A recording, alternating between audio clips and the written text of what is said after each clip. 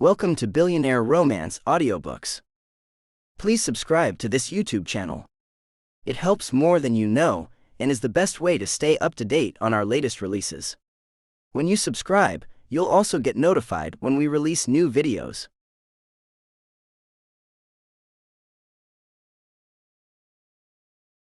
Dirty News. A Bad Boy Billionaire Romance. Dirty Network Series Book 1.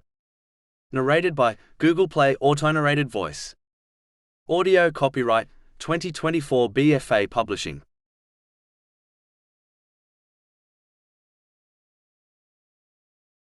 Globe.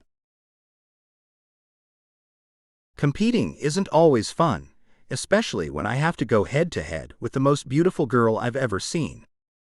There is an opening for a new anchor to host the morning news, and my new irresistible coworker is the only one standing in front of me. She is smart, funny, and provocative as hell. There is one problem, though. Physical relationships are prohibited at work. The heat between us is undeniable. We have to have each other. I'm going to take her higher than she's ever been, and I'm willing to sacrifice everything for her, but I wonder if she'll do the same for me.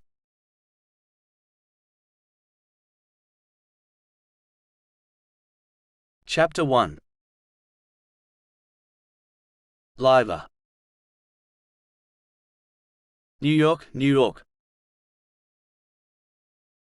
Wolf, the newest television network that had everyone in the industry buzzing, had called me.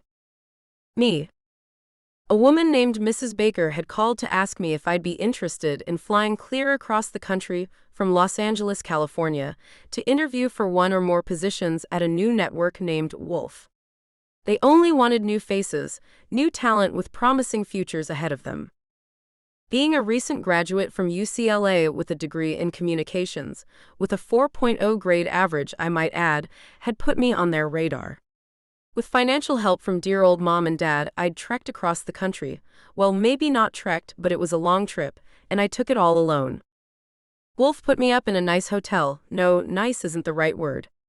One would not call the Park Hyatt New York merely nice. Extravagant, luxurious, fantastic. All those words fit the fine accommodations much more accurately. I was overcome with awe as I strode into the lobby of the enormous hotel.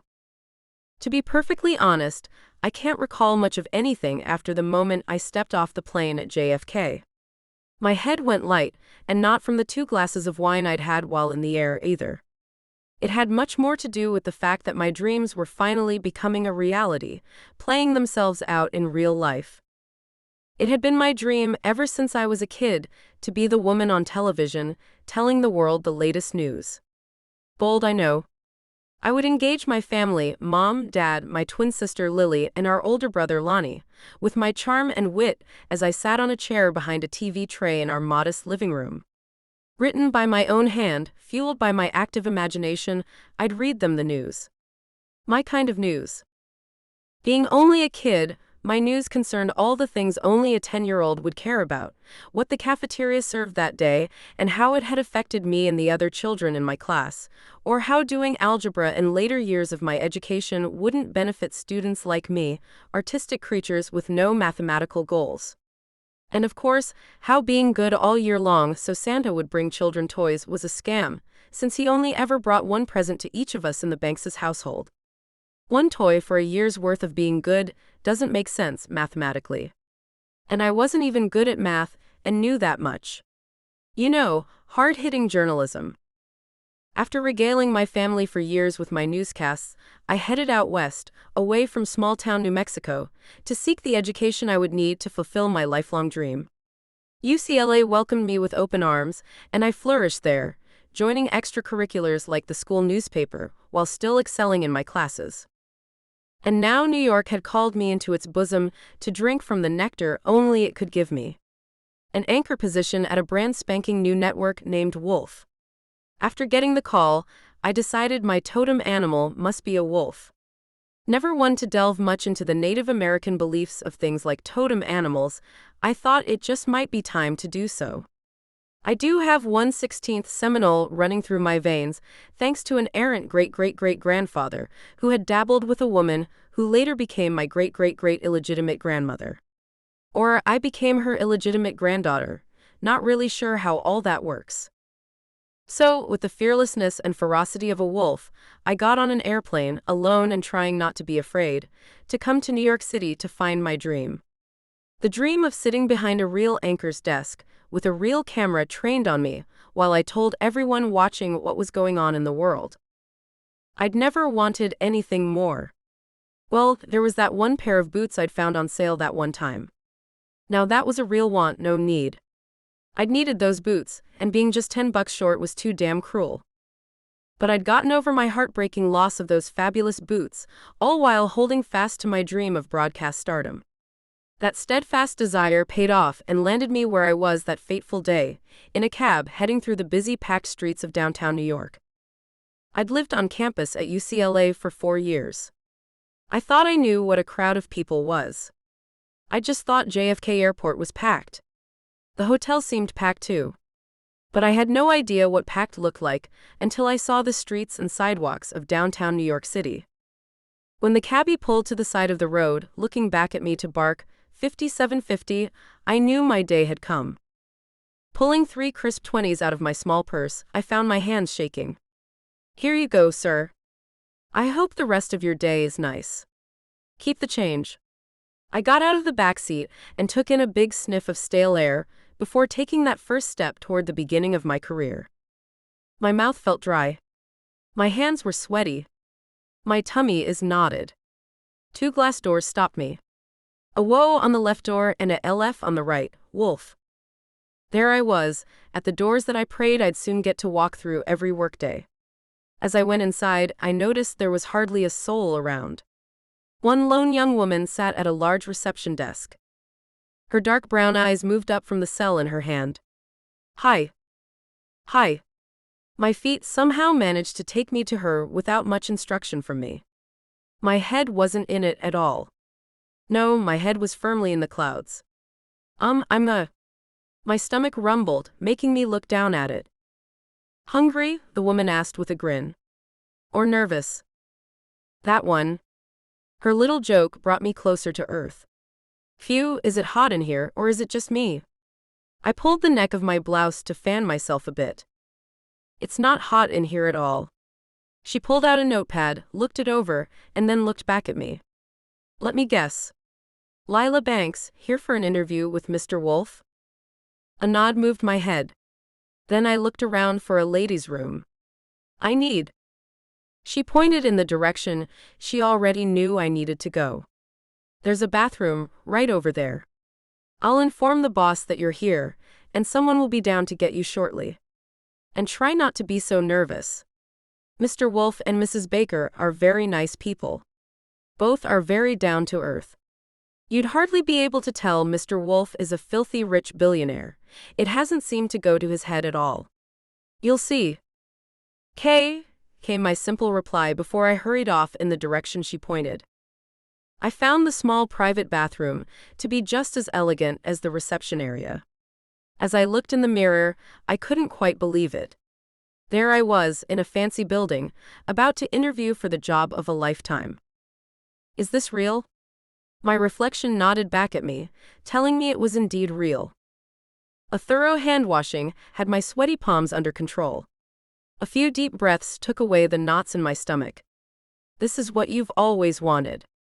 Now time to stiffen that upper lip and let these people know that you can do the job they've brought you here to interview for. Smoothing out the white blouse, I tucked neatly into an A-line black skirt that hit me just below my knees, which was thankfully no longer knocking after my stern pep talk. I headed out. My shiny black heels clicked and clacked over the black and gray marble floor, taking me out to meet the person who'd lead me to Mr. Wolf and Mrs. Baker. Time to get this show on the road. Miss Banks? A short young man asked me as soon as I came out of the bathroom. Yes? Come with me, please. He headed to the bank of elevators, and I followed. The doors closed on us, confining us together in the vast space. Man, this elevator is huge. We anticipate this place being very busy and full of people soon. He pulled his round frame glasses off to clean them with a hanky he'd pulled out of the pocket of his suit. "I'm Brady, the receptionist for Mr. Wolf's office." "Nice to meet you, Brady." I offered my hand to shake his. But he only shook his head. "Germaphobe." "I see." Putting my hand back by my side, I wondered if I'd find many more people in the big city who would be afraid of catching something from me. At the very top of the tall building, we got off on the 22nd floor, the last floor. I'd thought the reception area on the first floor was elegant, but it was nothing compared to this one. This one had a chandelier hanging from the very tall ceiling. Brady stepped off first, leading the way, his arm flowing out to gesture to the grandeur. "This is the penthouse. Mr. Wolf's office is located here. His personal assistant, Mrs. Baker, has an office right across the hallway from his. There are 2 meeting rooms on both sides of the hall after them. We have 8 more offices up here too. Those will go to the anchors on the news shows." "Do you mean that if I get one of the anchor positions, then I'll have an office up here?" My eyes scanned every inch of the magnificent area, as far down the hall as I could see. "You would." He tapped lightly on a door that had a gold-plated nameplate with the name Artemis Wolf engraved on it. "They're waiting for you in here." Brady opened the door and then stepped inside. "I have Lyla Banks here, Mr. Wolf." An older woman with dark hair and eyes to match got up from her seat on the side of a large cherrywood desk. The man who sat behind it in a high-backed, rich brown leather chair had his back to me. "Miss Banks, it's lovely to meet you," she greeted me. "I'm Mrs. Baker." She shook my hand before gesturing for me to take a seat in one of the large matching dark brown leather chairs in the gigantic office. Taking my seat, I said, "Thank you for asking me to come interview. This is a dream opportunity for me." The chair turned around, and a very handsome man with dark hair and piercing blue eyes smiled at me. "Artemis Wolf. Damn glad to hear this is a dream of yours, Lyla Banks." "A dream?" I shook my head. "The dream. The only dream." His dark brows raised as Mrs. Baker smiled. "I told you, Artie. She's very driven." They had no idea how driven I truly was.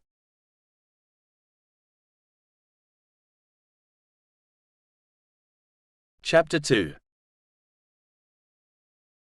Duke. When my agent, Larry Finkelstein's name, lit up my cell, I was skeptical. Since hiring him a few months back, he'd only come up with shit offers. I needed more than he'd given me. But we had a contract for 1 year, so I answered the call, ready to shoot down his idea. "You've got Duke." His nasal tone filled my ear. "Duke, hey man, how's it going on this fine Monday morning?" My shoulder ached, my knee throbbed, and I hadn't had my coffee or the Aleve that wasn't as all-day strong as it promised, but at least it was half a day strong, so I took a couple each day to combat the pain. "It's going, Larry. What you got for me?" Rubbing my forehead, I got ready to hear some lame shit. So far, he'd come up with a role as a singer in a Broadway play about washed-up athletes who couldn't find shit to do after retiring. That one hit a little too close to home for me. Larry also had some goofy auto sales commercials he thought I'd be the bomb at. I'd refused. He asked me if I thought it was beneath me, and I'd told him, hell yeah, it was. I didn't want to just rely on my past, I wanted things that would challenge me. "You said you took journalism in college, right?" I could hear him tapping a pencil on his little desk. "Yeah." Steam came off the cup of coffee I'd poured myself to help me handle a Monday morning call with Larry. "With your background as a linebacker with the New York Jets, I think I can score you an interview with this network that's hiring fresh faces right now. It's called Wolf, and it's owned by some rich guy named Artemis Wolf. Have ya heard of this?" Now, how would I hear about this, Larry? Shit, the man had noodles in his head where brains should be. And an interview to do what exactly? They need anchors and other things for their newscasts, which are going to be done locally. He coughed and sneezed in his usual way. His allergies always seemed to be kicking up. Oh, these damn allergies are bothering me again. The sound of him blowing his nose filled my ears. So rude. Anchors, huh? I like the sound of that. Duke Hofield, anchor for Wolf News. Yeah, that'll work. I'd been struggling since ending my football career. Drafted right out of college at LSU in my home state of Louisiana, the Jets took me and made me a star athlete. At 22, I'd been making the big bucks, raking in dough as a linebacker for a major football club. Everything was roses the first few years. Injuries weren't a worry back then. When I turned 25, I sustained my first injury. One rough tackle, a brutal blow to my left shoulder, that broke more things in it than I knew were there, had me on my way to my very first surgical procedure. The next year, I saw my knee blowing out. One more surgery had me out for the remainder of that season. At 28, a rougher-than-necessary tackle not only broke 3 of my ribs but punctured my right lung with one of the broken ribs. Another surgery to repair that meant more time not being able to play. On a good note, the San Francisco 49er who'd made that tackle was cited for unnecessary roughness. My mother said that should have made me happy. Funny how it didn't at all. The Jets kept me on, letting me play the next season. And that year had been a great one, no injuries at all. I felt like the old me was back and better than ever. And things kept going well up until I turned 31. Some years my early September birthday would coincide with the first game of the season. And my 31st birthday was one of those seasons. My family had filled the stands at the home game at MetLife Stadium. A big birthday party had already been planned. Coach Bowles had graciously offered his home for the Big Bash. The first half was great. We were winning. The second half saw us losing our 20-point lead. As can happen, my team became desperate and played a lot harder than we usually would in a first game. Somehow, I ended up taking a tumble that left me with a pretty bad concussion. A broken left arm and 2 broken fingers on my right hand added to one shitshow of an injury. Bleeding on my brain required them to go in to release the pressure, and that surgery gave me a blood clot somehow. My mother begged me to stop playing. She fell on her knees and cried like a baby, asking me to please retire. My body hurt like hell anyway, and watching my mother cry was something I just couldn't take. So I did what she had asked, telling the coach that I'd like to retire. He took it well, and even told me he understood completely. The years of playing had my bank accounts looking pretty damn good. I could afford to relax for a while. But that proved to be boring. Once I'd healed, I wanted to do something. I was 32, not 82 after all. Hiring an agent to get some type of television job or something like that sounded like the thing to do. And here Larry was, finally giving me something I could sink my teeth into. I'd majored in journalism at LSU. I could be a newsman. Yeah, there are anchor positions and other ones too. I was thinking you might want to jump on any of the sportscaster positions too. Larry sniffled. So, should I set it up? Yeah, I think you should. I think this is just what I've been looking for. You know what? I thought you were useless, Larry, but you've gone and done something pretty good. Good job.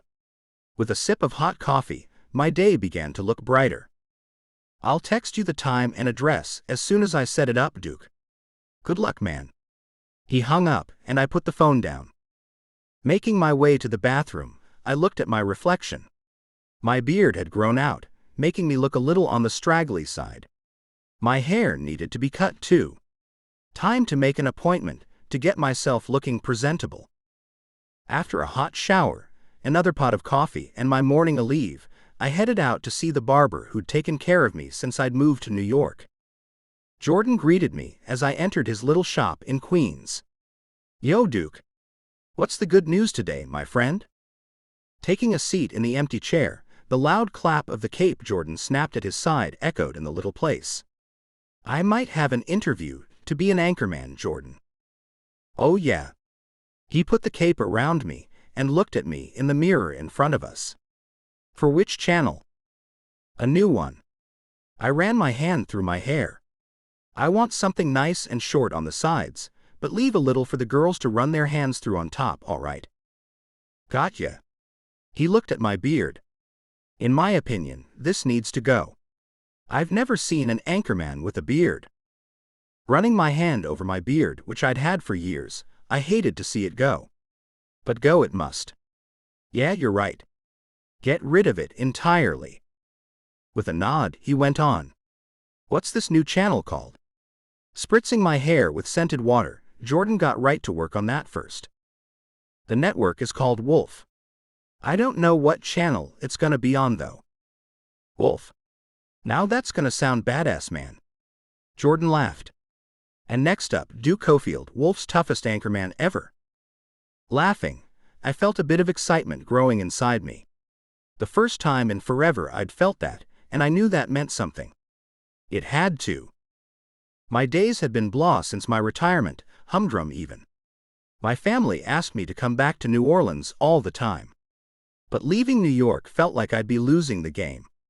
And I hated to lose. It felt like eons had passed since I had moved to the big city. This may not have always been my home, but now it felt like it was. I had my favorite deli, just 5 blocks from my apartment. The hot dog stand on the corner made the best in New York, in my opinion. And the atmosphere was electric all the time. Life just moved at a different pace in the city that never sleeps. I didn't want to leave. I knew my life was meant to be spent here. So I stayed and kept looking for the next phase of my life to begin.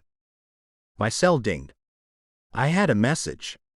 Pulling it out of my pocket, I found the address and time for the interview had been sent to me by Larry. Finkelstein did it. I've got an interview at 4 this afternoon. Way to go, Jordan nodded. You're gonna get it. I know you will. You're a freakin' former New York Jets linebacker, dude. You've got to be more popular than anyone else who's going up for this thing, right? All I could do was shrug. I had no idea who else would be going up for this. All I can do is hope, right? A few short hours later, I stood in front of the glass doors that I hoped I'd get to walk through every day. Seeing the word Wolf on those doors gave me such a thrill. I wanted to be Wolf's first anchorman, and what I wanted I usually got. My dress shoes clicked as I walked over the black and gray marble floor to the reception desk. A woman with dark hair pulled into a tight bun looked up at me. Her dark eyes lingered on my cleanly shaven face. Hey. Hey yourself. I leaned my forearm on the top of the mahogany wood counter she stood behind. I'm here for an interview. The anchor position, if I was correctly informed. Duke Cofield is the name. She licked her shiny red lips.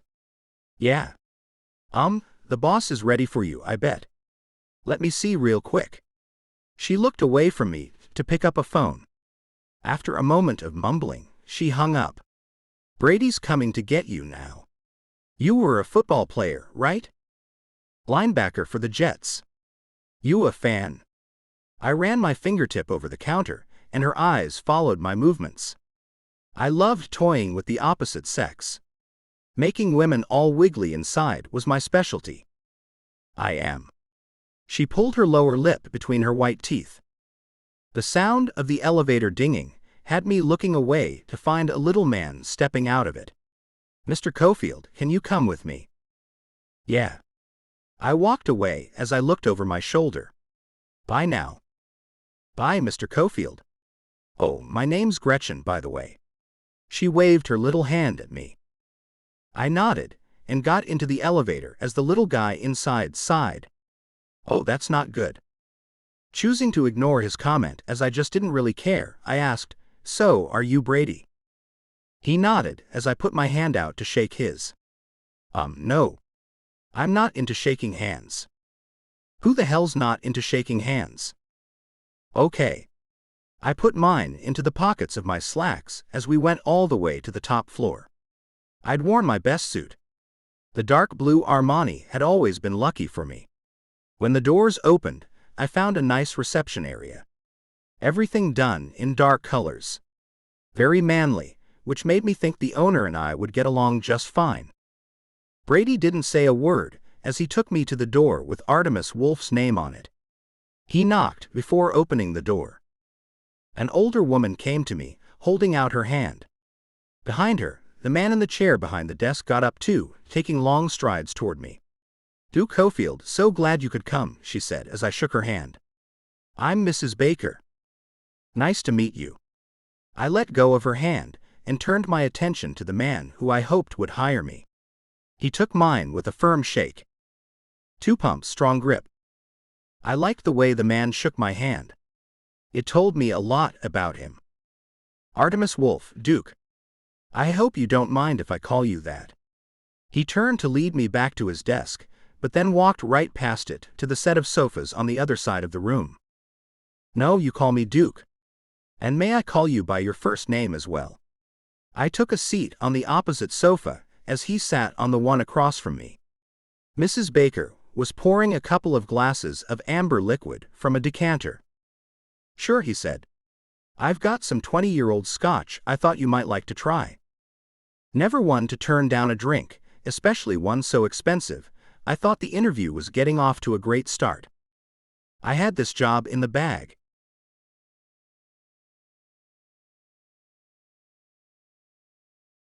Chapter 3. Lyla. When a message came in from Mrs. Baker, I prepared myself for the worst. Pulling the fluffy white hotel robe tighter around me, I took a deep breath before opening the message on my cell. "Hello, Lyla. We hope you're enjoying your evening. We'd like you to come in for another interview tomorrow morning at 9. We've booked you another night at the hotel." My feet took me dancing around the room as I laughed and cried, feeling like I must be fast asleep and dreaming this whole thing. But as I fell back on the soft bed, I continued to stare at the words on the screen, and it finally began to sink in. This is really happening. Sleep was nearly impossible, but I managed to get a few good hours in before I got up to get ready for the meeting. Another $60 cab ride, and I was standing once again in front of the glass doors I had prayed I would see again. I'd put on a dress this time. Reminiscent of Audrey Hepburn, I wanted to be sure to show how diverse my style could be. Dark blue flowers flowed over pearl white fabric. My heels matched the blue perfectly, and I even wore my grandmother's string of pearls around my neck. I felt like a real New Yorker as I strode to the reception desk. "Lyla Banks, here to see Mr. Wolf again." This time no nerves plagued me. I'd been called back. They wanted me for sure this time around. "Go on up. They're waiting for you." She smiled at me with a wide grin as I walked to the elevator. In hindsight, the grin she wore was a shit-eating one, not meant to make me feel at ease in the least. Stepping off the elevator once I'd reached the top floor, I saw Mr. Wolf, Mrs. Baker, Brady, and one more man in the reception area.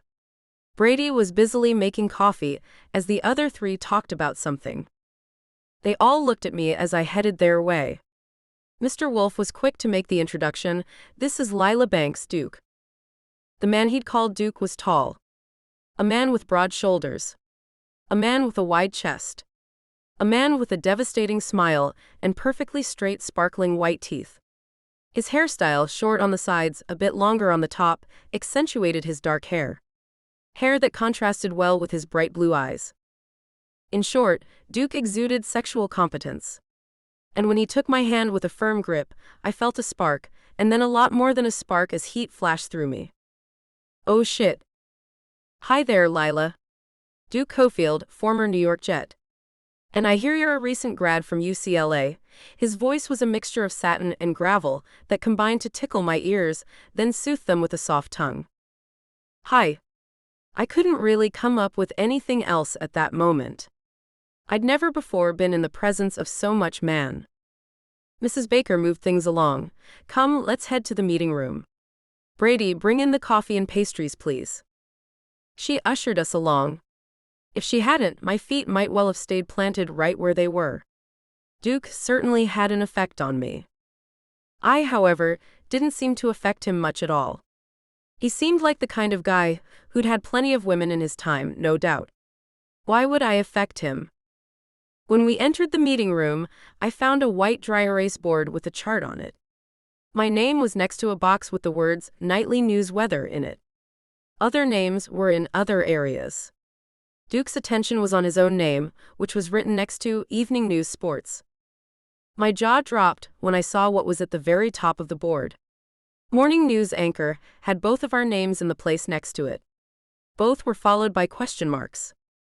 As you can see, we'd like to welcome you both to Wolf, Mr. Wolf said as he took a seat. Duke looked at me for a moment with no expression at all on his handsome face before he looked at our new boss. And what do the question marks mean, Artemis? Sit, you two, Artemis urged us. After we'd taken seats across the table from where he and Mrs. Baker sat, he went on. You see, we like you both for that position. We think what it will come down to is you showing us who would be better for that position. Then we could make a final decision. Like a competition. My nails bit into my palms as I waited for the answer. Sure, you can look at it like that. Mrs. Baker put packets in front of us both. We'll need you to sign these papers. It's your normal new hire paperwork. She pulled out the first sheets in each packet. On these, you'll find your salary for the positions you've been hired for. Whoever gets the anchor spot will get another paper to sign for that job. Of course, that job comes with 3 times the pay as the positions we're offering you right now. We're financially transparent here at Wolf. No matter what gender you happen to be, each job pays the same for men and women. We're hoping to set a precedent for other networks. Duke looked stunned. His mouth opened and closed a few times before he actually said, You want me to compete with her? You don't have to look at it like that if you don't want to, Artemis informed him. You both have qualities that we like, but we just want to be sure we're making the right choice before making anything final. Mrs. Baker took over. I'd like you both to think about what being an anchor really means. It means doing great interviews. It means doing things in the community that show how much you care about our city and our people. Artemis added, being an anchor is more than just reading things off the prompters or cue cards. It's about being the face of our new network. The morning show is what will start it all off when we go on air. We have very high expectations for that position. I feel confident that I can handle that responsibility, Artemis. Duke looked at me with a weak smile. Not to offend you in any way, but you're not even from here. I don't think people will connect with you as quickly as they will with me. No offense. None taken. My hands lay in my lap as I tried to put on my best face. And I see what you're saying, but I have to say that I am the fresh face thereafter. The new look of a new network. Wolf is about people who are new to this industry. And I am. Duke looked at Artemis. I am new to this. My face isn't a television staple. It's been hidden behind a football helmet most of the time. He's right, Artemis agreed. He's just as fresh a face as you are. Mrs. Baker seemed set on making us understand what the hell they were doing to us. Look, you're both perfect for that position. But we only want one. So, we need you both to use the rest of this week to make us some videos. Do some community work and interviews. Anything you can think of to show us who you are and what you can do for Wolf. Can I ask how I'm to make videos? I don't have a camera here in New York. I looked at Duke and found him nodding. Yeah, how are we to go about doing that? He chewed his lower lip. That made him look nervous to me, which I rather like seeing. If he was nervous, then he thought I stood a chance. I could beat him. If I tried hard enough, I could do it. So what if he was the manliest man I'd ever seen in real life? He could be beaten, his nerves told me so. Being devastatingly muscular and attractive didn't automatically mean he'd be the best man for the job. Artemis answered our question, you can use our crews. All you have to do is call the producer, Ashton Lang. He pulled 2 business cards out of his breast pocket and pushed them across the table to us. They were Ashton Lang's business cards. He'll get the crew out to wherever you need them to be. I still had questions. And if the person I find to interview doesn't reside in New York? Wolf has a private jet. Artemis gave me a brilliant smile. Call me and I'll set that up if need be. So, we had it all at our fingertips. Both of us did. Everything we'd need to show them why each of us was the best. The only problem was that I had no idea what I had that would be better than what Duke Cofield of the New York Jets could offer. Our former New York Jet. Whatever the hell he was better known by New Yorkers than I was. How will I make them love me? Start by doing a video here today, Mrs. Baker told us as she gave us each a pen to start working on the mountain of paperwork in the packets. The crew will be in the studio after lunch. They can film you telling the people of New York good morning for the first time, introducing yourself to them all. The same way you'll have to do when we first go live. Introduce myself? Already, this was proving harder than I knew it would be. My only saving grace was that Duke seemed just as worried as I was. Okay, so I'll make a video introducing myself to this town. Duke drummed his thick fingers. 2 of them were bent a bit. I brushed them with my fingertips. They look like you broke them. His blue eyes followed my fingers as I moved them off his hand. Yeah, I did. I've broken more than just those fingers. That gave me an idea. Maybe I'd interview him. But did I want to make my enemy look any better in the boss's eyes than he already did? Probably not. I hadn't ever been in a real competition before. I was more of a team player, a let's all do this together kind of girl. But now it seemed I was going head to head with a man who had made a living out of competing. And not with girls either. No, he competed with strong men. Men who were brutal. Men who could break a girl like me in half. Did I have it in me to fight as hard as I knew Duke Cofield would?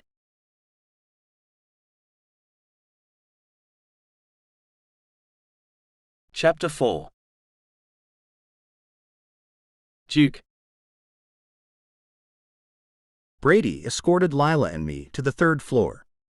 There, we found a skeleton camera crew. These people here will film you guys after you've come up with what you want to say to the people of New York. I know it's just a rehearsal, and you can punch up what you actually want to say when you have to do it for real, but make this count. He pointed to a table with a few chairs around it. Over there is where you can write down what you want to say. The scene should only last about a minute. Not too long, not too short. Any questions? I shook my head, and Lyla did too. Seems we both knew what we were doing. Not that I actually knew what I was doing, but I could fake it. The air of confidence one wears can be the only thing needed to throw your competition off. They think you know what the hell you're doing, so they develop an inferiority complex right off the bat. Or so I hoped anyway. The fact was, I knew Lyla would be the perfect face to anchor the morning program. She was as fresh as a spring morning. Her dewy skin, tanned to creamy perfection, was the perfect backdrop for her sparkling sky blue eyes. Thick, dark lashes that actually looked natural and not fake at all framed those gorgeous eyes. A thin nose sat in the middle of her lovely face, turning up slightly at the end. So cute, dainty, and begging to be kissed. High cheekbones, dusted with pale pink, gave her a look of sophistication, even though she was obviously young, early 20s I guessed. The pink of her cheeks matched her lip color. And those pink-stained lips were pouty with just the right amount of plumpness. And then there was her hair. Silky, blonde, and lilac-scented, her hair hung in a solid sheet down to the small of her back. She'd pulled it back into one long ponytail, clasped with a hummingbird-shaped silver barrette. I'd call her adorable, but she had a savvy look about her too, that didn't quite suit such an innocent description. She had on this little vintage dress that hit her just below her knees. Her calves were tight and tanned. A real California girl, I could tell. Not a sun worshipper like some are, but more of a dabbler. Her tan was light, leaving her skin with a creamy tone. A strand of pearls hung near her collarbone, making me think about how she'd taste if I kissed her there. And that's when I noticed her looking at me. "Can I help you, Duke?" Huh. I'd been caught. But I wasn't a newbie at this. As a matter of fact, you can help me, Lyla. Where'd you get those pearls? I'd like to get my grandma some just like that. That ought to take her down a peg or two. One perfectly shaped brow arched, as she started to walk over to the table Brady had pointed out to us. These were handed down to me from my grandmother. I don't have any idea where she got them from.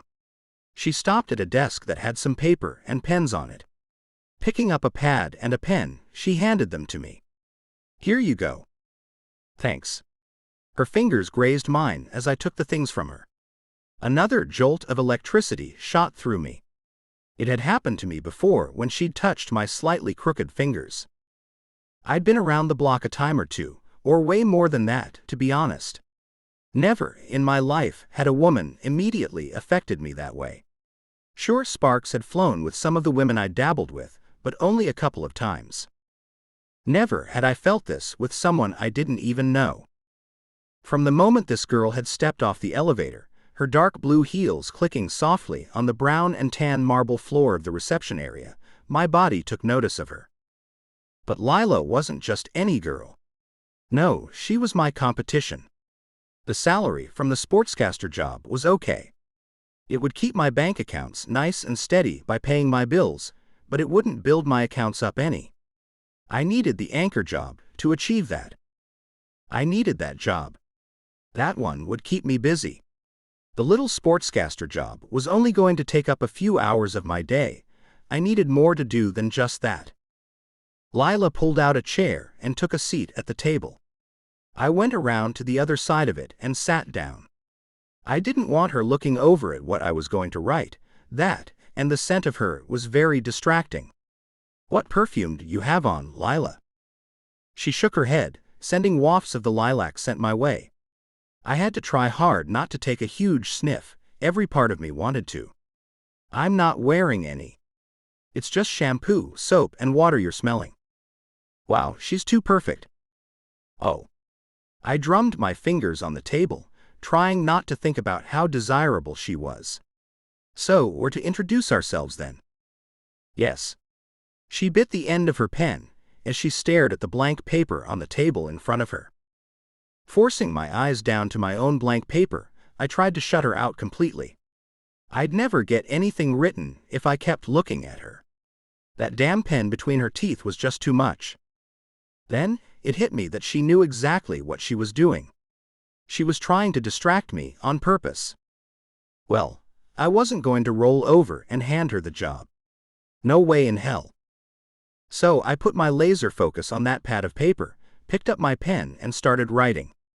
And only 15 minutes later, I had the perfectly worded introduction that I'd use to make the city of New York fall in love with me all over again when I greeted them on the first morning my show aired. Yes, I was already calling it my show. Ballsy, I know. Welcome to Wolf's Morning News with your anchorman, Duke Cofield. I could already hear the announcer, a young female voice, saying those very words. Pen down, paper in hand, I got up, giving Lyla a little smirk as she continued to write away. I saw many lines drawn through sentences on her paper, telling me she wasn't finding it quite as easy as I had. You're done. Her tone was quiet, worried, yet still attractive as shit. Yeah, I'm done. Walking away from the table, I went to get the crew rolling. You guys ready? Sure, a gawky young guy said as he and the other two young men got up from the table they'd been sitting at, playing a game of cards as they waited. So throw me your names. I don't want to be calling you guys, hey you all the time. I pointed to myself. I'm Duke Cofield. I'll be doing the evening news as the sportscaster. And hopefully, I'll also be the morning news anchor. So that means we'll be working together a lot.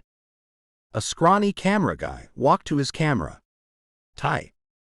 The chubby sound guy picked up the long stick with the furry mic on it. Joe. And I am the assistant producer, Steve. Nice to be working with you, Duke. He pointed at the small desk just behind me. Do you want to sit at that desk to film this? Sure. I took a seat in the office chair, gave my paper one more read through, then nodded. Okay, we can roll now. 3, 2, Steve said, then held up one finger before turning it into a fist. I knew it was time to start. Hello, New York. Holding up my hand, I had to stop them. Okay, cut, Steve said. What happened? I wanted to say good morning, not hello. So let's start over. Shoving my hand through my hair, I tried to focus a hell of a lot better than I apparently had been. I didn't want a 1-minute recording to take all day. Okay, 3, 2, Steve said again before holding up one finger and then the fist. Good morning, New York. This is Duke Cofield, your new anchor at your new station, Wolf. My eyes moved off to one side as Lyla started walking our way. Cut, Steve said, ending yet another attempt at making the short video. Lyla's eyes went really big as she realized she'd been the cause of the short take this time. Oh, I'm sorry, guys. She stopped and took a seat right away, which should have been okay.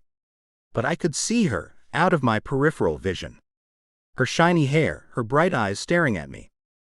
I knew she had to be hoping that I'd screw up this first simple task. She had to be trying to intimidate me, and I knew it. But would I be petty enough to do anything about that? Hell no. 3, 2, Steve began again. Hi, this is... Damn. My mind had just about gone blank. I looked right at Lyla. Do you think you could leave, Lyla? Well, I could, Duke. But you should have at least a small audience, don't you think?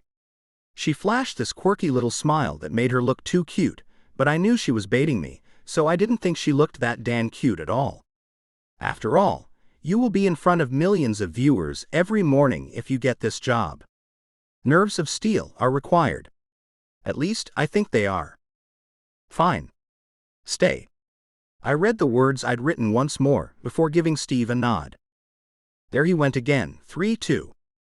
And I looked right into the camera with a determination that would surely see me through.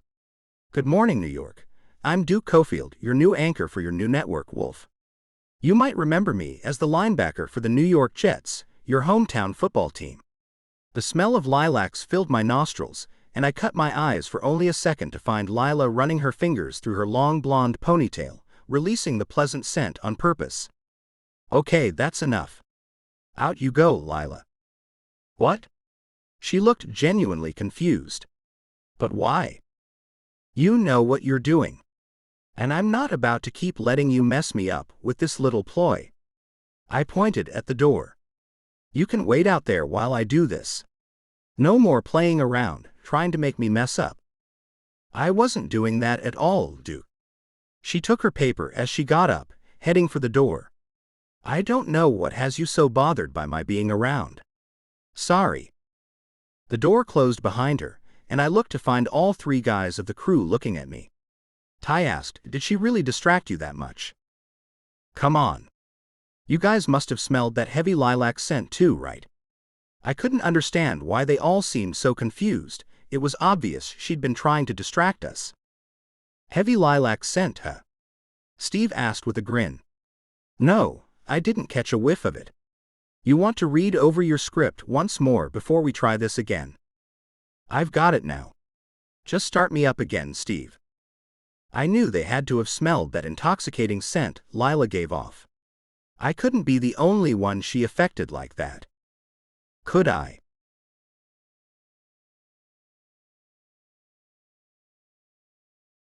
Chapter 5. Lyla. As I stood out in the hallway waiting for Duke to finish his video, I saw a couple of people coming my way. A man and a young woman. I greeted them with a warm smile. Hi, I'm Lyla Banks. I've just been given the weather spot on the nightly news. The tall, muscular man with wavy shoulder-length blonde hair and blue eyes extended his hand. Ashton Lang, producer of all the news shows for Wolf. Cue card girl for all the news shows, the woman with dark blonde hair and golden brown eyes said. Nina Kramer. It's nice to meet you. Cue card girl? I asked. I held up the paper I'd written my speech on. Any chance you'd be able to help me out and put this down on some cue cards to do a short video? I'm vying for the morning anchor position and could use some help. I'd love to. Follow me to my little office. It's just down the hall here. She led me away to get to work. Ashton called out, "Good luck, Lyla." Thanks, Ashton. I headed off with Nina to get the words put on the cards. That way, I wouldn't have to try to memorize them like Duke was doing. That wasn't working out well for him at all. Might as well learn from his mistake. As we wrote on the cue cards, I wondered to myself what had gotten Duke all riled up, and why he'd sent me out of the room. Did he really think I'd stoop to trying to sabotage him somehow? I'd never had a real job before, but I considered myself the consummate professional. I'd never do a thing to hurt his chances of getting the job we were both up for.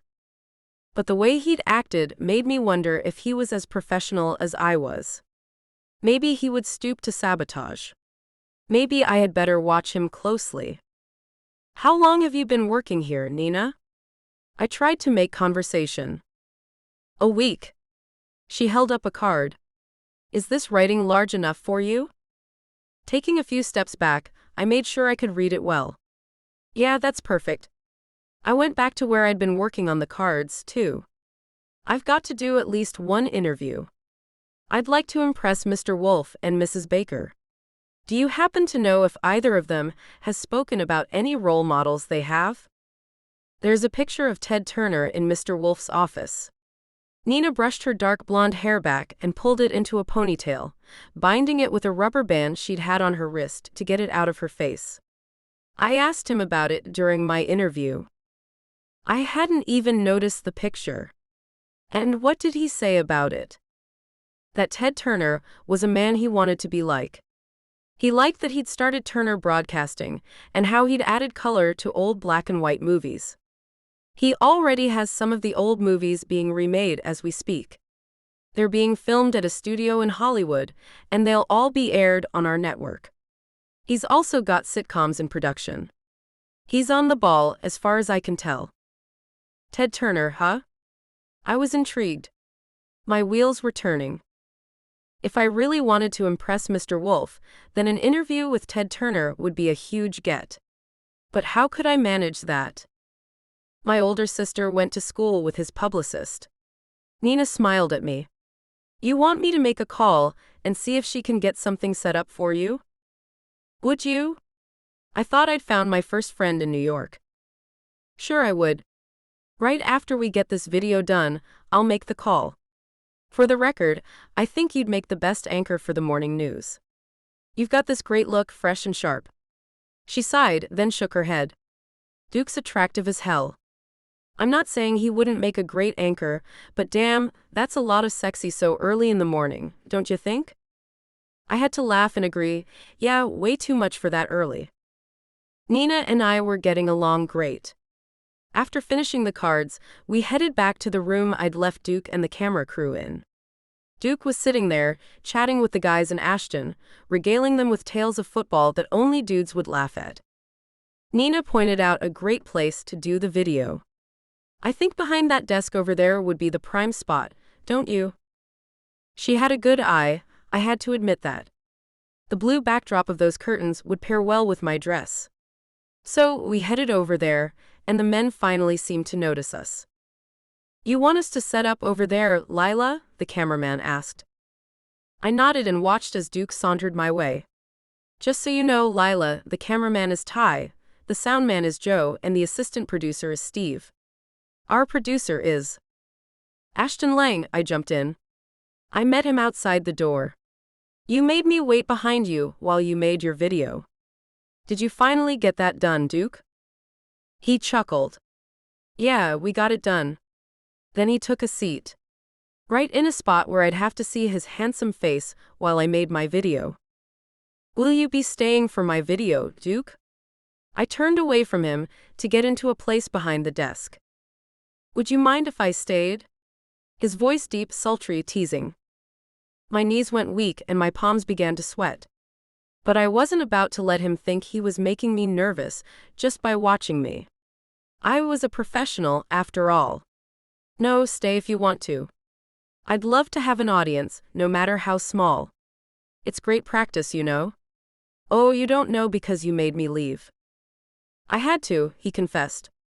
That lilac scent you're sporting got to me. I thought I was about to sneeze. I turned around just in time to catch him winking at Ty, the camera guy. I see. I knew better than that. He'd already asked me about that, and he didn't look as if he was about to sneeze at all. I've got to be honest, I can't wait to see what you've come up with, Lyla. He leaned back in the office chair, getting all comfy as he eyed me. I wasn't about to let him get under my skin. I realized that was exactly what he was doing. Or trying to do. I should have known he wasn't against playing dirty. Anything to win the game, just like every other jock I'd ever met. Could I be that callous? Only time will tell. With Nina in place holding the cards, the cameraman ready, the sound guy holding the boom mic, and the assistant producer standing just in front of Ashton, who was overlooking the whole thing, I knew it was time to shine. Nina was quick to give her advice. Lyla, I think we should do a read-through before actually recording anything. Ashton complimented her. Great thinking, Nina. Let's do that. Duke looked back at Ashton. I could have used your advice on my video. I bet you could have, Ashton joked, then mock punched Duke in the arm. Should have asked. Didn't think about it. Duke looked back at me. Looks like you've got the upper hand on this one, Lyla. Better make it great. Thanks for not putting the pressure on me, Duke. I tried to laugh it off, but he really did have me feeling as if I was under a magnifying glass. No problem. Duke's smile was wide, as if he knew I'd screw it all up. Only he didn't know I'd already been running my own little fake newscasts for 12 years. Sure, it was just in front of my family, but it was a hell of a lot more than he'd ever done. Being a football player didn't mean you knew how to speak in front of people. Nina gave me a nod, and I proceeded to read the cards out loud. Welcome to Wolf, your newest source of news and entertainment. I'm Lyla Banks, and I'll be your host each and every weekday morning to help you get your day started. I'm looking forward to visiting with you, reading your posts online, and learning what it is you want to know about or tell me about. I'm here for you to help you find out what's happening in your neighborhood, your schools, your beautiful, very busy city. I know you and I will be great friends. If you pass me on the street, don't you dare hesitate to say hello. I'll be sure to say it right back to you, if you do. You can tell everyone that you've got a new friend in the business, and that her name is Lyla Banks. So sit back and get ready to hear all about what's happened while you've been sleeping. There's so much to tell you about. Nina smiled at me. That was great. Ashton clapped. Loved it. Now let's record that. Ty and Joe looked at each other, then at Duke. You might want to work on yours a bit, Duke, Ty told him. Duke leveled a stare at me. No, mine is good too. Yeah, Steve said. But hers is great. To say I was on cloud nine would be an understatement. I knew I'd written something special, but to hear that they all thought so too was thrilling. Best of all, Duke's expression told me he agreed with everyone too, and it scared him a bit. After recording the video, Ashton took Nina and Steve with him to review both of our little introductions. I headed out to find a cup of coffee and to call my mother to let her in on the good news. I did get one job already, after all. As soon as I got seated with a warm cup of mocha espresso in hand, I made the call I knew she'd been waiting for. Lyla. Mom, I've got a job. She whooped and hollered. Yes. But I'm up for one more. A big one, Mom. If I get both of these jobs, then I won't need to share an apartment with anyone. Heck, I might even be able to buy a place of my own. If I don't get this other job, though, then I'll definitely need to rent a room with someone here. Either way, I'm staying in New York, Mom. I took a sip of the hot drink and waited to see what she'd have to say about my news. I'm so proud of you, she said with the sound of tears in her voice. My baby girl is going to make it big, just the way you've always wanted. Nina popped into the little cafe with a big smile on her face. Mom, I'll call you later to tell you more. Bye, love you. She came right to me. Ashton says you both did amazingly well. Both of us. I couldn't really celebrate a tie now, could I? Yes, both of you. But I've got more news. My sister and I talked, and you've got the interview with Ted Turner. Not right away, he's got some things going on right now, but as soon as he's free, you can go to him in New Mexico to do it. Nina clapped her hands. And we'll get to go with you too. My heart was pounding. It was all happening. And just as I began to feel like I might just win this thing, Duke came in with Ashton and Artemis, the three laughing and acting all chummy. I might be good, but Duke knew how to get in with the bigwigs. The competition wasn't going to be getting one bit easier.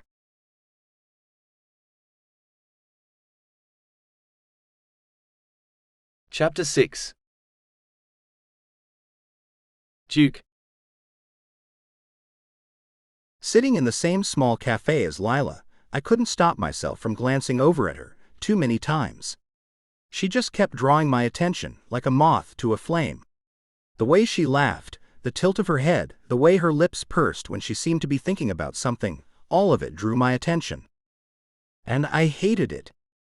Artemis, Ashton, and I had decided to grab some coffee, and I'd had no idea she'd be there too. I might have passed on the coffee if I'd known. It had to be the competition that had me feeling so out of sorts about the girl. I'd never competed with a woman before. I didn't know how to act. And I sure as hell had no idea it would affect me the way it was. Her touch couldn't really be sending sparks all through me. The way she smelled couldn't really be that damn intoxicating. It had to be the competition. That's all it could be. I wasn't some lustful teenager who chased after every girl in a 5-mile radius. No, I was the guy who sat back and checked out the bevy of beauties before finding one to my liking. Then I'd ease up to her, give her a little of my attention, and before she knew what had happened, she'd wake up in my bed. Her hair would be a sensual mess, and she'd find herself extremely satisfied. And maybe that's just what Lyla needed, too. Why wasn't I giving it to her the way I would with any other chick I found to my liking? She got up, her and Nina leaving the cafe.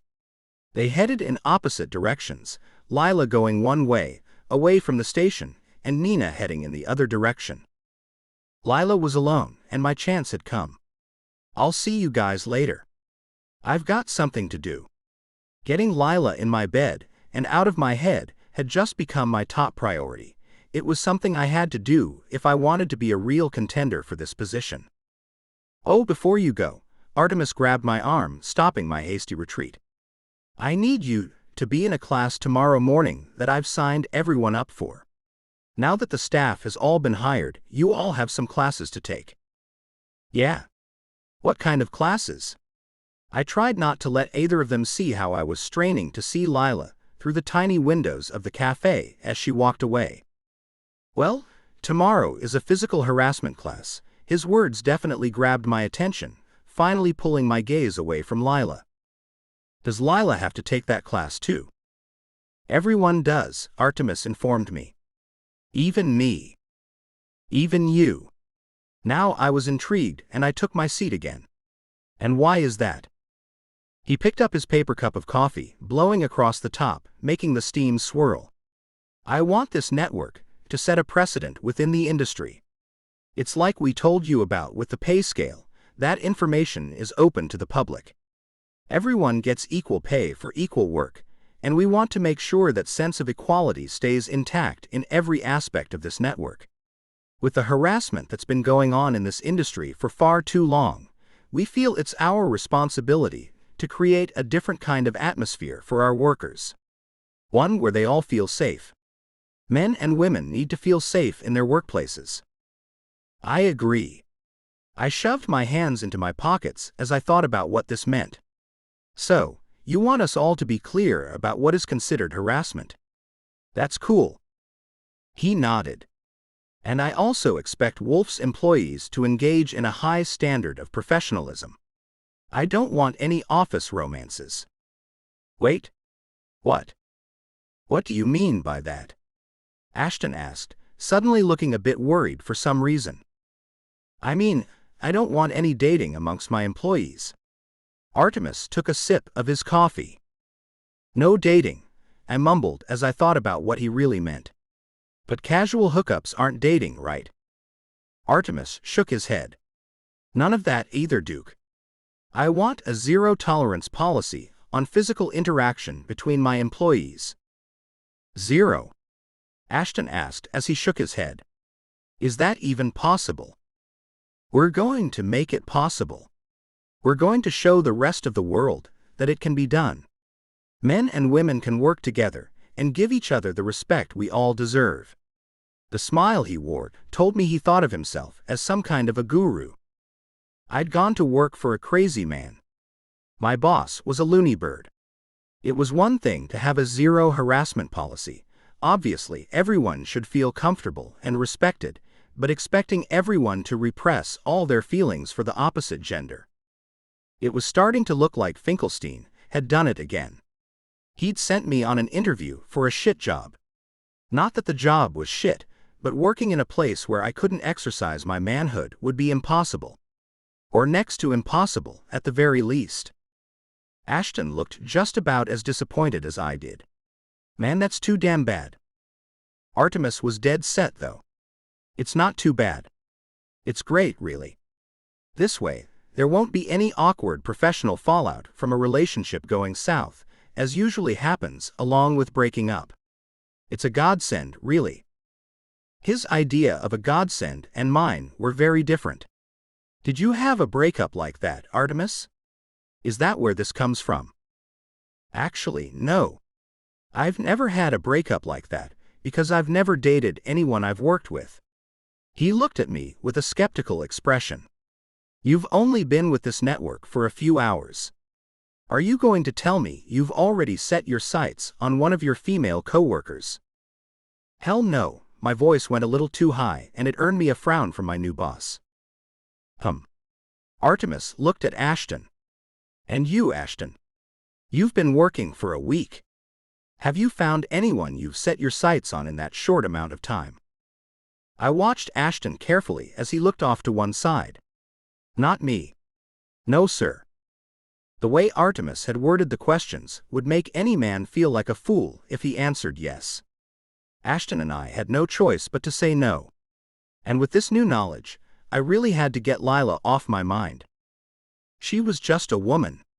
There were millions of them in the city of New York alone. I'd never had any trouble at all getting any girl I wanted, and I didn't need to sleep with Lyla to satisfy my urges. I wanted to, but I didn't need to. So, we've got a class to go to tomorrow. I resolved myself to the fact. I'd already signed a 2-year contract with Wolf, so I wasn't going anywhere. Is that all we have to go to? No, after that, I've booked a class for us to teach about physical harassment and bullying. Artemis tapped his fingers on the tabletop. And then a class on compassion.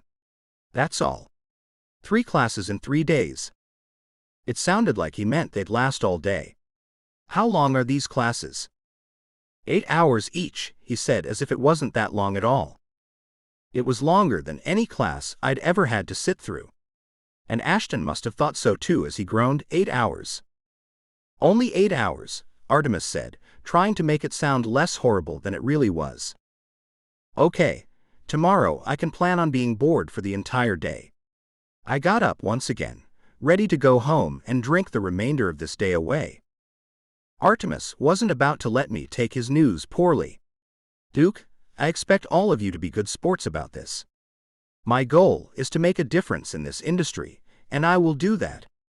I can be stubborn when I need to be. I warn you, I'll be holding fast to the decisions I've made about this network. I get it, Artemis. I didn't like it, but I did understand that the man had a vision. Whether I agreed with him or not, the network belonged to him, and he aimed to change the world, using us to show people that it could be done. It's just not going to be easy, that's all.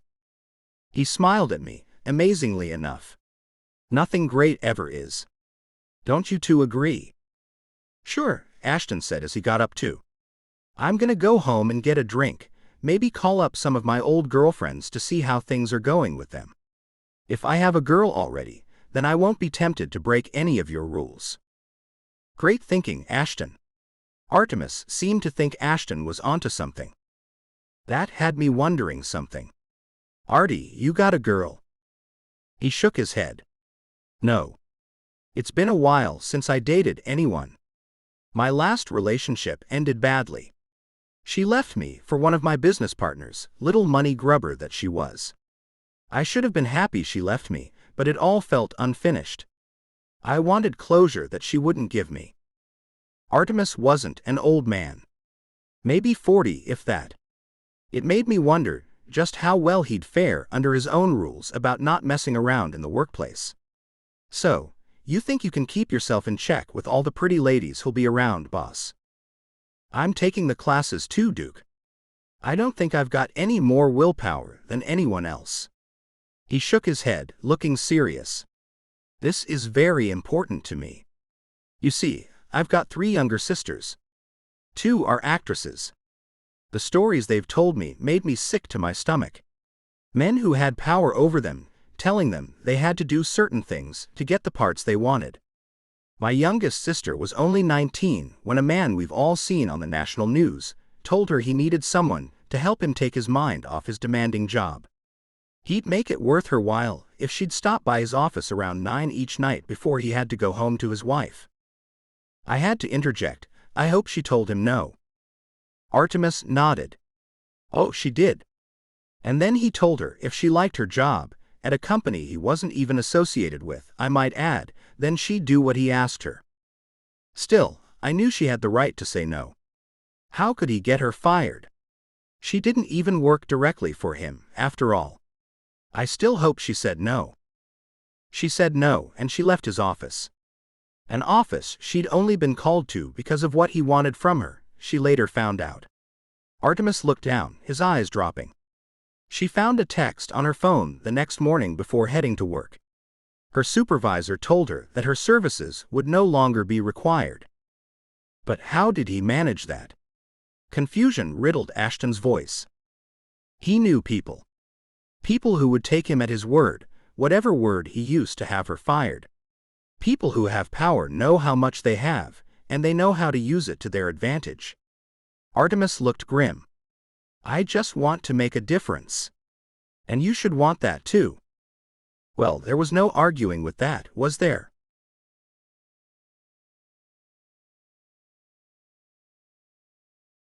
Chapter 7. Lyla. The next morning saw the entire staff of Wolf, including the owner and his assistant, gathering in a lecture hall on the NYU campus.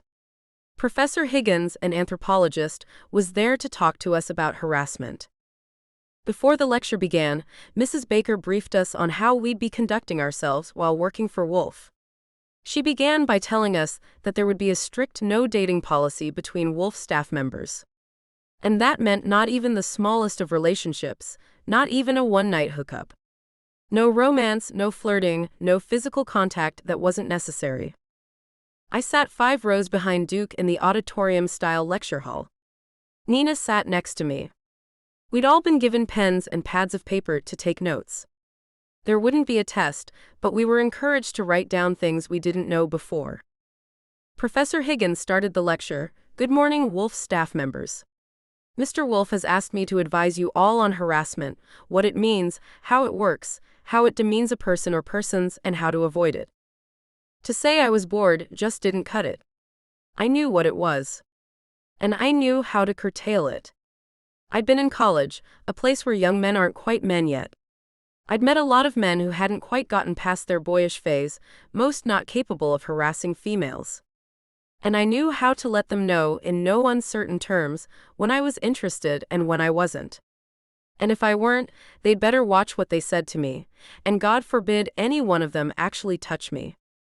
Dad and my older brother Lonnie had been sure to teach my sister and me how to defend ourselves if necessary. She and I had both gone off to colleges in other parts of the U.S., far from our home, and Dad wanted us to know how to take care of ourselves. Our mother had made sure we knew how to cook, clean, and tend to ourselves if we found ourselves sick. Dad had made sure we knew how to be firm with the opposite sex, and how to stop unwanted advances if we weren't respected. A knee to the crotch, an elbow to the ribs, and a well-placed headbutt were all it would take, Dad had told my twin and me. And Lonnie allowed us to practice on him, always the devoted big brother. The professor droned on. The EEOC, Equal Employment Opportunity Commission, defines harassment as verbal or physical harassment, unwanted advances, and requests for explicit favors. Now, Mr. Wolf has informed me that no type of physical advances will be allowed at his place of business, whether unwanted or consensual. This means that you all must refrain from things like flirting, openly looking a person over. He stopped and smiled. Ah, but you all are in an industry where some of you will have to be looked over now, aren't you? Of course, if your hair, makeup, and wardrobe people look you over, that's different. Unless they make you feel uncomfortable by leering at you with lust-filled expressions. One of the ladies up front raised her hand to ask a question, and the professor gave her a nod. Sir, I'm in wardrobe. This is my first job doing this type of work. Can you clarify what things might make people feel uncomfortable, and how I can make sure I don't cross any boundaries while I make sure my coworkers are ready to go on air? My eyes moved to her right, finding Duke. I didn't envy the woman asking the question. I knew I would have a hard time looking that man over and not feeling excitement or lust for him. But my job wasn't to look him over, to fix his clothes and hair, or cover the shiny places on his handsome face. Nina and I had made comments about Duke being too attractive for morning television. Would that be considered harassment, even though no one had overheard us? Even though we hadn't said anything directly to Duke? I wasn't paying much attention to the professor as he responded to the question. That wasn't my department, so I didn't think I needed to worry about that. My eyes held fast to Duke's wide shoulders. He'd foregone the suit and tie, looking casual in a black t-shirt and faded blue jeans. Most of the men came in casual clothes, ready for a long day of sitting in class. I'd only brought nice clothes with me when I'd packed. Lucky for me, the interview with Ted Turner would see me heading to New Mexico. Mom and Dad were packing my things and would bring them to me there. For now, though, I had to make do with what I'd packed in the one bag I'd brought with me. Duke stretched a bit, putting his hands behind his head, linking his thick fingers to give his head a place to rest. My heart raced for some reason. I chided myself for how my body reacted to everything the man did. Why did he have to be so damn good-looking? Why did he have to affect me so much? Why did we have to work at a place that forbade us from even flirting, never mind acting on any sort of attraction that might grow? And why did he have to be the man standing between me and my ultimate dream job? Even if we didn't have all those obstacles standing between us, I had no reason to think he'd be as interested in me as I apparently was in him. He was a man in his early 30s, and I was a young woman of only 22. I was sure I had to be too young for him anyway. So why was I even thinking that way? The professor stopped talking about how to look one over the right way and moved on to the next topic. Now let's talk about how harassment works. First, it's important to understand that all advances aren't harassment. If that were the case, then our species would cease to exist. But your workplace wants there to be no advances whatsoever, so you all will have to avoid falling victim to your own desires. I had to wonder how I'd do that. Mr. Wolf raised his hand and then stood up front to face us. I'd like to take this opportunity to offer a bit of advice. Ashton came up with this idea to help counteract any type of attraction at the workplace, and I thought it was a good idea. Why not simply look for a relationship with someone outside of work? That way you won't be tempted by anyone you work with. But the professor shut down our boss's idea. Mr. Wolf, while that might seem like a perfectly good idea, not everyone is in the same phase of life or is looking for the same things. It's likely that not everyone in this room even desires to be in a relationship right now. Even if that weren't the case, not everyone has the opportunity to do what you suggest. Mr. Wolf looked a little defeated. It was just an idea, is all. He took his seat and began to write notes. Apparently, he hadn't thought things all the way through. So back we go to how harassment works, Professor Higgins went on. A casual hello is not harassing. But a hello that includes physical contact, other than a handshake, like even a small hug with a kiss on the cheek, can make some people uncomfortable. It's best to avoid those kinds of things, especially in the workplace. These are not your close friends. These are people who simply have to show up at the same place you do, and that's all. Nina raised her hand and asked, "So, are we also to avoid forming friendships with our fellow employees?" She'd asked a question I hadn't even thought of. The professor shook his head, telling us that wasn't the case at all. Friendships are fine, even between the opposite sex. He looked at Mr. Wolf as if telling him personally that friendships can't be stopped. It's important to have camaraderie with people you work with. Mr. Wolf nodded and then jotted that down, which made me wonder just how much he'd thought about things before making such demanding rules that would be hard to navigate and stick to. Nina elbowed me, then whispered, "Seems we can be friends, Lyla." "Seems so," I whispered back. "You're my first one in New York. You're my first one at work." She wiggled her eyebrows as she grinned at me. The first few hours passed quickly enough, but then the last few went by slowly. My butt ached from sitting on the hard seat for so long.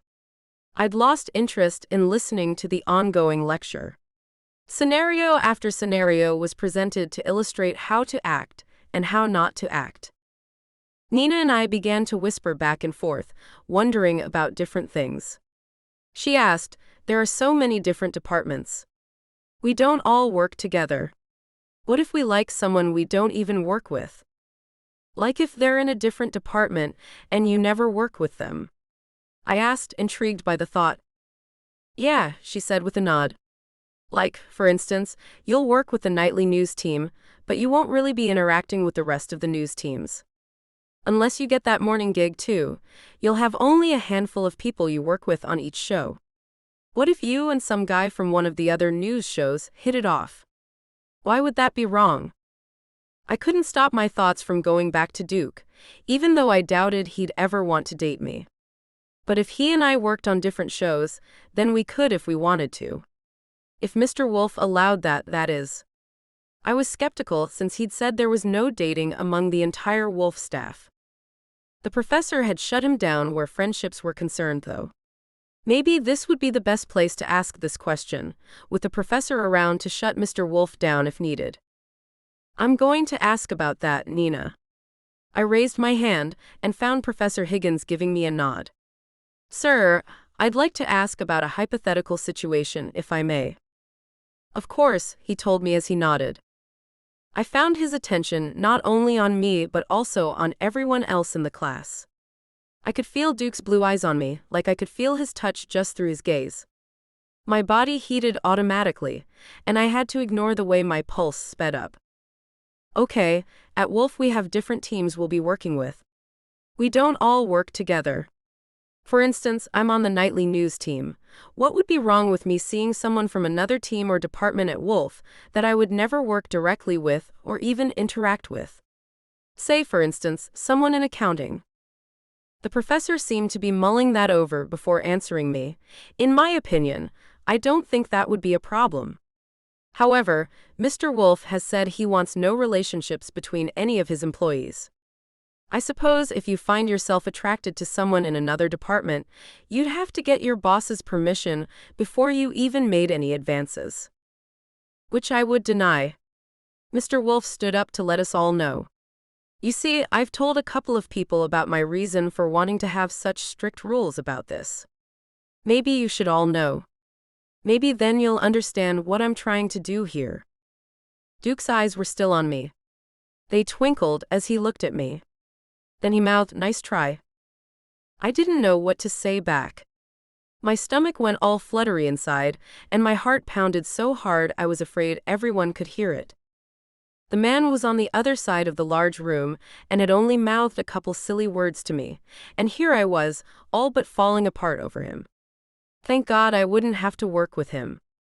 What a distraction he'd be.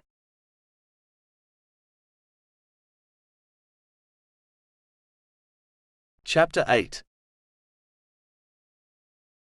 Duke. The lecture on bullying the next day was broken up into a morning and afternoon session, giving us an hour-and-a-half break for lunch in between. I'd found myself thinking a lot about why Lyla had asked her question during the class on harassment.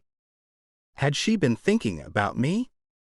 I had no real reason to think that. She and I were competing for the same job after all, but I couldn't shake the thought from my mind. The girl was savvy, I had to give her that. But Artemis wasn't about to give in to any of his rules. In time, I had a feeling he'd have to adjust to how reality works. It'd be impossible to maintain that much control over people's personal lives and desires. But in the beginning, he'd try hard to keep his rules in place. When I walked into the lecture hall that morning, I noticed Lyla was already there. The seat next to hers was empty too. Heading her way without her knowing, I surprised her when I sat in the chair next to her. "Morning, Lyla." She'd been talking to Nina, who sat on the other side of her. Her head swung around, and her pretty sky-blue eyes went wide. "Duke." "Yep, that's me." Placing my pad of paper and pen on the table in front of me, I leaned back in my chair. "How'd you enjoy the 8 hours of boring shit yesterday?" She smiled, a devastating smile that made my heart lurch. Clad in only jeans and a t-shirt, I really had to watch my excitement level with her today. "Oh, I loved it," she joked. "Didn't you?" Boy did I, sarcasm coated my words. "So now, on to bullying. You ever got bullied when you were a kid, Lyla?" "Well, there was this one girl in the 3rd grade who didn't like me at all. I have no idea why." I had to interrupt, probably because she was jealous of you. She stopped and looked into my eyes. "That's what my mother said at the time, too. I don't see why she would have been jealous." "Because of your shiny blonde hair and pretty blue eyes. That's enough to make an insecure little girl turn jealous and mean." My hand moved of its own accord, reaching out to stroke her hair. Thankfully, my brain worked fast, and I ran it through my own instead. Lyla's cheeks turned a darker shade of red. Her makeup was different from the previous days I'd seen her. Her blouse was black, her skirt white, and she wore makeup to match that color scheme. The blush on her cheeks was more red than pink, and her lipstick matched as always. The ruby red color made her lips look more kissable somehow. "This may surprise you, Duke, but I wasn't always as put together as I am now. I had a fair amount of freckles from being out in the New Mexico sunshine so much." She ducked her head a bit, as she seemed to be remembering her less attractive years. Her red-painted nails trailed a small path over her right eye. "My sister was swinging a yo-yo around one day, and I wasn't paying any attention, so I walked right into the thing. I had this little scar. It's faded away now, but it was still kind of gnarly back then. And Gina Witherspoon had to point that out all the time. Her fingers rested above her eyebrow, especially in front of the boys in our class. She'd call me Scarface and Mutant, along with freckles and fat bottom lip." Her fingers moved to trace her lower lip. "See, it's bigger than the top one is." "I can see that." I tried hard not to pull my own lower lip between my teeth as I watched her do the same thing. "Most people have a larger lower lip than the top lip. Everything you're saying just confirms to me that she was jealous of your good looks. I'm sure even in your awkward years, you were still a cut above the rest." "I don't know." She looked away shyly, something that didn't seem in character for her. But perhaps thinking about a bad time in her life, when a mean little girl made fun of her and embarrassed her, she felt slightly inadequate. So she is human after all. I'd kind of pegged her as a superhuman with powers beyond my imagination. A woman who was capable of sweeping the rug out from under me and taking the job I wanted. But there she was, looking all human and shit. She'd flipped things around on me. "And were you ever bullied?" I had to laugh. "Me, bullied? No way in hell." But I couldn't say that and sound like a jerk in front of her. No, I wasn't bullied. Mostly because I didn't take any shit. If a guy came at me sideways, I dealt with him right away. "Would you consider yourself a bully then?" Her eyes sparkled as she asked me the question. Almost tauntingly, it seemed. "No." I shook my head. "Just because you're quick to stand up for yourself doesn't make you a bully, does it?" "I suppose not. I guess this class will soon let us know the answer to that." She smiled and jotted the question down on her notepad. "I'll be sure to ask. That way, you can know for sure if you're a bully or not. I have a feeling you think I might just be one. And I have a feeling it has to do with me being a football player. One who pushed people around to win a game. I was onto her. She was working on making me feel bad about myself. So I pointed out how that in itself was also bullying. I made a note about that, to ask the teacher myself. She looked over at what I'd written and read it out loud. If a person tries to make someone feel bad about themselves for things that were out of their control, does that make them a bully? She looked at me. Do you think I was trying to do that to you just now? Weren't you? I shook my head as I said the words. I can read you pretty well, Lyla. Just so you know. Well, you're not doing a good job of that so far. I wasn't trying to make you feel bad about anything. I was just asking you a question. She shrugged. Do you always get so defensive, or are you only this way with me, Duke? I was only this way with her. But I'd be damned if I gave her the satisfaction of knowing that. Defensive? I'm not defensive, Lyla. This is just me having a productive conversation, is all. And by the way, if you use this same approach to asking questions during interviews that you're using on me, you'll probably provoke your subjects too. You should work on that. Provoke? She grinned like she'd just won an argument. If you felt provoked by me, then you were reacting defensively. Funny how you can't be honest with yourself. If you can't be that way with yourself, how can you be honest with others? I find that interesting. I bet you do. I clenched my jaw. On another note, Nina told me that Ashton took our videos to the boss early this morning. She looked at Nina. Did they say anything about when they'd be making a decision? Soon. Nina's head jerked as Ashton took the place beside her. Hi. Hey, Ashton greeted her, then looked at Lyla and me. Hi there. Ready for another fun-filled day? Sure, came Lyla's unenthusiastic reply. I decided to try to make the day more interesting. Hey, let's all write down a bunch of questions to keep things going. The lecture yesterday is what made it all so stale. Maybe we can keep this interactive, and the time will pass faster than it did with the other class. Ashton was on board. Great idea, Duke. We all got busy writing down questions. Lyla sat back first. I caught her reading over my shoulder. Cocking my head to the side to look at her, I asked, You trying to cheat? Cheat? She waved her hand as if waving the idea away. You can't cheat at this, Duke. Do you think everything is a competition? Most things are. And you and I are definitely in one. I stopped writing, having already come up with 10 great questions. And if we weren't, she asked with a thoughtful expression, then could we be friends?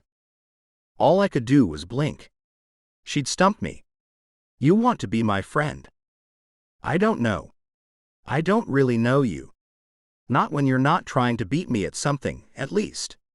You seem to get along well with everyone else, so I guess it's only me who rubs you the wrong way. She looked down, then back up, holding her head high, her jaw firm. You can be honest with me, Duke. I won't break. I'm not a child. Maybe you're right. Maybe I'm not myself with you because you're the competition. The enemy, she added. I didn't like to think in those terms. Not the enemy. Just the competition.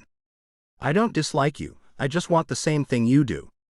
We're competing, not going to war to kill each other. And I really hope you can be a good sport if you don't win. And vice versa. She winked at me. And for the record, in the spirit of honesty, I'm not entirely my normal self with you either.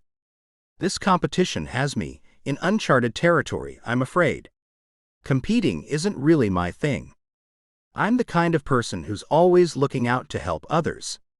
The kind that would stop running a race to help another runner who's fallen. The hell with the race, he's down and he needs help, you know. She is a superhuman, after all. I'll try not to fall, so you don't have to throw in the towel, Lyla. And for the record, I will be a good sport if you win. I've always been a good sport. The alternative wasn't tolerated by any of my coaches. Win or lose, when the game is over, you shake every opponent's hand and thank them for a good game. I'll do that too once this is decided. I hoped that made her feel better about things. I can see why everyone likes you, Duke. She gave me her big, sunny smile. You are a nice guy underneath it all. But for now, you're my opponent, and things just have to be the way they are, I guess. And please try not to fall, because I won't be able to help myself. I'd have to help you up. The smile stayed on her face and melted my heart. The girl was too good to be true. Or was that a ploy, too? She'd said she felt she was in uncharted territory in this competition, but this was uncharted territory for me, too. I wasn't used to bright-eyed smiles and promises of help from my opponents. I was used to being smacked in the face with competition, sometimes literally. One thing was for sure, I had to watch myself with her. The first half of class went by pretty fast, and we were dismissed for lunch. My cell dinged, and I saw that Mrs. Baker had left me a message. She wanted to let me know that a dinner meeting had been set for me, her, and Artemis that evening. As I looked at the message, I knew it probably meant I'd gotten the job. Walking just behind Lyla on the way out, I reached out and touched her arm. She stopped and looked at me. Hey, I've just gotten a message from the boss. They want to meet with me for dinner tonight. I think we've both got a pretty good idea of what it's about, so I just wanted to say one more time that I hope there are no hard feelings if I get the job. I would like to be friends when this is over. Cool, me too. Her smile was wide, too wide to have heard such grim news. I've got lunch with them both in half an hour. See ya. I was frozen in place as she left me standing there. What the hell just happened?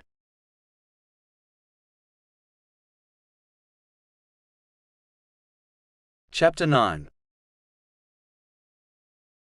Lyla. I stopped off at the hotel to freshen up before heading to Greenwich Village to meet Artemis and Mrs. Baker at Il Molino for our lunch meeting. Hopping out of the cab, I hurried to get inside.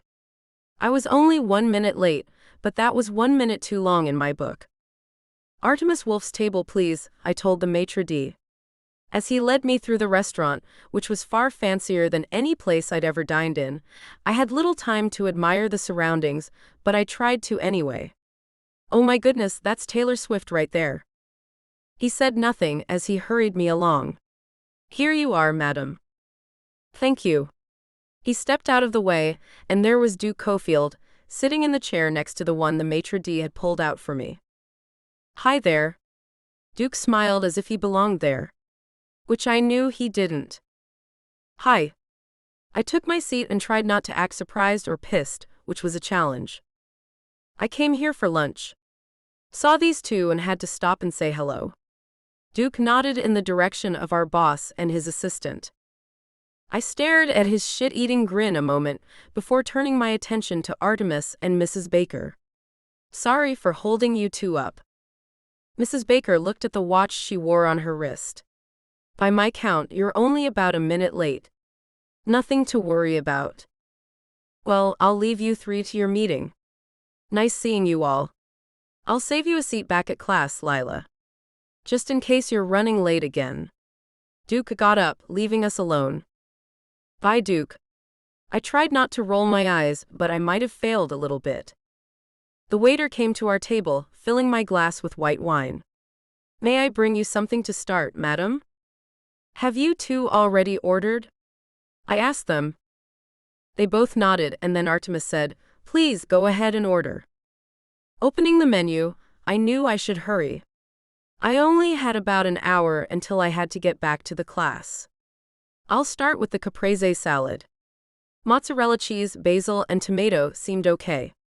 All the dishes were in Italian, so I had to look at the ingredients to get the gist of what items were on the menu. Glancing at the prices, I knew this was a place I could never afford to go on my own. The freaking little cheese salad was almost $30. And as I looked at the prices of the entrees, my eyes almost bugged out. A New York strip steak would have cost $80. I settled on something that didn't offend my frugal sensibilities too much, but still wasn't cheap for what it was. I'll have the spaghetti carbonara too. $30 for a plate of spaghetti seemed a bit over the top to me, but that was the only thing on the lower end of things that I could also pronounce. How are you finding the classes, Lyla? Artemis asked. Very interesting.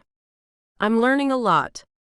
It wasn't really my style to lie, but I didn't want him to think that I thought the classes were boring. He'd paid a lot of money for us all to attend them, and they were clearly important to him. Plus, I had listened to his explanation of why he wanted things the way he did. His poor sisters had endured a lot, and I thought it was admirable that he didn't want any of his employees to have to go through that. Good. He smiled and nodded. I've overheard some whining about them. I've heard some of that too. I know you weren't in today's class, but Duke, Ashton, Nina, and I spiced it up a bit. We all made up a lot of questions to ask the instructor, and that made things more interesting for all of us. That was great thinking. Mrs. Baker tapped the side of her head. Way to use your heads. Duke came up with it. I picked up my wine. Artemis smiled at me. It's great to see that you two can get along. I was a bit worried about the job coming between you two, and it was never my intention to let you both know you were up for the position. I do want my people to get along well. But not too well, I added. Immediately, I wished I hadn't said that. He looked off to one side as he took a deep breath. Yes, not too well. This isn't easy for me, Lyla. But making big changes never is. I knew what he wanted and what his goals were. But I also knew he was expecting too much. In my humanities class back in college, I learned a lot about human nature. When you drew a line and tell people they cannot cross it, most people will find a way to cross it. Artemis was making everything taboo. And taboo is intriguing to humans. Some honor the rules, but most break them. Or at least test their true limits. One of the studies we discussed in my class was done at a prison. It examined the relationships within the prison, where everyone was told that there could be no relationships between an individual and anyone who was superior in rank to them. Did that stop it from happening at all? No way. When you added in the explicit restriction that no one was to have any physical contact with the inmates, you also found guards and others who would break that rule too. Artemis wanted to make a difference, and most of us admired that and would do our best to help him. But I had a feeling that things wouldn't go quite as smoothly as he hoped. Time would tell though, and no one could tell Artemis anything different at that point. Anyone could see that. Our salads came, and Mrs. Baker started in with what they wanted to talk to me about. Lyla, as anchors, you're expected to do a lot of interaction with the community. We expect our anchors to take some initiative and find things to do on their own. We want them to become pillars of the community and win over the viewers. Show them how to do their civic duties and be proud of serving the city. Like going to see sick children in the hospitals? I asked before taking a bite of the cheese. It was smooth and melted in my mouth. Wow. So worth the price. Glad you like it, Artemis said with a happy expression. Yes, going to hospitals is a good idea.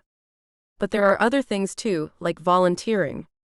Serving food in a homeless shelter, picking up trash in Central Park, and visiting a school. Whatever you can think of, do it. And we'd like to have some footage of these things so we can see how your interaction went, Mrs. Baker added. I can do that. I've got lots of ideas. I had a sip of wine, which perfectly accented the delicious cheese dish. I could get used to this, I couldn't stop myself from saying. Something about reveling in a tasty meal always made me lose my filter. Artemis's dark brows rose. Are you a foodie, Lyla? I suppose I am. I thought about it for a moment. You know what I think would be a great idea for the morning show? We could invite chefs from some of the best and most popular restaurants in the city. They can come on and cook one of their favorite dishes for us, and I'll assist them with it. If I get the position, I mean. Mrs. Baker nodded enthusiastically. I love that idea. And make enough for our cast and crew to enjoy. Oh, they'd love that, wouldn't they? I would too. Artemis grinned at me. You can bet you'd see Mrs. Baker and me on set on those days. I was so happy that they liked my spur-of-the-moment idea. If I put my mind to it, I could map out a whole lineup for them. I'd make that my next mission. But first, I had to think about what I'd do in the community to impress my bosses. I kept quiet about any plans that went through my mind. I didn't want them to inadvertently bring up any of my ideas when they had their meeting with Duke later that evening. If he knew what my plans were, he'd try to one-up me. We finished our meals, and then I left the restaurant to head back to the NYU campus to finish the class on bullying. To my surprise, I found Duke coming up behind me as I hailed a cab. Want to share? You're still here? I was somewhat surprised by the fact. I am. I did a little window shopping after lunch. Thought you and I could talk about the meeting on the way back to campus. He opened the door of the cab that stopped for us. I slid in, and he slid in right next to me. You did you? Yes. So what kinds of things did they say? He looked a little worried. Like, was one of them that you got the job? Yes, Duke. I got the job. My tone was beyond sarcastic as I rolled my eyes. Okay, so they didn't give you the job yet. What was the meeting for then? His thick fingers drummed on top of his leg. The man was nervous. Like, really nervous. He actually thought I could beat him. That made me very happy. Ecstatic, to be more precise. I think I'm going to keep it a secret. I don't know if they want me to tell you or not. They didn't say. So I should keep it to myself. I don't want to be thought of as a gossip. Now, he was the one to roll his eyes. Come on. You can tell me. I'll even act surprised when they tell me if you want. I could tell him. But if I did, then he'd have the same amount of time I had to find activities to do in the community. And the more I thought about it, the more I figured our boss had given me a tiny bit more time than Duke, because Duke was a New Yorker and I wasn't. He knew about the community, and I didn't. It was a hair's breadth more time, but it was more, so I decided against telling him anything. I'd rather not, Duke. Does it matter to you that I'd rather you would? He used his attractive grin on me. But to no avail. My mind was set. I want this job. So no, it doesn't matter to me that you'd rather I tell you. Of course, you want me to tell you. But you already have the upper hand. I don't see how. He lost the alluring grin as he realized it wasn't working on me. You will when they tell you about it. I assure you. I patted him on the top of his shoulder. And once you hear what it is, you'll think I played my cards well. If you truly are a good sport, that is. Which I am. He patted the top of my leg. Competing with you ain't so bad after all. At least I get to watch you grow as a player. I had no ambition to be a player again after this. Never in my life had I wanted to best anyone. But I knew then that competition is inevitable if you want to get ahead in this world, and it's better to be adept at playing the game rather than lose out on what you want.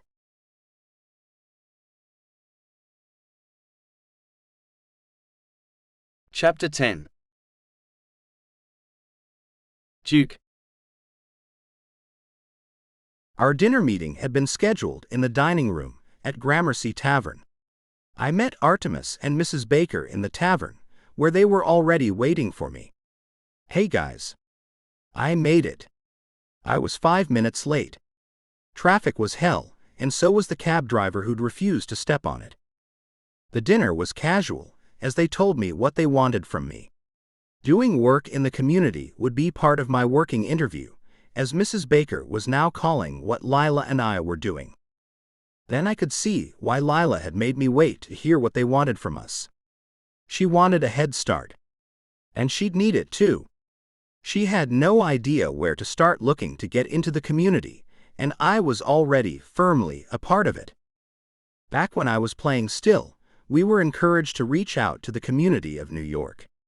I always took the easy route and went to see sick kids in the hospital. I knew guys who did other things. Pick up trash and feed poor people.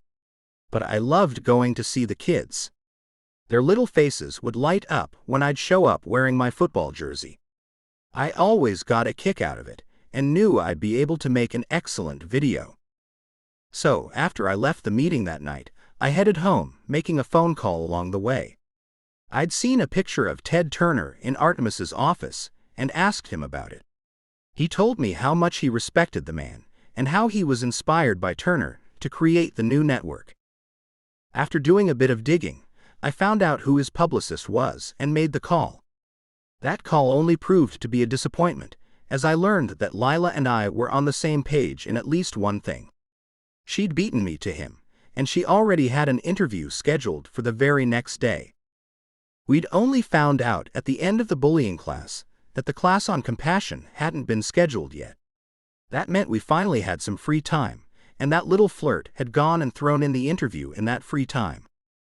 I had to give it to her. She was a quick thinker. If I had my wish, I would have never had to compete with the likes of her.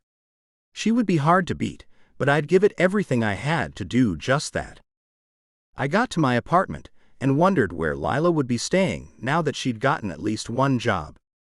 I knew there were a few people in my building who were searching for roommates. Having Lyla so close might be nice. But then again, it might be much too tempting. There was something about her that just did it for me. She made my body hum whenever she was around. I knew she was supposed to be off limits, though. Telling her about any availabilities in my building would not be a good idea.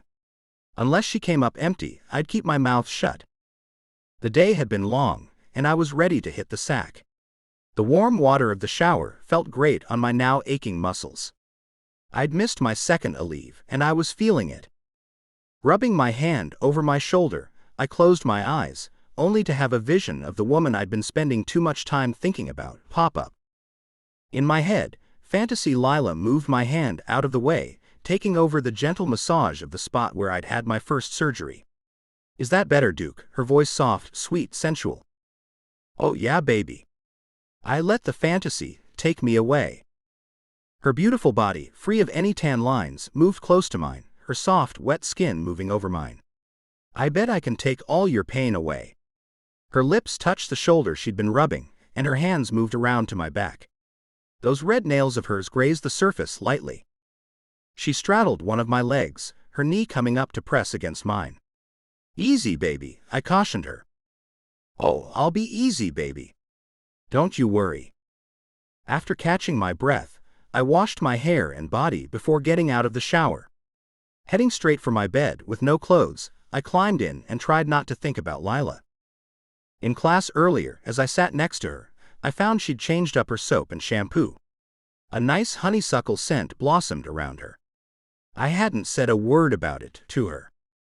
The harassment class said you shouldn't talk about the way a person smells, good or bad.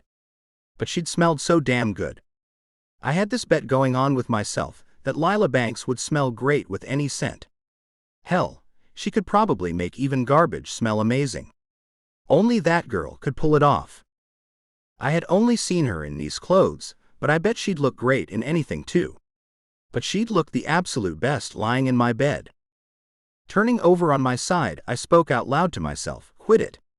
You can't have her anyway." Why was I torturing myself? Our jobs would keep us apart.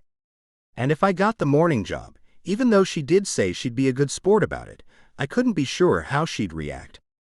She wasn't accustomed to playing these kinds of games. She had no idea how bad losing could feel. Especially losing at something that could change your whole life around. With the added income of the morning anchor position, she'd make 3 times the money she was making now, definitely enough to get your life started in a new city. I knew I could make it without the anchor job. I had my money from playing ball. Though I hadn't asked her about her financial status, I was pretty sure she was as broke as any other recent graduate. She dressed nicely, but her clothes weren't that expensive. She wasn't dripping with expensive jewelry either. She probably came from a middle-class family who had already helped her all they could just to get her to New York for the interview. I could step out of the race, I supposed. But maybe not. Maybe Artemis wouldn't let me. But even if I could, should I?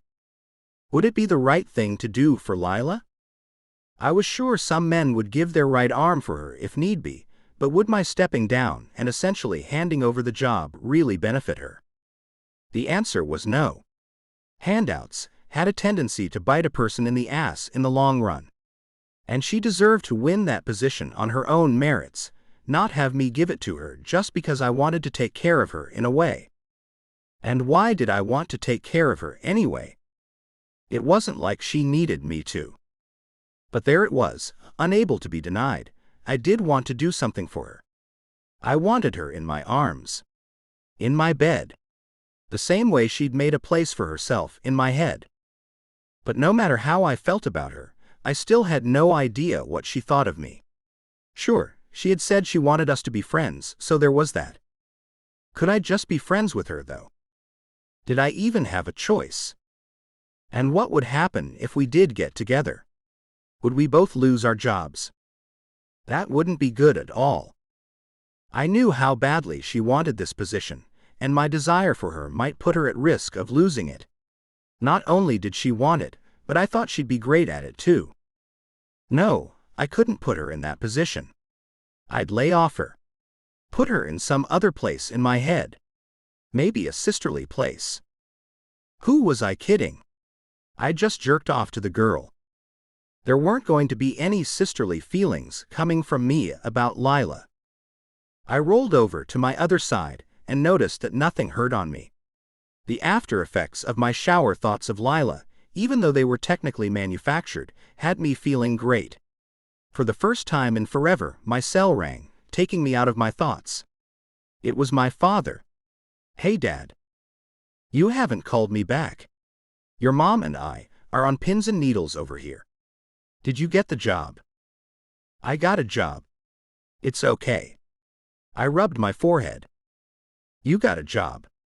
He obviously didn't understand. Right now, I've got a slot as a sportscaster on the evening news, but I'm up for the morning anchor position too. The moonlight poured through a gap in my curtain. I got up to close it. Sometimes, even bright moonlight would give me a headache, but I opened the thick black curtain instead. Up for it? Dad asked, sounding confused. How many others are up for it, son? Only one more person. A young woman, a recent grad from UCLA. The glowing light filled my eyes. It didn't hurt my head at all. I imagined Lyla looking at that same moon as she looked out the window of her hotel room. UCLA. You've got this in the bag, son. You're practically a New Yorker. Compared to her, you are anyway. He spoke with confidence, as if he didn't have any doubts at all. She's tough, Dad. A real spitfire. And the camera loves her. It won't be as easy as it seems. The stars took my attention. Taking a late-night rowboat ride with Lyla, the moon and stars over our heads would be just the thing. Then, back to my place to do it all night before falling asleep in each other's arms. Damn, I'm turning into a sap. New York has tons of pretty faces, Duke. Don't let her win just because she's pretty. I'm not. I'm giving it my all, just like I always have. I'm just saying that she's not going to be easy to beat. I pulled the curtain shut. I needed to get some sleep and stop thinking about Lyla. If I didn't get a hold of myself, I'd end up doing something stupid like quitting the job just so I could have a shot with her.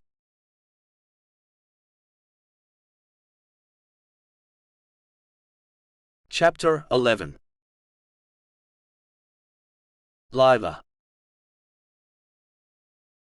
The jet traveled smoothly through the sky, taking the crew and me back to New York. A successful trip to New Mexico and one hell of a great interview with Ted Turner made me feel great about my chances of securing the morning show. I was sure Artemis Wolf would be pleased with what I'd turn in. I'll do the edits on the video, then turn the interview in to Artemis this afternoon, Lyla, Ashton told me. Great, thank you, Ashton. I lay my head back on the headrest to get a little nap. We'd had to be up at 3 in the morning to take the company jet out to New Mexico. The interview was at 9, and it took a couple of hours. My parents met me at the airport, giving me the majority of my clothes to take back to New York. Dad gave me a credit card and told me to use it to pay for a place to stay until I started getting paid.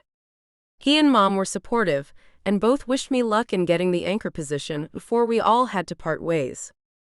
Seeing them made me realize how much I'd missed them. Mom told me I had to make time to come for a visit, even if it was just for the weekend. I promised I would, but had no idea when things would calm down for me. Even as I tried to rest, my mind kept churning.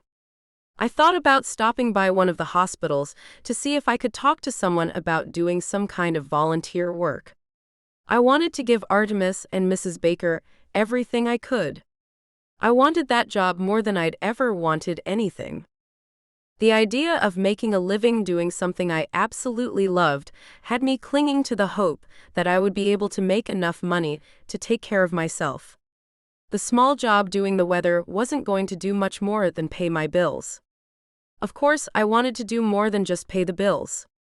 And I was ready to work as hard as I had to for that to happen. Somehow, I finally drifted off to sleep and woke up when Nina jostled me. "We're home, Sleeping Beauty. Time to wake up."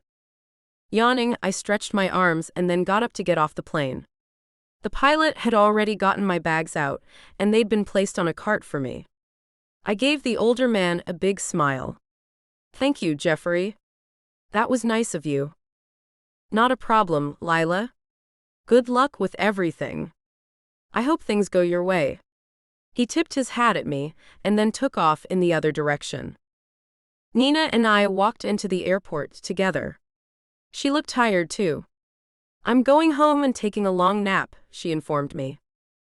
"I'm going to drop by the hotel, get the rest of my things, and go check into a cheaper place." Wolf paid for the first 2 nights, but my dad's been footing the bill for the other nights I've had to spend in town. I think his credit card's gotten enough of a workout. I pushed the cart with my luggage through the sliding glass doors that led out to where tons of taxicabs were parked. "I've got 3 roommates already. Otherwise, I'd invite you to move in with me." Nina was proving to be a very good friend. "I can give my aunt a call to see if she's got a room open if you'd like. She runs a bed and breakfast in Manhattan." "Would you?" I asked. "That would be great." Hopping into a cab, we shared the ride as she made the call, finding me an affordable place to stay. It wasn't my own apartment, but it was my own room and bathroom, complete with breakfast each morning. Her aunt gave me the employee discount too. The driver dropped Nina off first, as her apartment was on the way to the hotel. I hurried to pack my things and then checked out of the fancy establishment. When I got to the bed and breakfast, Nina's Aunt Lacey showed me to my room. "Here we are, Lyla. I hope you like it." Lacey opened the door, and my eyes scanned the small room. It wasn't huge, but it was very nice. A pale blue bedspread covered the queen-size bed. 4 fluffy pillows made it look comfy and inviting. One window, with curtains that matched the bedspread, lit the room up. "This is so pretty." I put my luggage down near the door to look around. "You've got a large closet here." She opened the door to a walk-in closet that had more than enough space to store my clothes. I opened the other door, finding a small bathroom with a clawfoot bathtub. "I love it." "Thank you. I know it's cozy, but there are 3 living areas on the main floor where you can stretch out a bit. All the bedrooms are on the 2nd and 3rd floors. On the 4th floor, there's an exercise room for our guests. And breakfast is served in the dining area from 5 in the morning until 10 in the night." It was more like a real home than a hotel. "Thank you so much. I can't tell you how nice it feels to know I've got a place to stay, and such a nice one at that." I turned around, looking at the whole room once more. This would be my home for the next little while. And I couldn't have been happier about that. After unpacking my things, I headed out to Lenox Hill Hospital to see if I could get something set up for the next day. Walking past one of the hospital rooms, I heard a familiar voice coming from inside. Peeking in, I found Duke sitting on the edge of a bed, a small girl with all kinds of tubes running into her. She lay on the bed, gazing up at him as he read her a children's story. One cameraman and a soundman had their backs on me. Duke had donned blue scrubs and a surgical mask, making him look like one hell of an attractive doctor. I stood there, frozen in place, as he changed his voice for each different character in the story. The little girl seemed to be just as charmed by him as I was. As he read the last words of the story, he started lifting his head, and I hurried to duck away so he wouldn't see me. But it seemed he'd spotted me after all, as I heard him calling out behind me, "Hey you! What are you doing here?" I stopped and turned around. "Just checking to see if I can do some volunteer work here." "I see you had the same idea." He caught up with me, taking the surgical mask off and shoving it into one of his pockets. "Great minds think alike. Come on, the cafeteria here has some pretty good food. I'll buy you lunch." I ran my hand over my empty stomach. I hadn't eaten all day. "Thanks, I'd appreciate that." After getting a couple of turkey sandwiches and some chips, we took a seat in a booth, sitting across from each other. "So, how'd the interview with Ted Turner go?" His question surprised me. "Who told you about that?" "His publicist." He looked at me with humor in his eyes.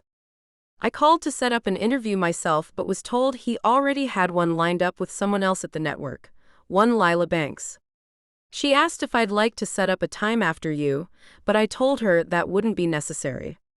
Seems you and I think alike more often than we don't." "Seems so." I took a bite of my sandwich and tried not to think about how great he looked in those scrubs.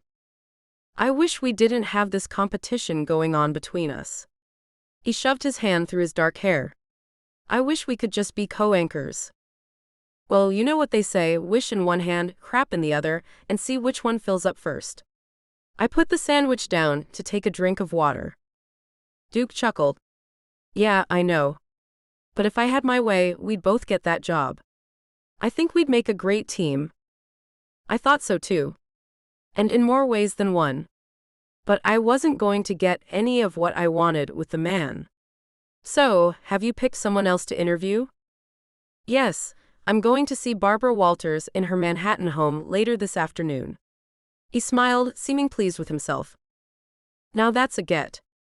The thought crossed my mind to reach out to her team, but when I found out that Turner's been a huge inspiration for Artemis, I went with him instead. It seemed that we really did think alike. "By the way, I like how you interacted with that little girl back there. That was sweet." "I didn't know you did, sweet Duke." "I can do sweet when I want to." His expression softened as he looked at me. "Lyla, do you think about me?" "All the time. You are my competition, after all." I laughed a little, then ate a chip, feeling a little thrown off by the question. "I've been thinking about you a lot too, Lyla." He took a drink of his bottled water, looking at me as he did. My body went hot. Something in his eyes told me he didn't just mean in a professional capacity.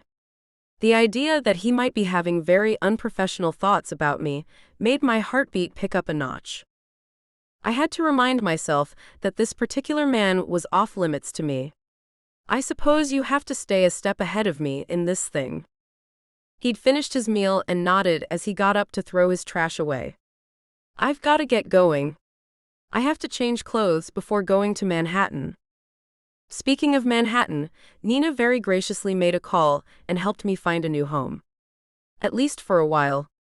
I've got a room in the bed and breakfast that her aunt runs. I took another bite of my sandwich as he tossed his trash into the nearby receptacle. "Good, so you've got a place.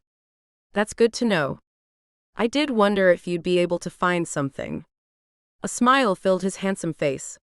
"For the record, if you hadn't found something, I was going to tell you about some openings for roommates in the building I live in. But it's probably much better to stay in a bed and breakfast. You won't have to share a bathroom with anybody. And free breakfast too," I added. "I'm glad to know you thought about me, Duke. Thank you for that." "I'll see you around," he said with a nod, walking away. I watched him as he left. My eyes were glued to his muscular body as he walked away from me. My mind wandered, imagining the two of us alone in the cafeteria, he sitting right next to me, our hands resting on each other's legs. In my alternate reality, Duke was telling me he had to go, and I was leaning in for a goodbye kiss. Our lips touched, and fire shot through me. The kiss went from soft and sweet to hard and lustful. My hands moved over his back, pulling him closer to me. His hands tangled in my hair as our chests pressed against each other. Only the material of my thin slacks separated his hand from my yearning flesh. Suddenly, I could hear heavy breathing. I opened my eyes, realizing it was me who was making that noise. A couple of older ladies sitting at the next table were staring at me with their mouths gaping. Shit. Busted. I had to get the hell out of there, and fast.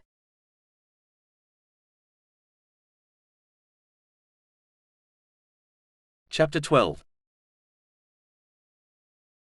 Duke. A text the night before informed me that we all had to attend a class on compassion at NYU the next morning. It was going to be the last class we had to go to, making me glad this would soon be over. Heading into the lecture hall, once again I found Lyla with an empty spot next to her. Nina hadn't shown up yet, so Lyla was alone as I took the seat next to her. "Hi there, stranger." Her face lit up when she looked at me. "Hi, Duke. I'm glad you came to sit with me. I wanted to ask you how the Barbara Walters interview went." "It was great, actually. She's a very interesting person. I never imagined I'd ever sit down to have a chat with her, but I have to admit that her presence is something else entirely. She's so genuine. I can see now how she was able to get so many people to trust her enough to let her interview them." I put my pen and pad of paper on the table in front of me, noticing Lila's fingernails were now painted a light, sparkly pink. She tapped her nails on the table. "Man, I wish I could have been there too. I envy you so much, Duke." "Don't envy me, you got to talk to Ted Turner. That's a coup too, you know." I chuckled as I sat back. I knew Artemis would be watching our interviews that day. I had to wonder if they'd be enough for him to make his decision, or if he still needed more from us. If I won, would Lyla still be this nice to me? The teacher began the class, and what he said really got to me. Compassion is about putting yourself in someone else's shoes. Really getting into their heads, understanding why they do the things they do and feel the way they do. We had a 30-minute lunch break, where Lyla and I caught up with Ashton and his crew. All of us sat at a picnic table near the lecture hall, munching on the things we'd brought to eat. Our conversation focused on what we'd learned in the class. Ashton looked at Nina and asked, "As a woman, Nina, how do you feel about the fact that in many businesses, men make more than women do for doing the same job?" She laughed. "Pissed. And how would you feel if things were the other way around? If you and I had the same job, and I got paid more than you?" "Pissed." He smiled at her. "Good thing we've landed jobs with a company that doesn't do that, huh?" Lyla looked at me. "Being a former football player, Duke, how do you feel about women not being allowed to play pro football?" To be honest, I don't think that field is something any female should even want to be in. It's brutal out there. That said, I do believe that if a woman works just as hard as a man does to get to that place, then she deserves to be there. Happy with my response, I threw a question to her. "And how would you feel about using a gender-neutral restroom?" She frowned. "Okay, I've got to be honest too. I don't like it." Nina chimed in. "No matter how unfair or fair things are, we're all going to have opinions that conflict with others. But understanding other people is the key, I think." The 30 minutes were up far too soon, and we all headed back to the lecture hall. Waiting on the teacher, I found myself admitting something to Lyla.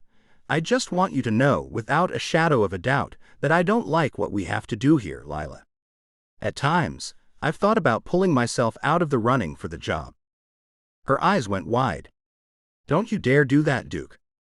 I'm not crazy about the way we're having to go about this either, but I don't want this handed to me. You keep on doing your best, and I will too. I don't want to get that position just because you pulled out of the race. I had to admire her spirit. Okay. I'll keep on trying. But I did want you to know, I have thought about doing that. You're young and you don't have the nest egg I do. It's nice of you to think about that, but I'll build my nest egg, don't you worry about me.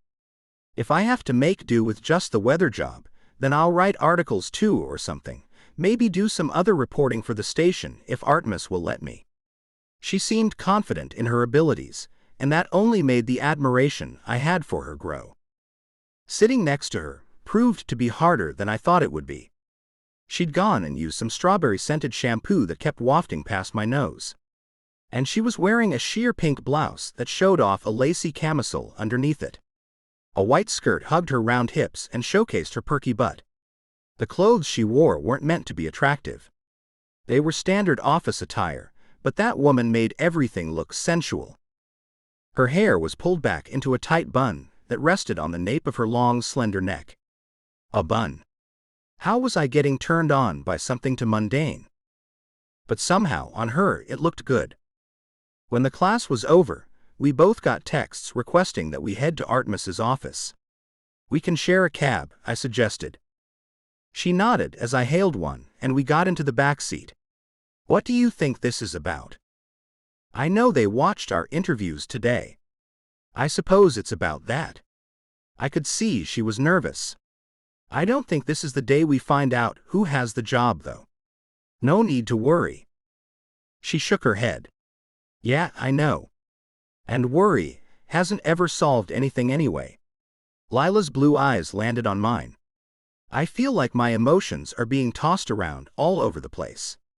One minute I feel calm and prepared, sorting out a backup plan, and the next I'm worrying over what I'll do if I don't get it. You wouldn't be human if you didn't get worried about things like this. I patted her leg to reassure her. Things will work out. And I do hope we can remain friends in the end, no matter what happens. Me too. She blinked a few times as she looked out the window. It's been nice getting to know you. I've never really known a jock before. In college, all the guys who were into sports didn't interest me in the least. You're not nearly as bad as I thought you'd be. I had to laugh. Thanks? She ducked her head, her cheeks turning red. That didn't come out right, did it? Not really. I leaned over to pull her face back up, taking her by the chin. But you don't have to be embarrassed. You aren't quite what I had you pegged for either. I bet you thought I'd be an immature little brat, a typical millennial. She smiled at me, showing off those perfect pearly whites, and rolled her eyes a little. With a shrug, I admitted, you are much more mature and level-headed than most people are at your age. Thank you. I strive to be. The way her eyes held mine captivated me. She wasn't like anyone I'd ever met. So young, yet so in control and sure of herself. I hadn't let go of her chin, and the way my hand tingled made my heart beat harder. If we didn't have to deal with this no-dating policy, would you accept a date with me if I asked you out? She didn't say a word or blink an eye, but she did nod. My heart hammered and my mouth opened. Technically, we haven't started working yet. Would it be okay if I kissed you, Lyla? Her chest rose and fell as she took a deep breath and then nodded once more. My eyes couldn't believe what I saw. So I had to ask, can you say the word, Lyla? Yes, she said, then licked her lips. I want you to kiss me, Duke. Easing my fingers along her jaw, I ran my hand around to cup the back of her head, pulling her to me as I moved toward her. Our lips were barely touching, her breath sweet and warm on my mouth. Her hands traveled up my arms, leaving trails of molten heat along them. I pressed my lips harder to hers. The hell with the meeting with Artemis. I just wanted to get her into my bed. But just as that thought entered my head, the cab pulled to the side and stopped. Here we are. His voice pulled us out of the world we'd fallen into. Damn, I groaned. I agree, Lyla said. Her lips pressed against my cheek. We've got to go inside. Moving off her, I pulled her up. Her bun had become a bit disheveled, so I pulled it all the way out, running my hands through her silky hair to smooth it out. Okay, that's better. I'll let you head in first. Stop off at the bathroom and freshen yourself up before you head up to his office. She looked at me with wide eyes. Can I be honest with you, Duke? I hope you feel that you can be honest with me. What is it? I ran my hand over her cheek, holding her beautiful face in my palm. That was the best kiss I've ever had. She smiled. Thank you. Thank you too. I got out of the cab, helping her out. I waited outside, watching her walk into the building that would soon be our workplace, our very strict workplace, knowing I'd just opened up one big can of worms.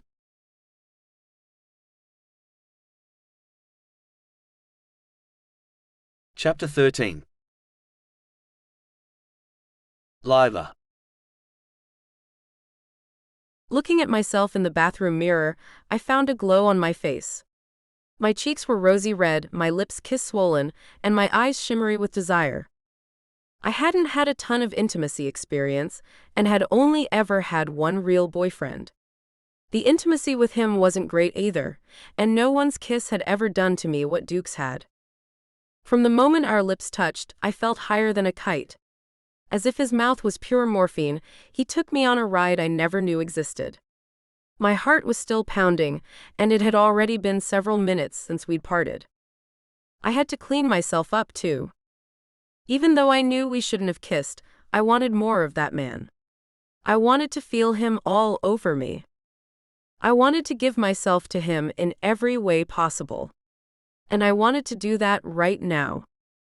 But we had business to attend to, and we also had that pesky little rule to contend with. Rules. Weren't they just made to be broken? I'd never considered myself a rebel in any way, but now I was ready to revolt. To hell with your rules, Artemis Wolf. I want Duke Cofield, and I want him now. Could I go up to my new boss and make such a demand? I knew the answer to that question. Hell no, I couldn't do that. But Duke might do something like that. He'd said he'd contemplated dropping out of the competition. Would he throw in the towel just so he could sleep with me? Surely not. But then again, he'd already mentioned his nest egg, how he'd be fine if he had to drop out. But I couldn't let him do that. Hurrying to get up to Artemis's office, I wanted to make sure Duke didn't cut his own throat just for a piece of butt. Not that I actually thought of myself as just a piece of butt, but I had to be realistic about things. Why should Duke give up a promising career just because we wanted to be with each other? When I stepped off the elevator in the reception area of the penthouse offices, I found that there was no one in the room. But I could hear voices coming from Artemis's office. I headed toward the sounds but stopped when I heard Duke say, "I've got the upper hand, Artemis. New York knows me. I know I'll bring in the viewers. I've already been talking to lots of people about the new network and how things are going to be very different from what they're used to seeing. And I've gotten great feedback from everyone. On top of that, I've gotten a lot of people saying they'd love to see me each morning." My heart stopped as I froze in place. I knew we were still competing, but this felt like a stab in the back. Hadn't Duke just said he'd thought about dropping out of this? Was that a lie? It sure sounded like he was in it to win it, which I could respect. But something just felt strange about the whole thing. There he was, chatting it up with the boss and racking up brownie points. Artemis spoke, telling Duke some news that neither of us had heard yet. "We've put out some surveys, Duke. 500 of them, to be exact. A little more than half have been returned, and out of that amount, more than half want you as the morning anchor. Obviously, we're waiting on the rest, and anything could happen. I should caution you." "Wow," Duke responded. And my body sagged with the knowledge. It was crazy how quickly my sails deflated. One minute I'm on cloud 9, the next minute I'm a puddle on the floor. I hadn't actually reduced myself to falling on the floor and throwing a fit like a toddler, but I was damn close to that. I strained my ears, hoping Duke might say at least one thing about me to Artemis. One nice thing was all I'd need to hear from him to make me think he wasn't a giant jerk. Artemis must have been clapping Duke on the back as I heard some smacking sounds. And how about that interview you turned in? It was great. Please say something nice about me, Duke. Glad you liked it. How was the one Lyla did with Ted Turner? He asked. Okay, not a compliment, but at least he was thinking about me. Artemis didn't say anything right away, which made me a little nervous. Well, let's wait for Lyla to join us before we discuss that. What the hell does that mean? Oh, was all Duke said to that. And how are the two of you getting along? Artemis asked. I don't want this job to cause a rift between the two of you. It's not my intention to have you two hate each other. Hate? Duke asked. No, we don't hate each other. I think she's mature enough to accept whatever happens. Okay, that's nice. I'm sure she is, Artemis added. But I have to ask you this, Artemis. Is she mature enough to capture and retain a New York audience? Okay, that stung. He really was out to get the job. And that made me feel like kissing him had been a terrible mistake.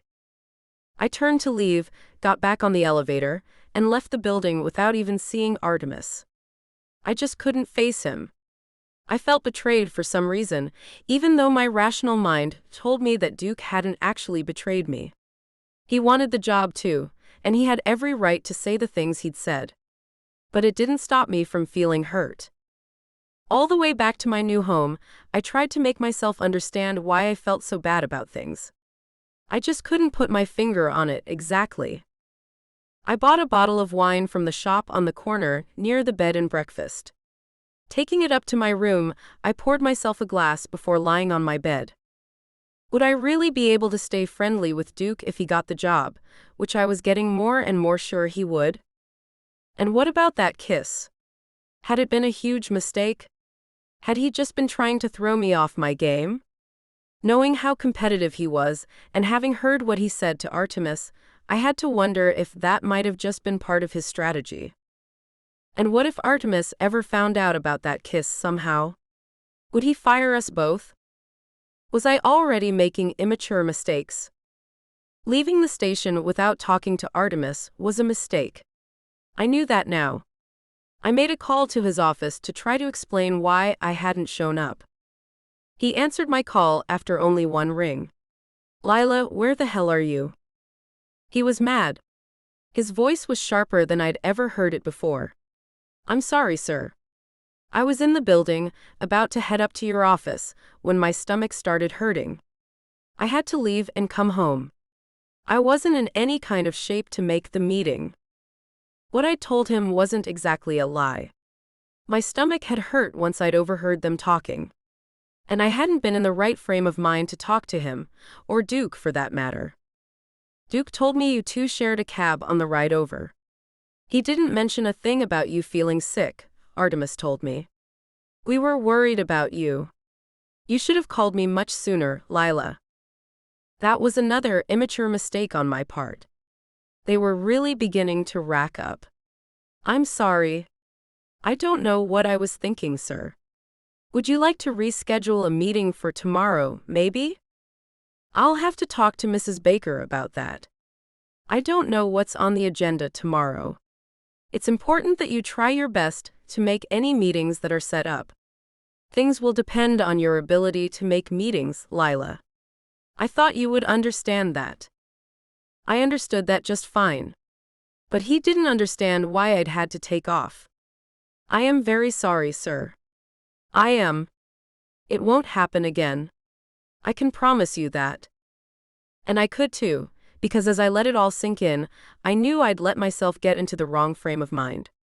That damn kiss, or make-out session to be more precise, had muddied up my brain. And I wasn't going to let that happen again. The one thing I knew beyond a shadow of a doubt was that Duke wouldn't push me for anything more. He couldn't. The rules demanded that much. If I said I didn't want any more of that kind of thing to happen between us, then it wouldn't happen. And I knew wanting more would get in the way of my ultimate goal. My goal wasn't to become Duke's girl. It was to anchor the morning news. I had to keep my head on straight, or I'd end up losing what I was shooting for. And I had to put more heart into this, too. I wanted to get myself out there in the New York scene so people would get to know me and want to see me each morning. Duke did have that over me. But what he wasn't thinking about was that New York just didn't know me yet. I'd win them all over. I just had to be given the chance. Artemis wrapped up the call. I tell you what, come in at 8 in the morning and I'll talk to you then. I know I don't have anything going on at that time. I'll be there, sir. Thank you for understanding. See you in the morning then. Goodbye, Lyla, he ended the call. Before he'd hung up, I heard Duke ask, "Is she okay?" The answer to that was no. I wasn't okay. But I would be. I just had to get Duke off my mind. The little fantasy I'd had about him, coupled with hanging out with him all day, had gotten to me all. He was gorgeous, built like a Roman god, and charming. Who wouldn't have taken him up on the offer of a kiss? I was only human. But I didn't have to be around him anymore now that the classes were all done. We wouldn't have any reason to end up at the same place at the same time anymore. And I knew it was best just to let what had happened fade out of my mind. My lips still tingled when I let the thought of what we'd done flitter through my head. Okay, so what if the kiss was out of this world? The career I wanted would be out of this world too. Right? Duke was great and all, but I wasn't about to let my job go. Duke Cofield wasn't worth losing everything for. But even as I told myself that, my insides twisted, my body aching to feel his all over it. Well, my body didn't always get what it wanted, but I'd make sure my head did.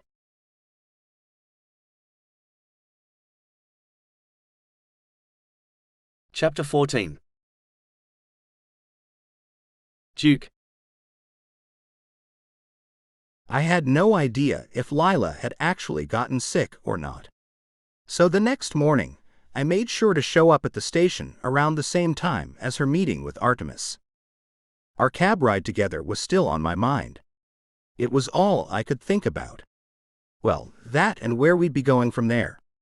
The way she'd reacted told me she wanted it, too. But then she'd gone and gotten sick, and I had to wonder at the timing of it all. Was she sick that she'd done those things with me, or was she actually sick? Either way, I wanted her to know I cared whether she was sick or not. Lyla needed to know that I did care about her. I wasn't just out to score a piece of tail. As I stepped off the elevator in the reception area outside of Artemis's office, I could hear the two of them talking. At first, I tried not to listen and took a seat in the waiting area. But then I heard her say, "I'm sure that Duke's told you he's got viewers in the bag, sir." "And he does, Lyla. Don't underestimate him," Artemis told her. I had to get up and move to the chair closest to the open door. My curiosity had taken me over. Lyla went on, "That may be true, but I've got something he doesn't." "And that is?" he asked. "Youth. Does she think I'm old at 32? He's not old, Lyla." Artemis went to bat for me. "Yeah, Lyla, I'm not old. He's from a different generation, Artemis. This whole station is geared toward the younger generation, and that's me, not him." She was certainly going for the throat. "I think what you're getting at is that Duke won't have a long shelf life, and you will. Is that right?" Artemis asked her. "I'd give him a couple years, tops, before he loses touch with the viewers," she said in a matter-of-fact tone. And my heart felt a stab of pain. Does she really think that? I had more than a couple years left in me. What the hell was she talking about? With the pain came anger. I got up, leaving the area where I'd only hear her say more things that would make me mad at her. I didn't want to be angry with Lyla. I wanted us to get right back to where we'd been yesterday, but she seemed to be fighting like a pit bull to get the job. Going to the bathroom on the main floor, I splashed some water on my face to help me get my anger under control. Looking in the mirror, I saw the man I'd always seen looking back at me. No wrinkles, no age spots, nothing to make anyone think I was some old man. So, what the hell was Lyla doing? Was it just some tactic to win the job? That had to be it. She couldn't have been faking how she felt about me just the day before. This had to be a ploy. I was going to head back up there and get her to talk to me, but when I walked out of the bathroom, I saw her leaving the building. So I hurried to catch her before she managed to leave. Just as I got outside, I saw her waving down a cab and shouting, "Lyla, wait." She put her hand down and turned to look at me. Her hair was down, she'd curled it, and the blonde locks sparkled in the sunlight. Her lips were cherry red, matching the silk blouse she had on, which was tucked neatly into an A-line navy-colored skirt. Red heels finished out her amazing look. I found it hard to breathe for a moment. She was that devastatingly beautiful. "Duke, where'd you come from?" she asked, but stood right where she'd been. I made it to her, my hand picking up a soft curl. "Your hair looks so pretty like this." She gently pushed my hand away. "Thank you, but you shouldn't be playing with it, you know. We should talk." I balled my hand into a fist at my side, even though it desperately wanted to move through her soft curls and play a while. Looking behind me at our building, she started walking away from it. "We shouldn't talk right here, though. Let's take a walk." I stepped in beside her, not knowing where we were heading. But she was right.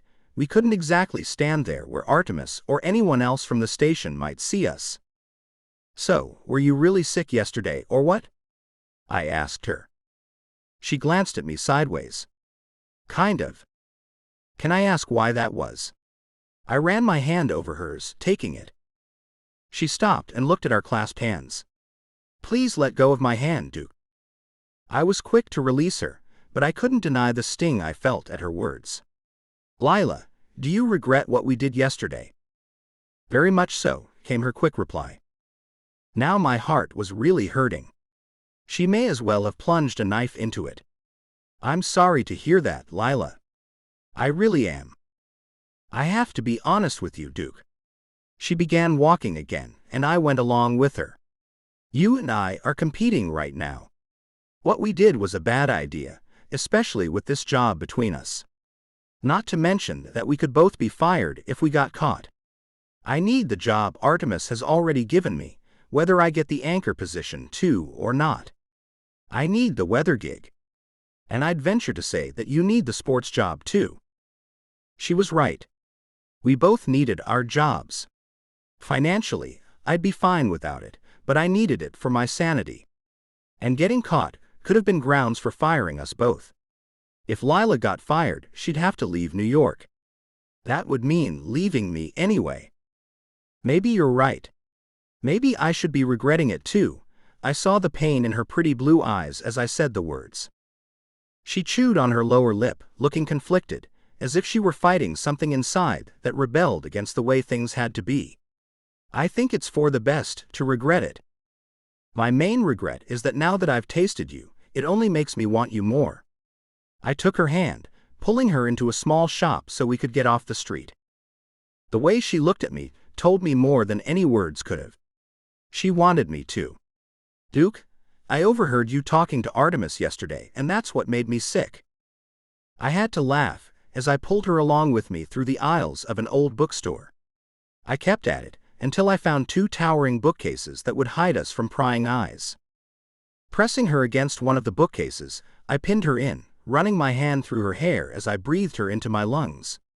She made me feel high with only her presence. Her eyes were on my lips, and I knew she wanted me to kiss her again. I eased closer, little by little. "No one has to know, Lyla." "Don't, Duke," her wishes had been spoken. She wasn't allowing me to kiss her. As hard as it was to take her rejection, I knew she had valid reasons for stopping me. If we weren't working together, then would this be okay? "It doesn't matter. We are working together, so it does." Her eyes dropped to stare at the floor. "You know, I overheard you talking to Artemis this morning too. I heard you tell him how you thought I was too old to last long as the anchor." I watched as her eyes moved to meet mine. "You heard that?"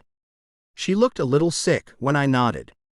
"I know that might seem like a low blow, but what you said to him yesterday was a low blow too. I've told you before that I've never competed with anyone over anything. I'm just following your lead here, Duke. You cut me, I cut you back. I really hate this. I turned away from her. She did have a point. She was watching me, listening to me, and learning how to fight dirty. To say I wasn't proud of myself would have been an understatement. I was embarrassed by what I'd said to Artemis to try to gain the upper hand. Me too, she agreed. But what are we supposed to do about it? I had no idea. But I knew I had to come up with something. This was messing us up, and we hadn't even gotten started yet. Let's get something to eat and talk about things. I don't know, she whispered. Don't you trust yourself with me? I reached out, grazing the back of her hand with my fingertips. If I'm being honest, then no, I don't trust myself with you. You have an effect on me that kind of takes my brain out of the equation. She smiled shyly as she leaned back on the bookcase. You do that to me too. That hasn't happened to me before. Has it happened to you before? I moved my fingers up her arm, then ran a chunk of her hair around one finger. She shook her head slowly as she looked into my eyes. It's a damn shame that Artemis has this rule. If things were different, I could imagine exploring this attraction we have for one another. So there it was. We did share an attraction, and the only thing stopping us was work. I had to find a way to make that a non-issue. But if I quit, I was sure Lyla wouldn't be happy with me. Sneaking around won't cut it for you, will it? I had to ask, just in case she'd consider it. If we snuck around a little, then came forward with things if we got really serious with each other, I thought Artemis might have no choice but to let us have a relationship. I'm not a liar. It's not impossible for me to lie, but it is hard. And it's not something I generally like in others, so I try not to do it myself. She looked away as if what she'd said wasn't as angelic as I thought it was. Every new thing I learned about her just reeled me in more. You're better than most people, you know. Just one more thing that makes you so damn special. I took her hand, pulled it up to my lips and kissed it with a soft kiss. Is there anything about you that's not attractive? Tons of things, but I keep them hidden, she said with light laughter in her sweet voice. Viewers would love her, and I knew that. But I wouldn't pull out of the race for the job. I'd stay in it for her so she could win it fair and square. However, I would be a better role model for her since she was looking to me to learn how to compete. Her stomach growled, telling me she was hungry.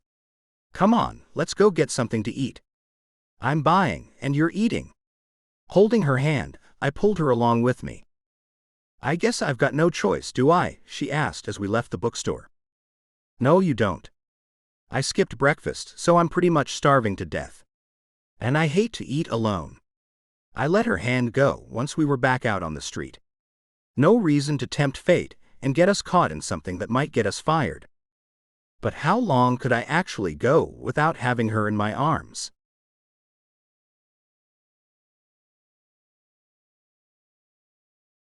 Chapter 15. Lyla. The pancakes we ordered at a nearby cafe hit the spot, and my noisy tummy finally shut up. I hadn't planned on talking to Duke at all that morning. Heading into the office, my plan had actually been the exact opposite. I'd wanted to avoid him at all costs. When he'd called out my name, my heart leapt, taking over once more. My brain took a backseat, and I forgot all my good intentions about setting my mind to forgetting about him and this thing between us. But I couldn't forget about Duke, that was clear to me now. It just wasn't in the cards. His every little touch sent sparks all through me, and as we sat there at the little table eating pancakes together, I knew I wouldn't be able to ignore him or the spark we had. Can I ask you why you wanted this job in the first place? I asked him, because I wanted to know more about this man my heart couldn't seem to let go of. Putting his syrupy fork down on the plate, he nodded. I want this job because I don't think many opportunities will come around for a guy like me. I've played ball all my life. I've never had any other job other than football. I've got this agent who's been trying to get me work for the last few months, and the jobs he's come up with are sad, to say the least. So, there's just not that much out there for a man like you then, is what you're saying? The thought made me feel sad for him. I had the world at my fingertips. With a supportive family to see me through, I could go anywhere and do anything. But Duke wasn't like me. His opportunities were limited, or as he thought so. A lot of jobs just wouldn't be sustainable for me. You see, I live with pain every day from the surgeries I've had from when I was still playing. Duke ran his hand over his shoulder. This shoulder was my first surgery, and I had hoped it would be the last, but I wasn't that lucky. Sympathy filled me for the poor guy. So you've got a lot of scars then? I've got quite a few of them. He looked at me with a smile on his handsome face. A lot of people have it worse than I do. I know that. But the fact is, the chronic pain makes it difficult to do a lot of things. You should let me interview you, Duke. I couldn't help revisiting that thought I'd had when we first met. He'd had an interesting career, and he had a fan base out there. Not like a video interview, just a written one. I could sell it to a newspaper or a magazine. It would spark interest in you again, and it would help me get my name out there, too. What do you think? Placing a couple of $20 bills on the table, he got up, holding out his hand. I like that idea a lot. How about you come home with me, and we can do the interview there? I've got a laptop you can use to write the article. Taking his hand, I agreed. I knew it might be difficult to keep things from getting out of control, but something was leading me in that direction, and my brain wasn't having a fit about going either. From the moment I stepped into his apartment, I felt a shift in the energy around us. We were finally all alone, and no one would see or hear a thing we did. The tension in the room let me know that both of us were a little afraid of that. I took a seat when he pointed at a nice dark leather sofa. Have a seat. I'd like to see your scars if that's okay. I knew what I was asking would only stoke the fire that had been building inside me the entire ride over to his place. Let me change into something else then. I'll be right back. The laptop is on the desk over there. Feel free to fire it up. He left the living room, and I got up to grab the computer. When I opened it, I found a background screen with a picture of his football team. There he was in the back row, standing out even in a sea full of muscle-bound men. He was by far the best looking. And that was saying something, as there were a lot of good-looking men on that team. I put the computer down when he came back in wearing only a white robe. I thought this would work the best. Is this okay with you? It's fine with me. It was more than fine. I wanted to really get to know Duke Cofield. He pulled the robe down to expose his shoulder. A rigid scar marred the tan skin there. This is where I got the first surgery. Can I touch it? I asked as he took a seat. He nodded, and I got up and went to him. Standing in front of him, I moved my hand over the rough surface. That had to hurt. It still does. He moved the robe a bit, showing me a scar on his side. This is where they went in to fix a punctured lung. My ribs were broken, and one stabbed me there. I looked into his eyes as I moved my hand to run over that scar. My hand began to shake as I thought about how close I was to him, and about how close he'd come to death. My body felt hot. I think I even started to sweat a little. When his hand closed around mine, holding it against his skin, I fell helplessly for him. Duke, can I kiss you? He nodded, and I moved in closer. Our lips touched, his hands moving to my waist as he pulled me to sit on his lap, facing him. The robe was still covering him, but I could feel him beneath me. I had no idea how we'd managed to hide this thing we had between us, but I sure as hell couldn't stop it from happening. Nor did I want to.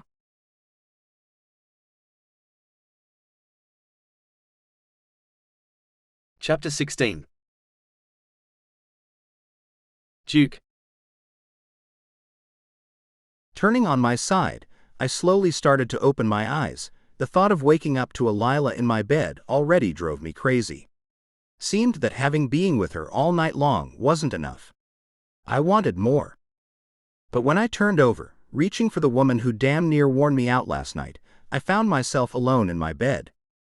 I ran my hand over the empty space I'd expected to find Lyla in. Laying on my back, I rubbed my temples and wondered why she left without saying a word to me. If she thought that was a one-time thing, she was sorely mistaken. I wanted to kick myself for not getting her cell number. Then I remembered that rehearsals had been set up, starting later that same day. As I got out of bed, I noticed something unusual. Nothing on my body ached, and my muscles felt loose and relaxed for once. After a shower and shave, I dressed and then headed out to grab a bite before going to the station. It was a dress rehearsal, so I had on one of my nicest suits, dark blue with a white shirt underneath. I noticed a few heads turning my way when I got out of the cab to go into the station. Heading inside, I saw the receptionist, Gretchen, ogling me. Apparently, she hadn't paid much attention during the harassment class. Her eyes were glued to me, and she wasn't even trying to hide it. "Hey, Duke." "Hello, Gretchen." I walked to the elevator. "Have a good day." "You too." She licked her red lips. "See you when you leave." All I did was nod before stepping into the elevator. Once I got up to the studio, I found everyone from the evening news team there. The rehearsal went smoothly, considering it was the first time we'd done a real run-through. Ashton, the producer, asked us to sit in to watch the next group, the team who'd be doing the nightly news, the last news show of each day. Lyla was on that program, and I couldn't wait to see her again. Lyla seemed to be in a hurry, walking right past those of us who sat around, waiting to see how they all did. She hadn't even given me a sideways glance. I supposed she was trying to put distance between us, so no one would suspect we had any kind of a relationship. I thought she was going overboard, though.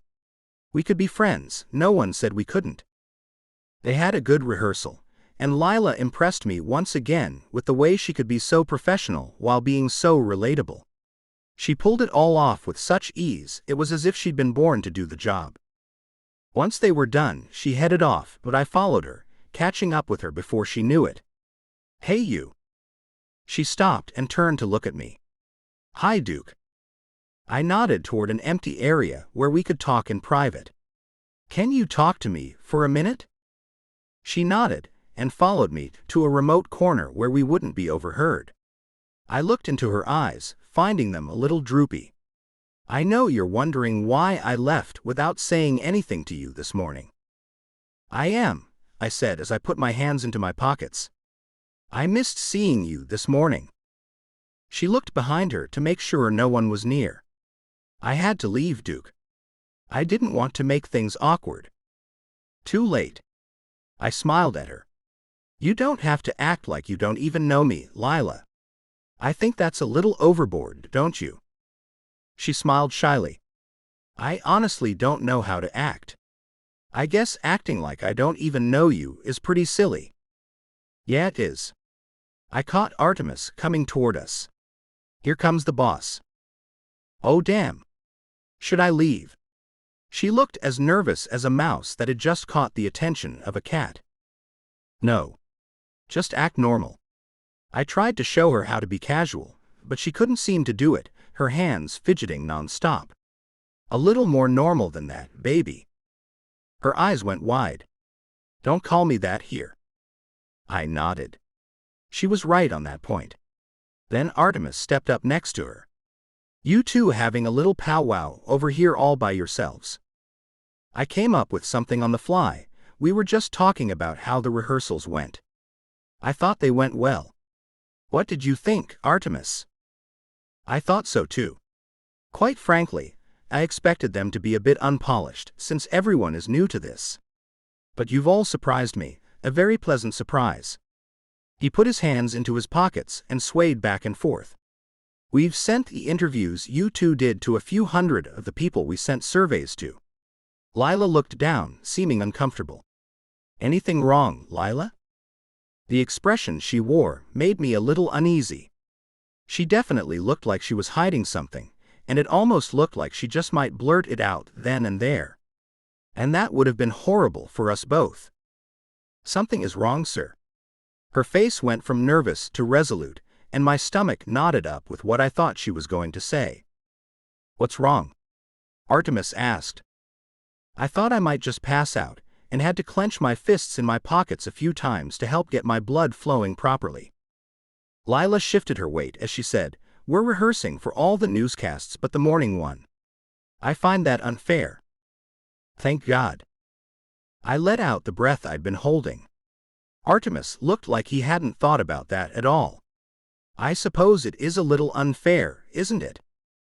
Now seemed like a good time to bring up an idea I'd been playing around with, but hadn't really put out there yet. Artemis, I've been thinking.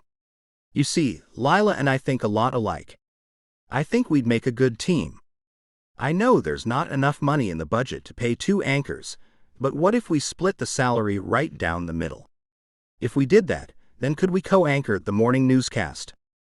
Lyla looked at me with wide eyes. You do that, Duke. You take half the pay. With a shrug, I answered her. If you would, then so would I. I think together we'd make that show better than either of us could alone. Artemis tapped his chin as he thought about that for a moment. You know, I haven't considered that before. I was set on 1 anchor for each show. But morning shows are different now, aren't they? Most of them are. Lyla smiled at me. And I'd be down to do that too, Artemis. If you went that way, we could start rehearsing for that show much sooner. I'll have to talk to some people before I give you my answer. He patted me on the back, smiling at me. I want you to know I think this is very generous of you, Duke. Not really. I just think we'd get better ratings that way. Since I've gotten to know Lyla, I've found out how similar we are, and I think we can make that work for us and this network. The way Artemis nodded, his eyes glinting with respect for me, made me feel like I'd come up with something that could work. No more competition meant one less thing getting between Lyla and me, and I was set on removing all the obstacles that were in our way. As for the problem with Artemis's rule, well, I knew we'd need a bit more time before we even brought up that subject with him, if we could at all. I'm going to get on that right away, guys. I'll send you both a message when we've come to a decision.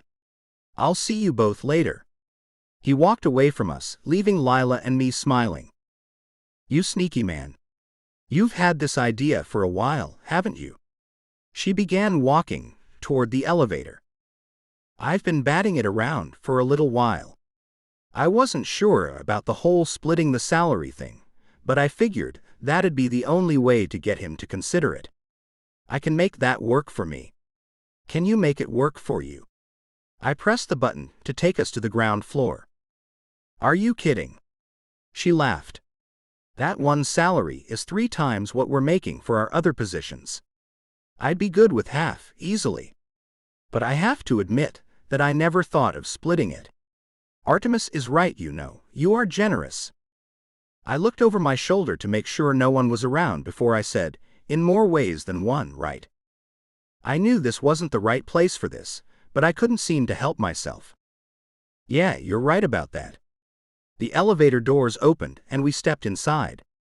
No one else got on, and I looked at her as we stood there side by side.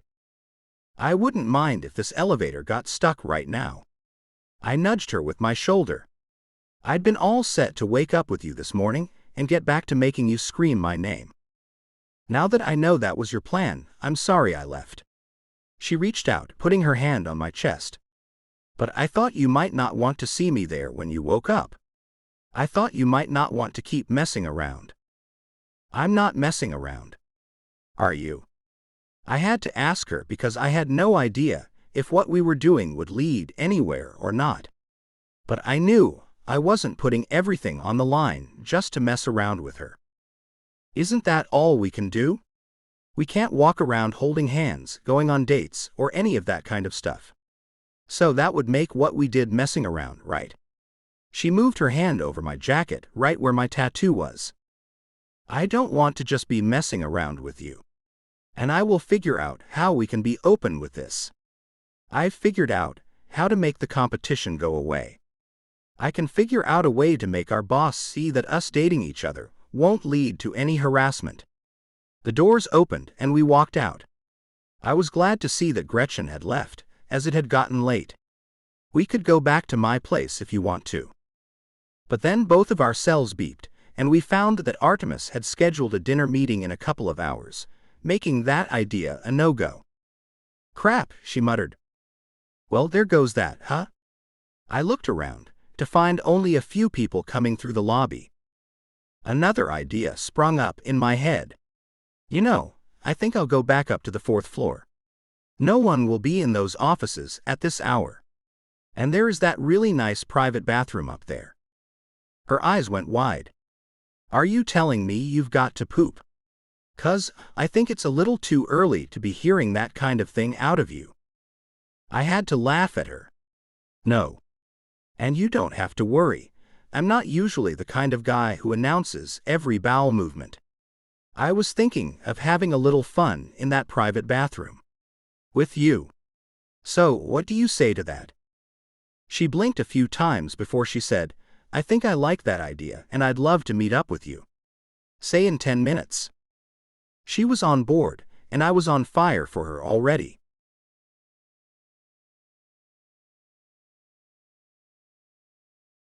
Chapter 17. Lyla. I couldn't explain it even to myself, but the way Duke got to me was unlike anything I'd ever experienced. One look from him could set me off. And a few choice words could create a puddle in my panties. Would you call it lust? Pure physical attraction? Or was it something more than that? Whatever it was, I liked it. After waiting 10 minutes, I headed up to our rendezvous point with my heart pounding and head spinning. This wasn't like me at all. I'd never been one to go after bad boys. A few had tried their moves on me in the past, and I'd easily brushed them off. To be honest, I'd always had a type, which was quiet guys with a less than dominant personality, or I'd thought that was my type. But Duke wasn't like that at all. He was very dominant, but he also knew when to ease back that side of himself. And he had me doing things I wouldn't have ever done. Like getting it on at work. A place that didn't even want us to be involved with each other, to begin with. This rule-breaking side of me had never seen the light of day. Now that it had, it yearned to be free. And I wasn't about to stuff it away anytime soon, not when it was allowing me to have the best time of my life. After a quick rap on the door, Duke opened it and pulled me inside. There you are. His mouth crashed onto mine, taking my breath away. His hard body pinned mine to the door. He'd already taken off his jacket and tie, and his shirt was halfway unbuttoned. I finished that job, and then ran my hands all over his muscly back before pulling his shirt off completely. All I cared about was getting closer to Duke. Every part of my body was overwhelmed by some sensation or another. He brought out so much in me that it boggled my mind. How had this never happened to me before? Clamping my earlobe between his teeth, he tugged it. The man consumed me, took me to places I'd never been, and brought me to unfamiliar territory. I had no idea what I was doing to him. All I knew was that what he did to me felt unreal too. Our bodies settled, slowly but surely. I put my feet back on the floor. My head was lighter than it had been when I came in, my body glowing and my heart still pounding. Duke, I didn't even know what doing it was until you showed me. Thank you. You can't give me all the credit, Lyla. You're fantastic. Looking in the mirror, I ran my hands through my hair. I can't believe you're saying that. All I do is let you work your magic. He chuckled. Do you really think you don't do anything? I don't. I turned around and he took me into his arms, kissing my cheek. Oh, but you do. You move your body in a way that takes me to heaven every damn time. Wanna have a sleepover tonight? He kissed my lips softly. I'm not sure, I teased him. I certainly did want to have a sleepover with him. His fingers grazed both of my arms as his lips did the same to my neck. Please. Something inside my tummy fluttered. Well, since you said please, it would be rude of me to turn you down. But I've got to stop by my place before we go to the dinner meeting. It seems I've had a little mishap. Plus, I'd like to take a quick bath to freshen up. A bath sounds good. Do I get an invite to that? He nibbled my neck again, making arousal spread through me once more. How do you do this to me? I said. I don't know, probably the same way you do this to me. He pulled his mouth off me. His hands ran up and down my arms. We should get going. I'll let you go out first, but don't leave without me.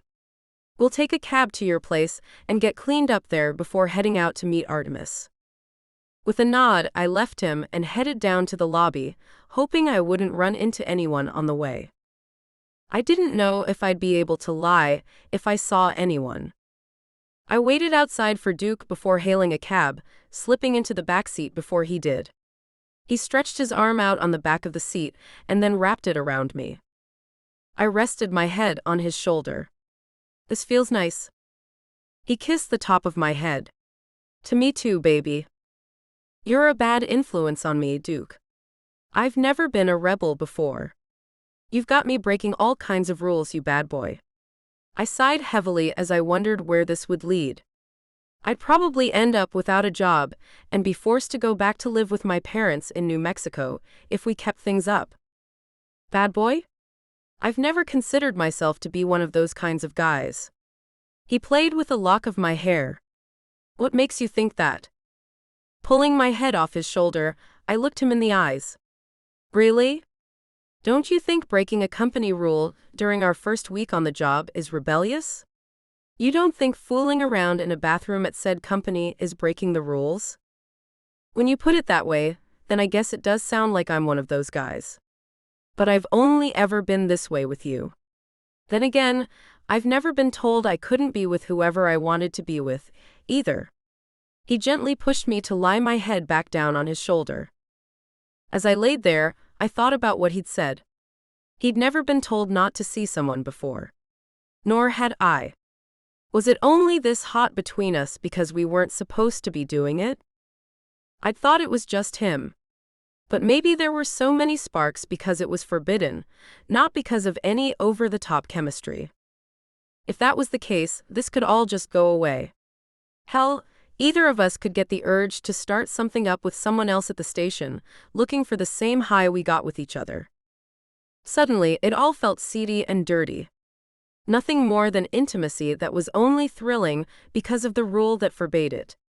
But even as I thought that, I felt his hand moving back and forth over my shoulder, rubbing it softly, sweetly even. I closed my eyes, feeling a calmness flow through me. If all this turned out to be was steamy, forbidden intimacy, then I'd still take it. I hadn't ever had anything like this, and I'd take it as long as he gave it to me. But I had to pray that someday it would either blossom or burn out completely. Either way, I knew I'd end up losing something, be it my job or this man who managed to push all the right buttons on my body. I would lose something. Do you think it feels this way just because we aren't supposed to be doing it? I had to ask him. It didn't feel right to keep it all to myself. I don't know. At least he was being honest. If I quit and went to work somewhere else, do you think we'd still see each other like this? I had to know what he thought about that. Because the fact was that if he and I got into a real relationship, one of us would likely have to find another job, and I knew I'd have a better chance of finding one than he did. He pulled me up to look at him. Lyla, don't even think about quitting Wolf. His blue eyes searched mine as if trying to read my thoughts to see if that was really what I was thinking. I wasn't, it was just a question. I'm not thinking about that. I'm just wondering if you and I would still have this heat between us if we didn't have this rule hanging over our heads. That shouldn't even matter. He furrowed his dark brow. Don't try to analyze this. Just live it. Just take it for what it is right now. Not what it might become or devolve into. Just be here now with me like this. Nodding my head, I laid it back down on his shoulder. He was right. I had to stop analyzing things so much. It was what it was, nothing more or less than that. When we stopped at the bed and breakfast I now called home, we got out and headed up to my room. We heard voices coming from one of the living areas and saw a group of people in there watching television. A few of them waved at us as we passed by. "So, you guys all hang out together?" Duke asked. "I haven't hung out with anyone yet. But it does look like some of the long-term residents do hang out together. I think I'll like it here once I get settled in." We went up the staircase, and I led him to my room. It hardly compared to his spacious apartment, and it felt cramped with both of us inside the small room. "Cozy," he said as he looked around. "Yes, it is." I picked out some clean clothes from the closet and laid them on the bed. "So I guess I'll go first." He laughed as he shook his head. "We're going together." I opened the door and showed him the claw-footed tub. "Think we can both fit into that?" He wiggled his brows. "If you get on top of me, we can." "In the tub?" I asked. I'd never done anything like that before. I wasn't sure how it would work. But Duke was up for the challenge of showing me how, and in no time at all, we were right back at it. And that time was just as amazing as all the others. I had no idea how long this would last, but I was going to listen to what Duke had said. No analyzing it, just living in the moment. Because the moments with him were better than any of the moments without him.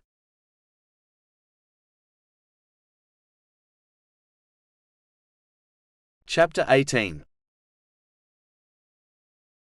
Duke. The meeting with Artemis and Mrs. Baker had been about putting Lyla and me to the test of working together, and the next day, we were sent on our first trial run. We had to cover the opening of a burn unit at one of the local hospitals. The staff of the new unit was gathered at the nurses' station, where Lyla and I took turns asking them questions. "And how many patients can you take care of at this new facility, Dr. Stevens?" Lyla asked the head surgeon. 15. The rooms are all state-of-the-art. We wanted to keep it small enough to give each patient our devoted attention. There are 2 nurses for each patient to make sure they're always taken care of, he told her. Lyla looked at me, letting me know it was my turn to ask a question. Her cute expression made me want to kiss her, but of course, I couldn't do that. I had tons of willpower. I knew I'd find what I needed to stay professional while working with her. I had to come back to reality and leave last night behind me for now. "Dr. Stevens, are there any special requirements for admittance?" I asked him. "Of course," he said as he nodded. "They'll have to be in critical condition to be accepted here. Once they're out of the woods and well into their recovery, then they'll be moved to the main hospital for the rest of their stay." We finished out the report, and the crew headed back to the station to edit the video as Lyla and I headed to go eat some lunch. In public, we also had to conduct ourselves professionally, which I found more challenging. She took the seat across from me at the table for 2, in the small cafe we decided to try out. I wanted to reach across the table and hold her hand, but I didn't. Being with you, and not touching you, is proving to be harder than I thought it would be. She nodded. "Yeah, for me too." The waitress came to take our orders. "Hey guys, I'm Tracy, and I'll be your waitress today. What can I start you 2 off with?" "I'll have a Pepsi," Lyla said. "We saw the special written on the board when we came in, and I'll have that. Turkey and dressing sound good to me today." "Me too, I'll have what she's having." There we were, thinking alike again. After the waitress left us, Lyla asked, "Do you think Artemis will like what we're sending him?" I nodded. "I do. I think we covered that well, and showed that we work well as a team. I have high hopes about this. If we do get it, then I think we might have to curtail the intimacy. Not that I don't enjoy it immensely, but it might make it hard to work together." She drummed her red fingernails on the table. No pun intended, she gave a little smile, though it was sad. I watched those nails as they clicked against the Formica tabletop, and wondered how in the hell she thought we could curtail what we were doing. "You think that's going to be any easier?" "Not if we don't get a hold of ourselves. Do you know that I almost took your hand as we were leaving the... We can't have things like that happening." All this intimacy we're having makes me feel too comfortable touching you. I can't do that at work or even in public, as we talked about on the way over here. We're about to be faces that everyone will recognize. If we're seen together in a romantic way, then this will all blow up for us, and that would not end well for us.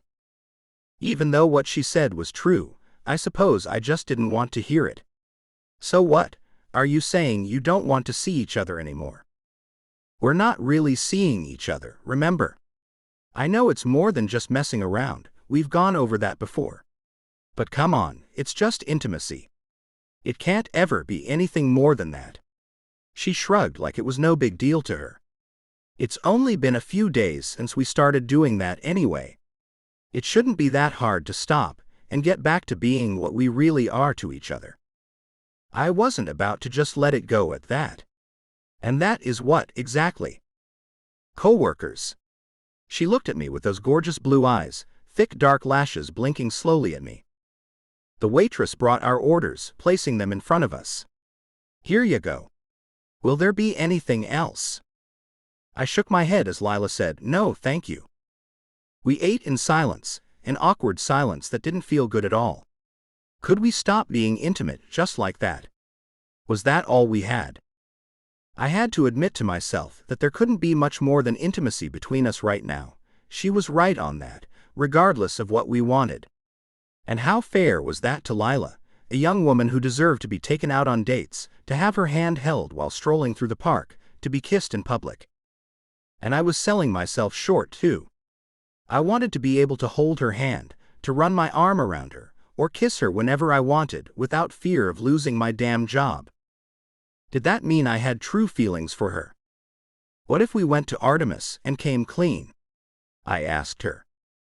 She eyed me as she took a drink of her Pepsi before saying, here's what I think would happen if we did that. We'd both lose our jobs before they even really started. I'd have to go live with my parents, and this would end anyway. Well, that's pretty cut and dry, isn't it? I went back to eating the food, hardly tasting a thing. But I wasn't the kind of person who wasted anything, so I finished it. But I did notice that for all the tough words that were coming out of Lila's mouth, she pushed the food around her plate without eating much at all. This doesn't taste as great as I thought it would. Perhaps the topic of conversation has more to do with that than the actual food. I wiped my mouth with the napkin before putting it on my empty plate. You didn't seem to have any problem finishing your meal. She put her fork down, not even trying to eat anymore. I have a strict rule about not wasting anything. Mom instilled that in me from a young age. I sat back, looking at her. Would I be able to look at that face nearly every day and not want her? If it were just intercourse, then maybe this need I felt for her would fade away soon. It had only been a few days, after all. Not enough time to get addicted to her. Right. Lyla looked at the floor, zoning out. I guess we shouldn't have acted on things so quickly. We didn't think this through. We've just been like a couple of lustful teenagers, acting on the attraction, and not thinking about what would happen if we actually had to work together on a daily basis.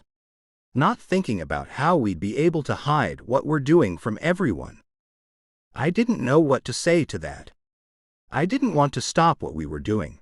But I did realize that carrying on the way we'd been would only make it more difficult to keep our hands off one another. But what if we could rein that in? All it would take was determination, and I had tons of that. I don't want this to end, and I don't think you do either. Not really. We knew we'd have to hide it, we knew we'd have to get some self-control. Her eyes slowly moved from staring at the floor to looking at me. But it's so much harder than I thought. I don't know how else to get myself under control other than breaking things off. Even now, all I want to do is crawl into your lap and let you hold me. Like some kind of addict, I crave your touch. It's not healthy, you know. It would be if we didn't have to hide this. My fingers moved across the table, barely touching hers as her hand lay on the table. Let me talk to Artemis. No. I don't want either of us to lose our jobs. She shook her head adamantly. I don't want to lose you. My eyes held hers, hoping against hope that we could find a way to keep seeing each other. I can keep my hands to myself. I've proven that already. Hell, I wanted to put my hands on you the moment I met you, and I was able to hold myself back when I had to. I can keep it all together while we're working and while we're in public. I can. But can I? She looked away. You said it yourself, we've only been together for a few days. We just have to make some adjustments, that's all. We'll get used to it. There's no reason to stop doing what we're doing. I put my hands into my pockets to keep them from straying to her the way they wanted to do. I don't want to stop what we've started, but it's only intimacy, Duke. It's only that, and it will always be that. I've lied to myself, thinking it could blossom into something more, something real. She let out a long sigh, looking forlorn and sad. I don't see why you keep saying it's just intimacy. I care about you, Lyla. Do you care about me at all? I asked her. Of course I do. She rubbed her forehead, as if the conversation was giving her a headache. Then stop talking the way you are. Let things progress. We can do this. I know we can. And stop saying this is just intimacy, because we both know it's more than that. I got up to leave, hoping she'd follow. I had the feeling she needed to be held for a while. Let's go to my place. Not to do it, but to watch a movie together, share some popcorn, and maybe a couple of beers too. Then I'll take you home, and we'll kiss goodnight, but nothing more than that. I want to show you that I think more of you than what you clearly think, and assume I do. A secret date? She asked as she looked up at me. I pulled out her chair. Can we just call it a date, and leave the secret out of it? I suppose so. Can we really just hang out together without doing the horizontal mambo? She seemed skeptical. I nodded. I'm going to show you that we can do more together than just bump uglies. The cab ride to my place didn't take long, and I saw a smile fill her face once we got inside my apartment. I didn't press her up against the door immediately. That seemed to be our usual routine every time we were alone. Up against the wall, our mouths fused together within seconds. Pointing to the sofa, I said, "You turn on the television and pick out a movie. I'll grab us a couple of beers. Take your shoes off and relax. I'll be right back." Going to the kitchen, I stood there for a moment to ground myself. No intimacy, just show the girl a nice time. Show her that you care and that this is worth saving.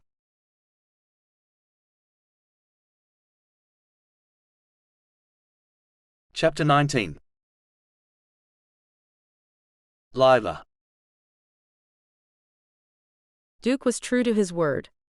We'd cuddled on the sofa, watching an action movie and sipping on a couple of beers while munching on popcorn. He took me home, kissing me at the front door of the bed and breakfast.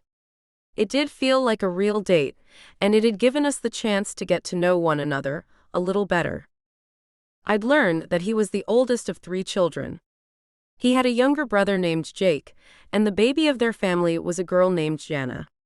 His parents had been married since college, and they lived in a small town in Louisiana called Denham Springs. He'd gone to LSU, majoring in journalism, though football had always been his top priority. Duke had only one goal in college, and that was to get on a professional football team. He'd achieved that goal, being drafted as soon as he graduated. He'd been in New York since he was my age, 22. 10 years he'd been in this city, and he had no intentions of leaving it anytime soon. However, he did say that he'd like to get a house someday with a yard in a nice neighborhood and stop living the apartment life. He'd like to have backyard barbecues, and he'd get a dog too, he said. He'd had one when he was growing up. Spike had been the only dog their family had ever owned, but he'd lived to be 15 years old, pretty old for a dog, according to Duke. The mutt had been a great protector, and Duke missed him a lot at times. I let Duke in on some of my life too. Told him about my family and how my parents had been married young, just out of high school. Dad went to college while Mom went to work as a secretary for her father's firm. When they were 25, they'd had Lonnie, my brother. A few years later, they had twins, my sister Lily and me. Duke had asked me if we were identical twins, and when I told him we were, he asked if we looked exactly alike now. To which I'd also said yes, and he'd seemed much too intrigued by that. I'd given him a jealous little pout, and he'd laughed at me for being worried about that. Even though the night was great, it didn't fix a damn thing. We still had to hide things from everyone. Nina and I had met up to eat lunch the day after our first date, as Duke called it. I was bouncing things off her to see where they landed. If you worked in a place that didn't have this strict no dating policy, do you think it would be okay to have a relationship with someone you work with? I asked her. Chewing on her slice of pepperoni pizza, she pondered the question before answering, I've actually been thinking about that lately, and no. I don't think it's okay to date someone you work with. Not for any moral or ethical reasons, but because the eventual breakup would make things difficult in the end. Or even think about the occasional arguments that all couples have. Those are definitely not a thing I'd want to force my coworkers to deal with. I hadn't really thought about those things. If Duke and I were in a relationship and had an argument about something, we probably wouldn't be able to do a very good job as co-anchors. And what about if we ever did break up? That would make it incredibly hard to sit next to him every day. Yeah, you're right, I agreed as I dipped one of my fries in some ketchup. Nina's eyes went into a dreamy state. But it is hard not to notice your coworkers sometimes. How handsome they are. How nice they are. How perfect for you they'd be if you didn't work at the same place. Sounds like you're speaking from experience. Are you? I asked. She nodded. I had a job when I was in high school. A fast food place with a hot manager who had the hots for me too. It was cool for a while. I'd do my job, he'd do his. And every so often, after closing of course, we'd get naked and nasty in his office, on his little desk. Was he a lot older than you, Nina? I had to ask because he was her manager after all, and she'd said she'd been in high school. Only by a year. Fast food places almost always have kids who are fresh out of high school and are in managerial positions. The pay sucks, and not many grown adults can make a living doing it. She sighed, and I imagined she must have been picturing the guy in her head. I thought we were in love, Paul and me. But one day, Paul hired Martha Stone. Martha had bigger breasts than I did, and she had a bit of a slutty side to her that Paul liked. One day, I found them in the walk-in cooler together, making out. Crap. I thought about how I'd react right now if I saw Duke kissing another woman. I'd probably have a meltdown. That thought told me I was in deeper than I was allowing myself to believe. You can't be jealous if you don't have feelings for someone. When I saw them together, he ran after me, trying to explain things. I stopped to see what he had to say to me, but all he said was that I needed to be mature about things. And that we were over, and he was going to be with Martha. She shook her head as if shaking away the terrible memory. And so work became awkward, huh? I dunked another fry into the ketchup, then popped it into my mouth. Awkward, infuriating, you name it.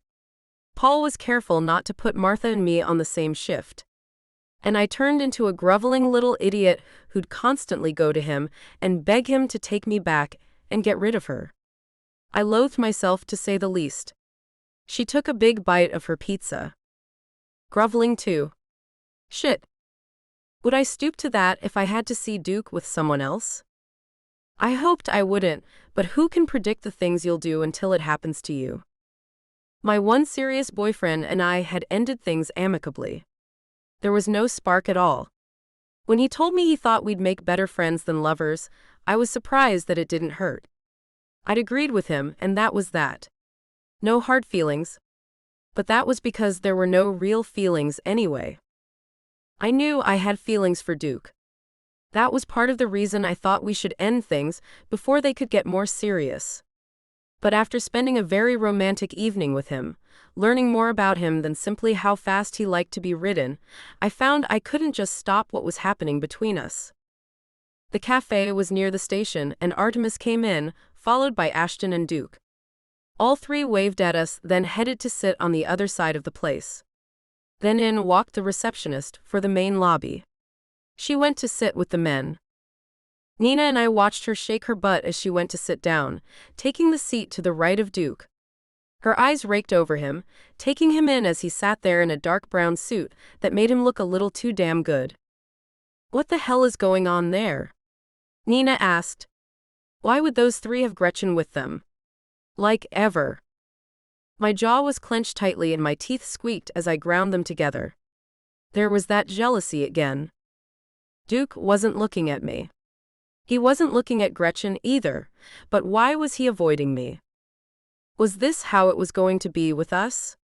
In the same room, pretending the other didn't matter at all. And what was with him having lunch with other women anyway? Was that allowed in what we were doing? I mean, I knew we hadn't made a commitment to each other.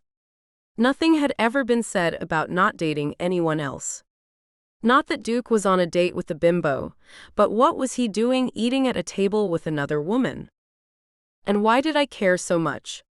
Jealousy wasn't an emotion I was accustomed to, but I couldn't stop myself from getting angry, no matter how irrational I knew I was being.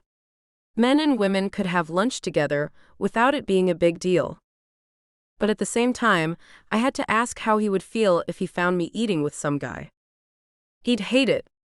I knew that for sure. So why was he doing it? I decided to give the man a chance to explain things to me, and excused myself to go to the ladies' room. My eyes were on him the whole time I walked toward their table. But he never looked at me. I knew he could feel me staring a hole in him, so what the hell was he doing? My heels clicked across the floor as I passed the table, and finally he looked at me. "Hi, Miss Banks." My jaw still clenched, I held up a hand to wave hello to him and the other men. I looked toward the bathroom, hoping he'd understand that I wanted him to come back there so we could talk. The bathrooms were located behind a wall, and that would give us some privacy. I waited in the hallway for several minutes, but he never came. Peeking around the corner to see what the hell he was doing, I found he was still sitting there. My hands balled into fists at my sides as I headed back to my table. On the way back, Duke ignored me again. When I sat down, I found Nina looking a little bit pissed, too. She was glaring at the back of Gretchen's head. I haven't liked that girl since I first met her. I hadn't even noticed her, to be honest. But now that she's sitting there with those three men, she's awfully animated, isn't she? I watched her lean over to put her purse on the floor in an over-the-top move that put her cleavage on full display for anyone interested in taking a gander. My eyes were trained on Duke's to see if he'd take that bait. Thankfully, he didn't, and his eyes stayed on Ashton as the two spoke about something. But Artemis was watching her. And he didn't look at all happy about what she was doing. I began to wonder if she was a relative of his or something, because she was the only member of the staff who didn't seem to be taking the harassment course seriously. Did she think she could do anything she wanted because she was the boss's niece or something? If she was a relative of his, then I could see Artemis inviting her to join them for lunch. If not, then I had no idea what was going on. I didn't imagine she'd have had a chance to become friends with any one of them so far. Nina's eyes narrowed as she looked at Ashton. "I've got to go. I have an appointment with the doctor." "Are you okay?" I asked her because she seemed to be fine with me. "Yeah, just getting my yearly lady inspection out of the way." She cut her eyes at me. "Hey, have you found yourself a gyno in the city yet?" Shaking my head, I answered, "No, not yet." "If you're not busy, you should come with me. My doctor is the best, and I think she's taking new patients right now. She also takes the insurance we have, too. The copay is cheap." I decided to take her up on the invitation.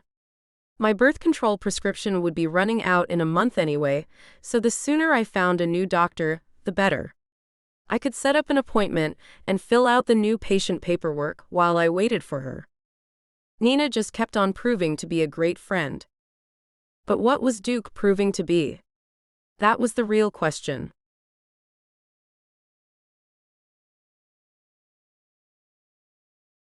Chapter 20. Duke. Lyla had just disappeared on me after lunch.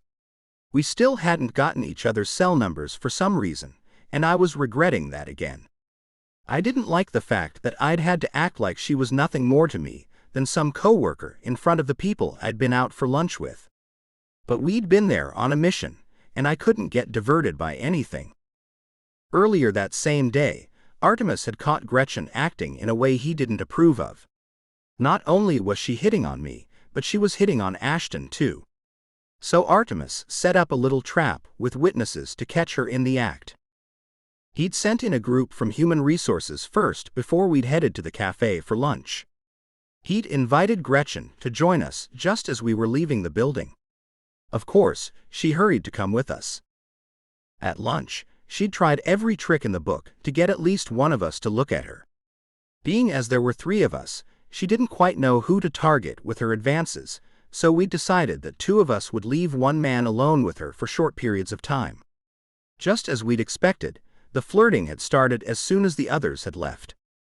Artemis and Ashton had excused themselves to make phone calls, leaving me and Gretchen alone at the table. I was sure to keep myself distant, not wanting anyone to interpret my actions for interest in her. Gretchen was sitting to the right of me, and she leaned in to whisper in my ear. "Maybe you and I could do dinner later, Duke. I'm enjoying spending time with you. Maybe we should keep things going. What do you say?" I wanted to tell her that I needed her to say that shit a little louder. But I couldn't do that. So I repeated what she'd said to let the covert ears that were listening in on things know what was up. "Gretchen, are you asking me out on a dinner date?" She nodded. "Yeah. No one has to know, Duke. I can keep it quiet." She made a little giggling sound. "But I can be loud when you want me to also. If you know what I mean." I knew what she meant, and so did the table of people beside us, all of whom had frowns on their faces. I had to make things clear to the aggressive woman. "Gretchen, that's very inappropriate. Do you realize that?" She laughed and reached out to touch my hand, which I'd left resting on the table, just to see if she'd go that far. I moved it so that she couldn't touch it, and she smiled. "Oh, I see. You don't want anyone to see. I get it. So how about we just meet at some place, maybe a dark nightclub or my place? My roomies won't speak a word of what I do to anyone. You don't have to worry about that, Duke." "I'm not going to do any of that, Gretchen. And you really should care more about your job than that. You know Artemis has a no-dating policy." I leaned back in my chair as I saw Ashton coming back. "I think I need to excuse myself for a moment." As I got up, she made one more comment. "Why have I got you all hot and bothered?" She was a real winner, that was for sure. Dealing with her unwanted advances and lewd comments had me feeling a hell of a lot of empathy for what many women had been dealing with for far too long. Damn, if I'd heard a man say anything like that to my little sister, he'd have gotten clocked right in the jaw. By the end of our little mission, Gretchen had said inappropriate things to each one of us, even the boss, the damn idiot. Artemis wasn't a jerk, so he waited to let her know she was fired until we got back to the station. The group of human resource workers came in right behind us, letting her know they needed to see her in their office right away. I wanted to tell Lyla all about it, but couldn't since I couldn't find her anywhere. I half expected her to show up at my apartment later that evening, but she didn't. And when she didn't, I figured I shouldn't show up at her place either. The next morning, I woke up to a message on my phone. It was from Mrs. Baker, telling me I needed to be in Artemis' office by 9 that morning. Putting on a suit, I headed to see the boss and hoped I'd be hearing some good news. As soon as I stepped off the elevator, I saw Lyla waiting. She was sitting in a chair, her long legs crossed as she flipped through a magazine. She had on a dress that hit her just below the knee, red with large black flowers all over it. As always, her lipstick and nails matched it perfectly. I had no idea how many shades of lipstick, blush, and nail polish the girl had, but I had to guess it was a hell of a lot. She looked up at me to say a very quick hello, then went right back to looking at the magazine, her leg now swinging back and forth, and I could tell she was a bit aggravated by something. I took a seat next to her. "Hey, what's up?" I whispered. "I missed you yesterday." Without even looking up, she said, "I don't see how. You seemed to be occupied enough with that bimbo." "Ah, jealousy. Are you talking about the receptionist?" I waited for her answer as her leg started swinging even faster. The jealousy was cute, and it only let me know she was falling hard for me. "Of course I am." She finally looked at me. I had no idea she behaved that way around the men here. "What were you thinking, going to lunch with a woman like that? Did you honestly think I wouldn't get upset with you for doing that?" Her hair was pulled back into a ponytail, and it swung around to fall over her shoulder as she jerked her head in agitation. "I wanted to talk to you after lunch was over, but you disappeared." "Oh yeah. After it was over." She tapped her chin. "Was that because she picked one of the other men and not you?" I had to laugh and knew I'd better hurry up and fill her in on everything. So I did just that, telling her the whole thing as fast as I could before we were called into our boss's office. The anger in her eyes subsided, and she actually looked sympathetic. "Oh, I'm so sorry you had to go through that, Duke. I really am. And I'm sorry for acting so jealous." She sighed and shook her head. "Not in a million years did I think a woman would be the first to break the no dating, no physical harassment rule." Even though she looked relieved, she also looked a bit worried. "What are you thinking? Do you feel like that says a lot about what would happen to us if we were ever found out?" She nodded. "I do." "Well, I don't. That was harassment, plain and simple.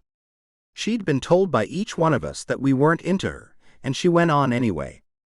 That's harassment. There's no harassment between us." I patted her on the shoulder. "Try not to worry, please. I will make things right. I promise you I will." "You better not quit," she warned me. "I'll be really mad at you if you do that just to keep seeing me. I'd most likely get fired even if you did quit anyway. Artemis would know we'd had something going on while you were still an employee." She was right. But I wasn't going to quit, not if I didn't have to. I had other ideas rolling through my brain. But all of those ideas would have to wait until some time had passed. Artemis wouldn't budge on that rule just yet, and I knew that. The door to his office opened, and Mrs. Baker waved us in. "He's ready for you two now." "Both of us?" I asked, hoping that meant good news. She nodded. "Yes, come on." Lyla walked into the office just in front of me. 2 chairs were sitting in front of Artemis's desk, and we each took a seat. "Good morning, you two," he greeted us. "I've got the results from our surveys, and would like to share them with you this morning." Out of the corner of my eye, I saw that Lyla must have been holding her breath, her chest not moving at all. I felt pretty confident we were going to get our way, but I still had a few nerves about it. Mrs. Baker took 2 folders out of a desk drawer. "Here are the folders that have the paperwork for the new jobs you've both earned." She pushed one to me and one to Lyla, a big smile on her face. "Congratulations, you're both our new co-anchor on Wolf Morning News." Lyla and I looked at each other, and then we both jumped up and hugged as we laughed. "We got it!" Lyla shouted. "No one had to lose." I shouted right back. Then the sound of throats clearing could be heard, and we ended our little celebration. Artemis and Mrs. Baker both wore frowns. He shook his finger at us. "No physical contact, guys." "Oh yeah." I looked at Lyla. "Sorry about that, Lyla. I guess the excitement got to me. I'm just so glad no one had to lose. And I'm excited to get to work with you." She nodded. "Me too, Duke.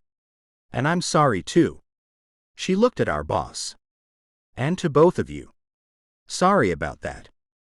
I nodded at our bosses. "Yeah, me too.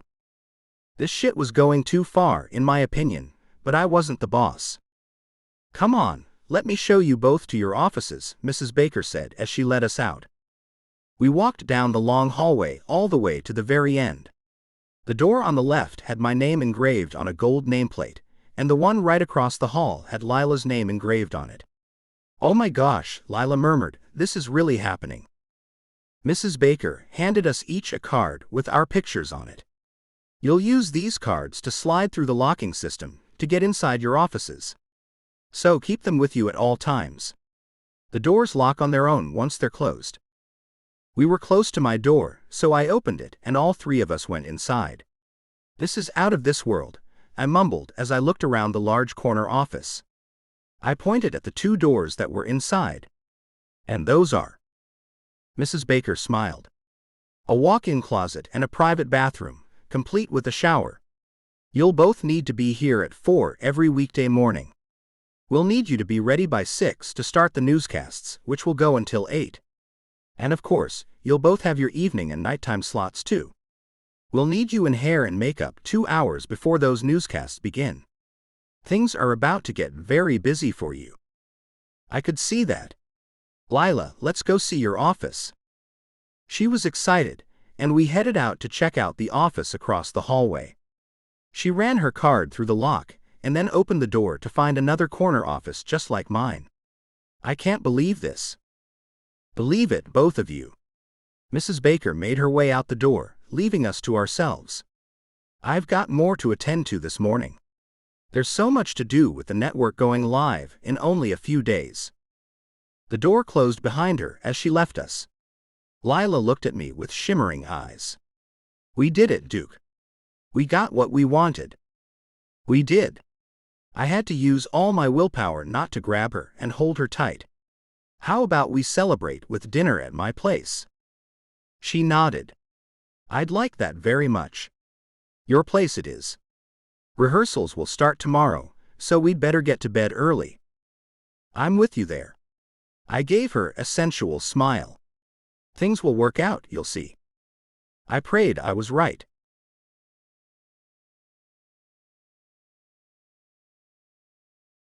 Chapter 21. Lyla. Plates of lasagna were left on the table, the salads wilting, the glasses of red wine almost untouched. I couldn't seem to help myself after watching Duke cook for me. He'd had on a black apron to keep his clothes clean. So manly, yet so domestic too. It proved too much for me, and I wrapped myself around the man after he'd served the meal, placing each thing on the table just so before he took a seat. Looking up at him, I whispered, "You've made an excellent meal that looks delicious, but you've also turned me into a hot mess. I can hardly sit still, I want you so bad." He looked at me for a long moment, I suppose, trying to see if I was being serious or not. The smolder in my eyes as I ran my hands over his muscular back must have let him know I wasn't fooling around. "Well, look at you, baby." His hand slid down my arm, linking his hand with mine, before he led me away from the dining area to his bedroom. I wasn't sure what exactly had turned me into this raving vixen set on taking my man to new heights, but a switch had been flipped. Maybe it was the great news that we'd gotten today, or maybe it was the fact that Duke could cook. I didn't know or care, really. And I'd had a great time just hanging out with Duke, too. The fact that things were progressing so well only served to make me feel worse about work. I'd gotten my dream job, and I might lose it because I'd developed feelings for my coworker.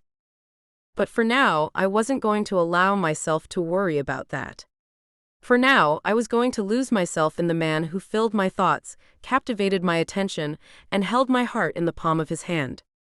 Though I hadn't told him yet just how much of me he had. I didn't want to burden him with that knowledge, just in case we had to end this to keep our jobs.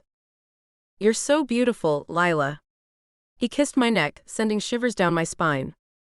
His eyes were sparkling, his grin lopsided, his face still glowing. He trailed one finger along my collarbone. "I love seeing you like this in my bed, baby." "I love being like this in this bed too, babe." I took his finger and kissed the tip of it. "What you do always amazes me."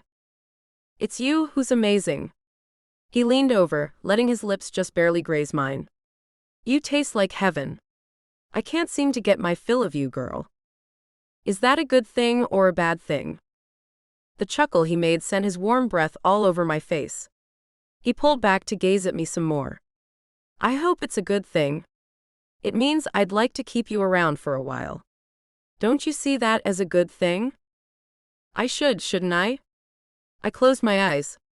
If we didn't have these work rules hanging over our heads, it would feel so much better. Hush, no talking about that.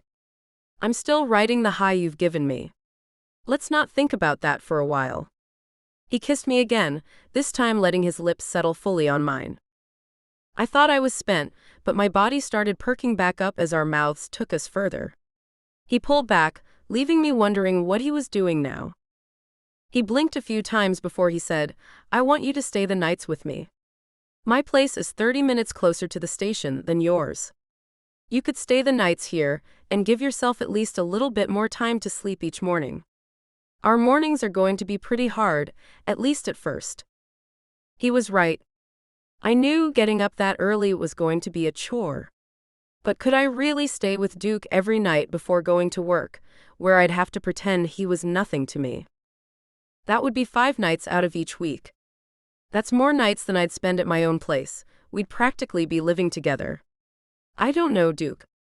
I mean, that's nice of you, but that's moving things a bit too fast for me. I'm not asking you to marry me, Lyla. He rolled his eyes. It's just an invitation to allow you to get more sleep than you would if you stayed at your place. That's all it is. I suppose you think I'm being silly about this. The obvious answer would be yes, but we have other things to consider as well. Like the fact we'd be showing up together each morning. What would people say about that? I thought I'd stumped him.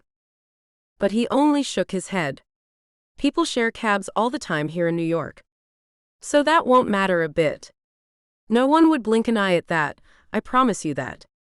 It's actually considered the responsible thing to do. You don't think anyone would put 2 and 2 together? I pondered the idea as he shook his head. The extra sleep would be nice. Sleeping the night away in his arms might prove to be refreshing too. But I still had a little bit of worry that we'd get found out. If you're afraid that I'll keep you up all night long, don't be. He gave me a wink and a naughty smile. I think when we get home on the nights we work, we'll only do it once a night so that we can get some restful sleep. And then on the weekends, we'll catch up and do it more. He laughed, and I had to laugh too. Wow, glad you could work that all out for us. And it does sound nice. But it also sounds a little too much like we'd be living together. It's just too soon for that. I tapped my chin as I thought about a compromise. So, tell me what kind of plan you can come up with. I think mine's the best, just so you know. He kissed the soft spot just behind my ear to punctuate his sentence. I know you do, Duke. But I've got to maintain my independence. I'd come to a conclusion and hoped he wouldn't be disappointed with it. How about 3 nights a week? Sunday night, Wednesday night, and Thursday night. I'll take it. He kissed me again to seal the deal. Now, I just had to hope that we could pull it all off without getting caught.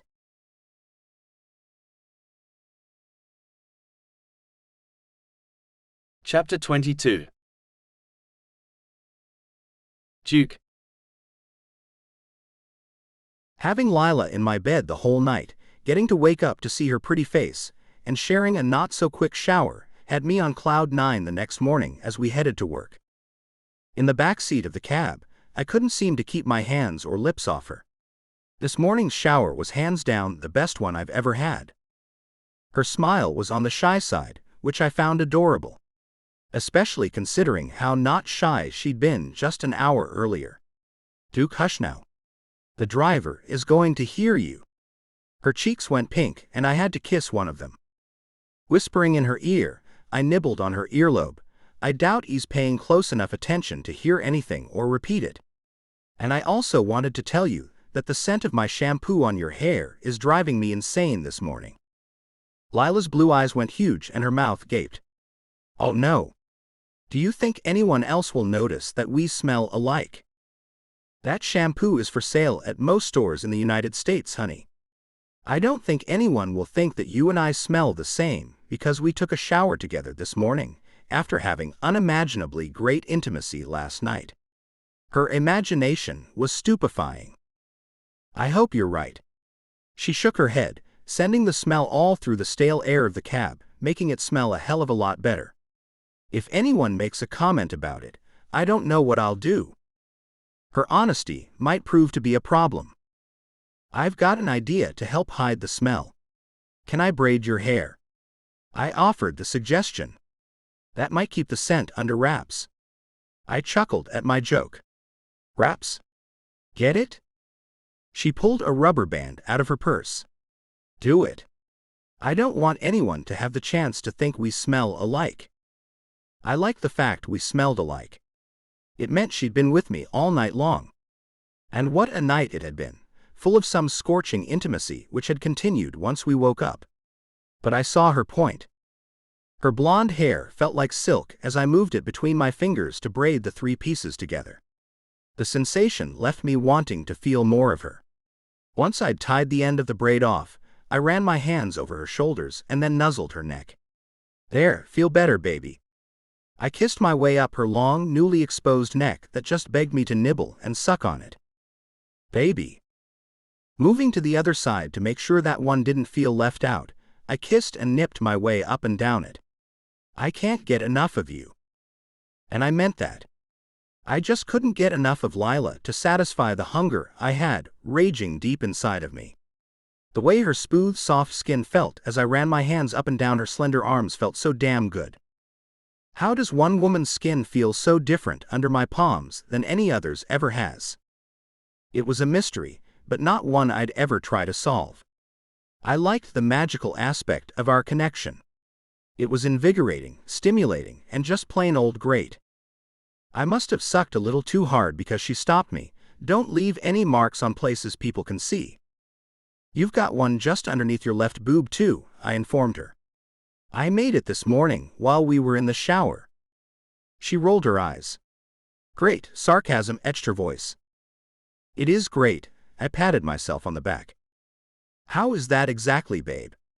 She looked genuinely bewildered. So, I filled her in on the art of hickeys and why they came to be.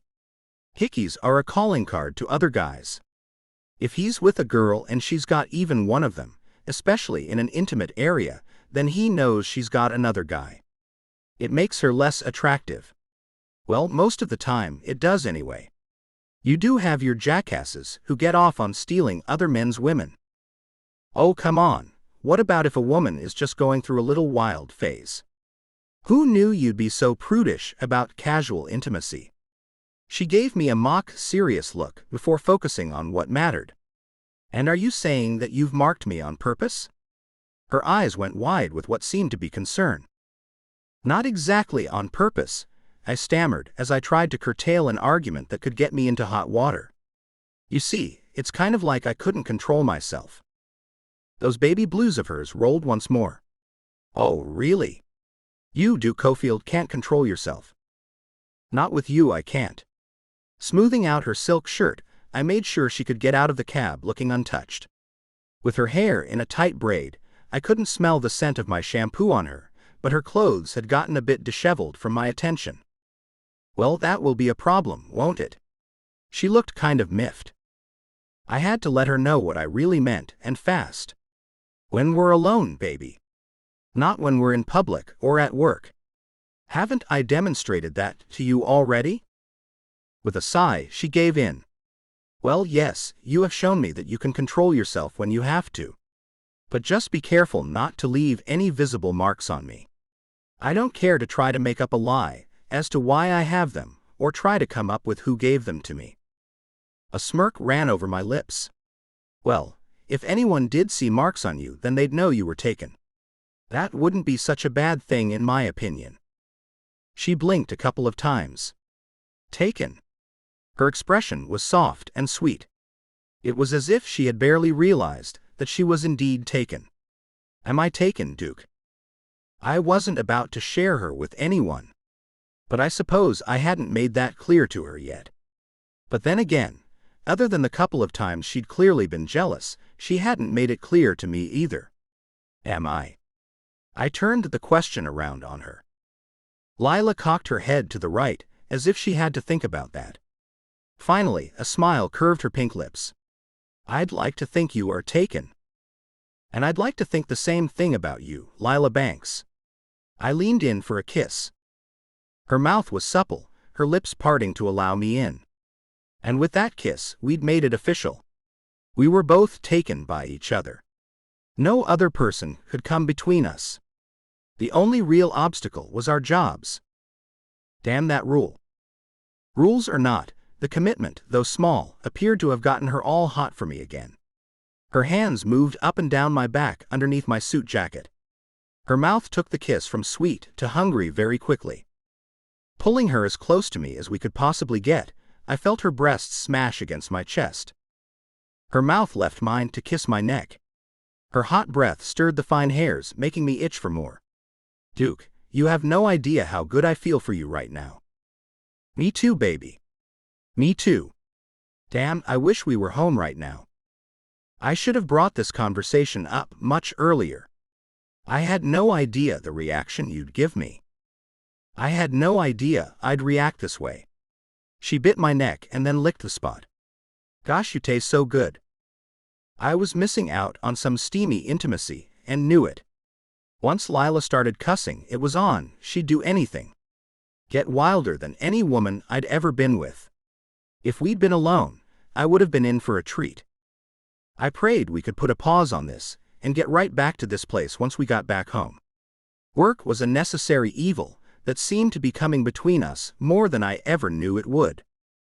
Lyla had cautioned me only moments before about leaving marks where people could see them, but there she was, kissing my neck. "Lyla, baby, you've got to stop." I didn't want her to, but I couldn't have anything on me either. Not that I couldn't come up with a lie about them. I just didn't want anyone to think I was some kind of a player who messed around with tons of women. I wanted the good guy rep, and I wanted people to see me as trustworthy too. And when the time came, I wanted people to think Lyla had herself a good man. She eased up and kissed her way back to my mouth. One last kiss before our day had to begin. That was all we had left. We were getting close. I found myself wishing we'd stayed at her place instead of mine. We would have had more time in the cab if we had done that. But like all good things, this must come to an end.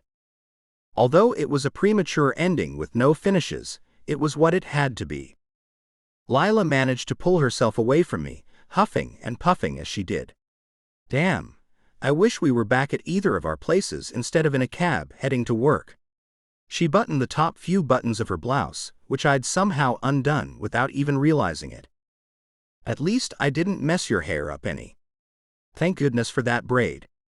I tucked my shirt in as she'd untucked it when she was running her hands all over my back, a thing she loved to do. Getting fixed back up, I found her frowning. "I kind of hate this." "Well, don't," I offered my advice. In the reality of life, one has to go to work to keep a roof over one's head. No one can lie in a bed with their lover all the time, leaving work out of it. What's that line? "All work and no play makes Jack a dull boy." She laughed. I don't think you thought that one all the way through. What does all play and no work make?" "Oh yeah. I see how I messed that one up." I had to laugh at myself. "And the answer to your question is, all play and no work makes Jack a homeless boy. Which I don't think we want to be either." "Yeah, I suppose we don't. So to work it is. That means no naughty looks, no getting handsy, no whispered promises of what's to come once we're alone. Nothing. We are professionals, and we will act like it." Lyla looked at me with a stern expression, then smiled. "And somehow, we've got to act like we're just a couple of friends doing the morning news without bringing any intimacy into our newscast. This should be a piece of cake." Her frown returned. "Not." She was probably right, but what else could we do?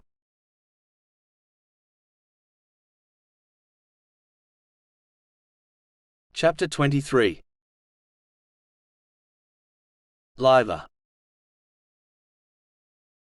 The male anchors all had a fitting to attend for the jackets Artemis wanted them all to wear for each newscast. The females didn't have any specific direction for the clothing he wanted us to wear, so we were all free to leave after the rehearsals. Nina and I left together. She wanted to see her aunt, so she and I caught a ride together to go to the bed and breakfast. After the visit with her aunt was done, she came up to my room to see me for a little visit. Everyone was getting excited about going live now that the premiere was just a couple of days away. I was nervous as well. Nina, I can't believe we're so close. I've got goosebumps nearly all the time now. Duke was part of that reason too, but I couldn't tell her that. I bet you do. You're going to be in front of the camera. Your whole life is probably going to change. I'm not as nervous since I'll be behind the scenes. It takes some of the pressure off for me. She took a drink of the wine I'd poured us.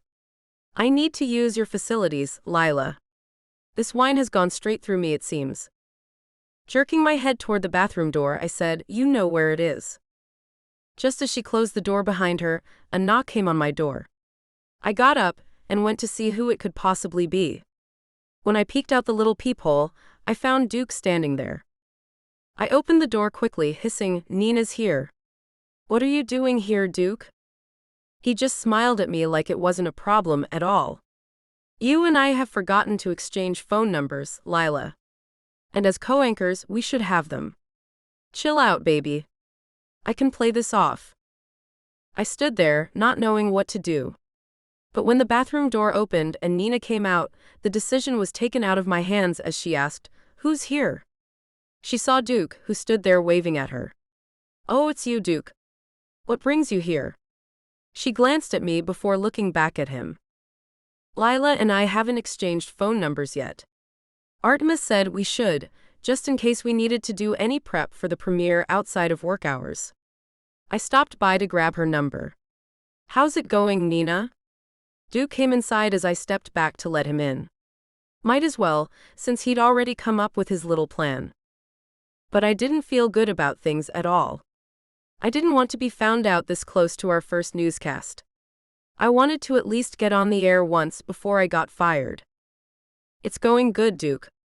She took a seat on the small chair at the table for two near the bed. The only other place to sit was a small love seat, and I took a seat on it. Duke sat right next to me. He held out his hand. "Give me your cell, and I'll put my name and number in your contacts." I had to get up to grab my phone off the nightstand by my bed. As I walked back to him, Nina asked, "And how did you know where Lyla lived, Duke?" Only Duke could see me, and I knew my eyes had grown to the size of saucers at her question. He was playing it cool as he answered, "I've been here before." Before he could go and confess anything, my brain took over, and I sat down, handing him my phone and taking over the story. We were sharing a cab, and I'd gotten out of the car without my purse. Duke noticed before they got too far away, and he ran it up to me. He caught me heading up the stairs. He said he called out to me, but I didn't hear. I didn't realize I'd left my purse until I got to my door and needed the key, and when I turned around to run after the cab, I saw Duke wiggling my purse at me. Duke had finished putting his number in my phone, then he called his phone from mine and saved his number. "There, we can communicate effectively now." He looked at the two glasses of wine, Nina's empty, mine half full. "And if I recall correctly, you invited me in and gave me a glass of scotch. You have any of that left?" Nina's eyebrows shot up, and I wanted to kick Duke in the shin for what he'd said. "You invited him in," she sputtered. "And gave him alcohol? Were you two drinking alcohol together? All alone?" She shook her head. "This is not good." "Why's that?" Duke asked as he got up. He went to the dresser where the scotch was still and poured himself a glass. Then he came back with the open bottle of wine and filled both our glasses. "Which one is yours, Nina?" She pointed. "The one on the right." He took it to her. "Now, why is it okay for you two to have a couple of drinks together, and she and I can't? We are friends, you know. We will be working closely together from now on. Why wouldn't we get along?" Nina sipped the wine while I tried not to freak out and gulp mine down like a lunatic who was close to being caught in an affair that would end my career before it even began. "Well, I guess you're right. It's just that the strict rules of the company have me on edge. I don't know what's okay and what's not. Like the camera crew was all together the other day, the others headed off, and Ashton and I were left alone in the studio. He asked me if I wanted to go grab a bite to eat, and I told him that wasn't a good idea with the rule. She took a long drink, and I could tell she was a little worried. Duke asked, "Did he make you feel uncomfortable, Nina?" He genuinely looked concerned about her, which softened my heart toward the man even more. No, Nina shook her head. Not at all. I like Ashton.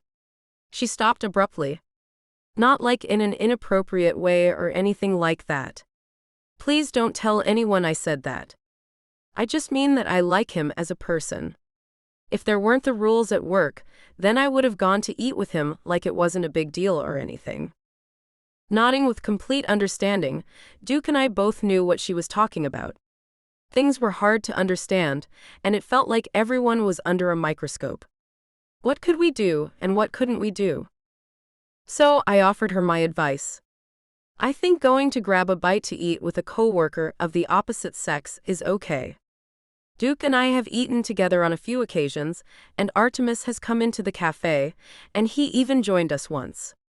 He never said a word about it being a problem. He even told us that he hoped we wouldn't let the anchor job wouldn't stop us from becoming friends when that was still all up in the air. He does want us all to get along, just not horizontally. Nina nodded, and Duke had a look that worried me a bit. Nina, don't let anyone ever get away with doing anything or asking you anything that makes you uncomfortable. But if someone asks you if you want to grab a bite to eat and you want to go, you shouldn't overthink it. Don't let all this harassment stuff interfere with anything that's not harassment, you know what I mean? I know it shouldn't be this complicated, but I feel like Artemis is just watching us all so closely, and it's gotten confusing. You guys should do a show on this stuff. She sipped her drink. You know, to help others understand the difference between harassment and genuine attraction, and how a person can go about figuring out if another person is attracted to you without making them feel odd about it. I wish I knew how to explain that, Duke said before putting the glass to his lips. Me too, I added. I guess it's kind of hard to put into words. But the bottom line is that if someone asks you to do something you don't want to, then you can say no. If they threaten to fire you or blackmail you over not doing what they've asked, then that's unacceptable, and you should report that right away. If a man asks you out and you don't want to go out with him, you tell him no, thank you, and if he respects your answer, then that's okay. I think it's mostly just about respect, right? Nina nodded. Yeah, that sounds right. But how do you know the difference between a date and just grabbing a bite to eat together? That's what I want to know. Would our boss see Ashton and me eating together on a date? I mean, I see now that it would have been fine and that I was being overly cautious. But now that I've told Ashton no, he may never feel comfortable enough to ask me again, and I kind of hate that. Well, how about you casually inviting him to grab a bite sometime? I piped up. That should let him know that you're fine with being friends who occasionally eat meals together. I don't see what would be wrong with that. She looked at her wineglass with drooping eyes. And if he says no, then what? Like, what if he goes to the boss and tells him I asked him out or something like that? Duke was quick to say, Ashton would never do a thing like that, not over a simple meal. Now, what Gretchen did was lewd, and he didn't even turn her in. Neither did I, even. Artemis saw what she was doing to both of us, and after talking to him about it, we realized we should have gone to him and told him. He understood that we just felt it wasn't the manly thing to do. The woman couldn't actually hurt us or make us do anything we didn't want to, so why bother turning her in? The hairs on the back of my neck stood up, and I grew angry all over again about that woman. I'll tell you why, because she shouldn't be able to get away with something a man can't. Just because she's a woman doesn't give her carte blanche to say anything she wants to a man. So what if she didn't hold anything over your head when you turned her down? You have no idea if she would have stooped to blackmailing you both if you didn't give her what she wanted. She could have told you guys that she'd turn you both in for sexual misconduct, and then what would you have done? Given in to her? Or reported her? Duke shook his head. Well, I definitely wouldn't have given in to her. Not in a million years. If she'd pulled a card like that, I definitely would have reported her.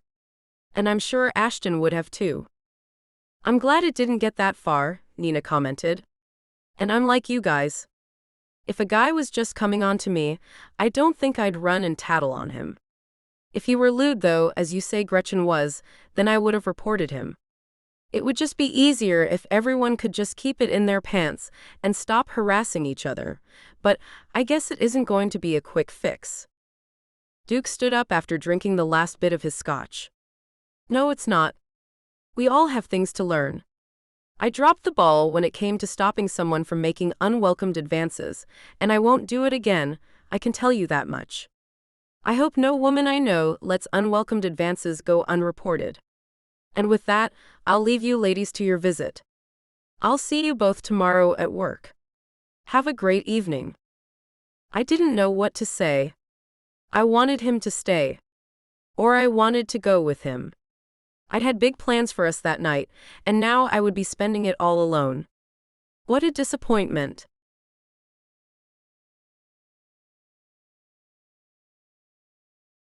Chapter 24.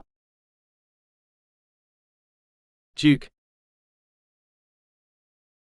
I waited an hour before I texted Lyla, telling her to give me a call when she could. She called me right away. You left. Hello, Lyla, I said with a laugh. I thought that was what you wanted me to do.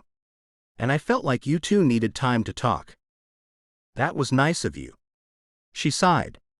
She left about a half hour ago, and I've been moping around ever since. I had big plans for you. Our car ride to work this morning was very inspirational. And that's why I'm currently waiting at the curb by the bed and breakfast. Pack a bag, baby. You're coming home with me tonight. She squealed with delight, and I loved the sound. I'll be right down. I ended the call and waited for her to come join me in the cab. Rolling down the window, I waved at her when she came out, then scooted over so she could get in. It all felt rather covert. She kissed me right away. Yum. Her eyes were bright and shining as she looked at me. You tasted the wine, huh? Yep. And I can't wait to taste every last inch of you, my dear. She still had the braid in, and I tugged at it. Her hands gripped my biceps as she looked at me with pure lust. Oh, tonight's going to be good. I can tell.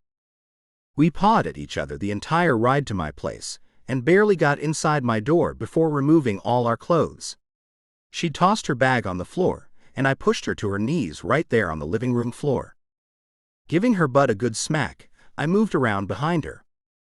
Gosh, you're going to destroy me, aren't you? Destroy, no. Reinvent, yes.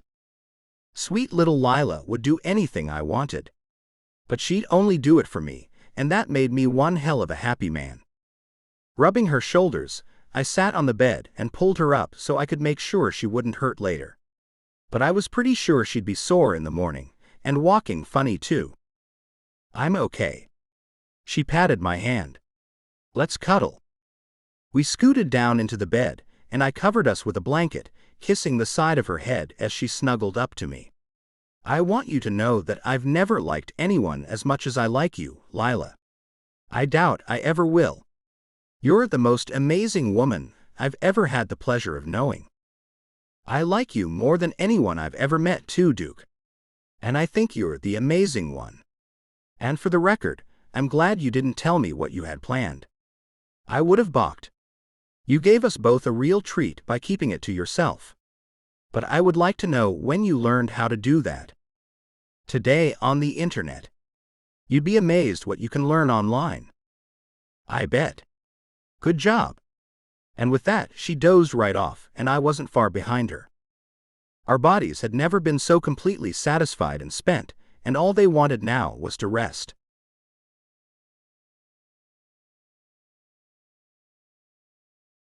Chapter 25. Lyla. Duke and I both woke up feeling completely refreshed and went to the station to see what the day held for us. We found out Artemis wanted us all to meet in the largest meeting room so that he could give us a last-minute speech.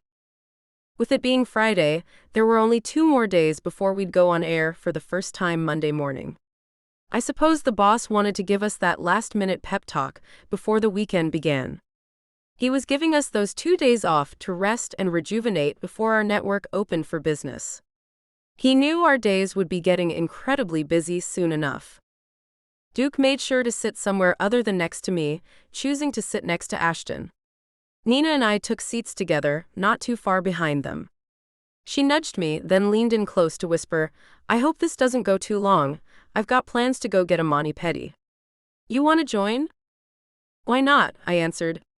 "It'll be nice to pamper myself a bit before my world gets turned upside down." "I'm in." "Anyone else going?" "Gina from audio and Terry from the wardrobe. Terry knows this great place that's really cheap too. She can get us in since her sister's sister-in-law owns the place." Nina winked. "It pays to know people in New York. You'll find that out the longer you live here." "Thanks for letting me into your little circle, Nina. I appreciate it more than you know." I smiled at her, feeling as if I'd found my new home. Artemis went up to the podium to deliver his speech. He was wearing an expensive suit and tie, looking dapper and handsome as always. I had to wonder why he was still single. He had wealth, a great physique, a personality to match, and a handsome face, so why was he all alone?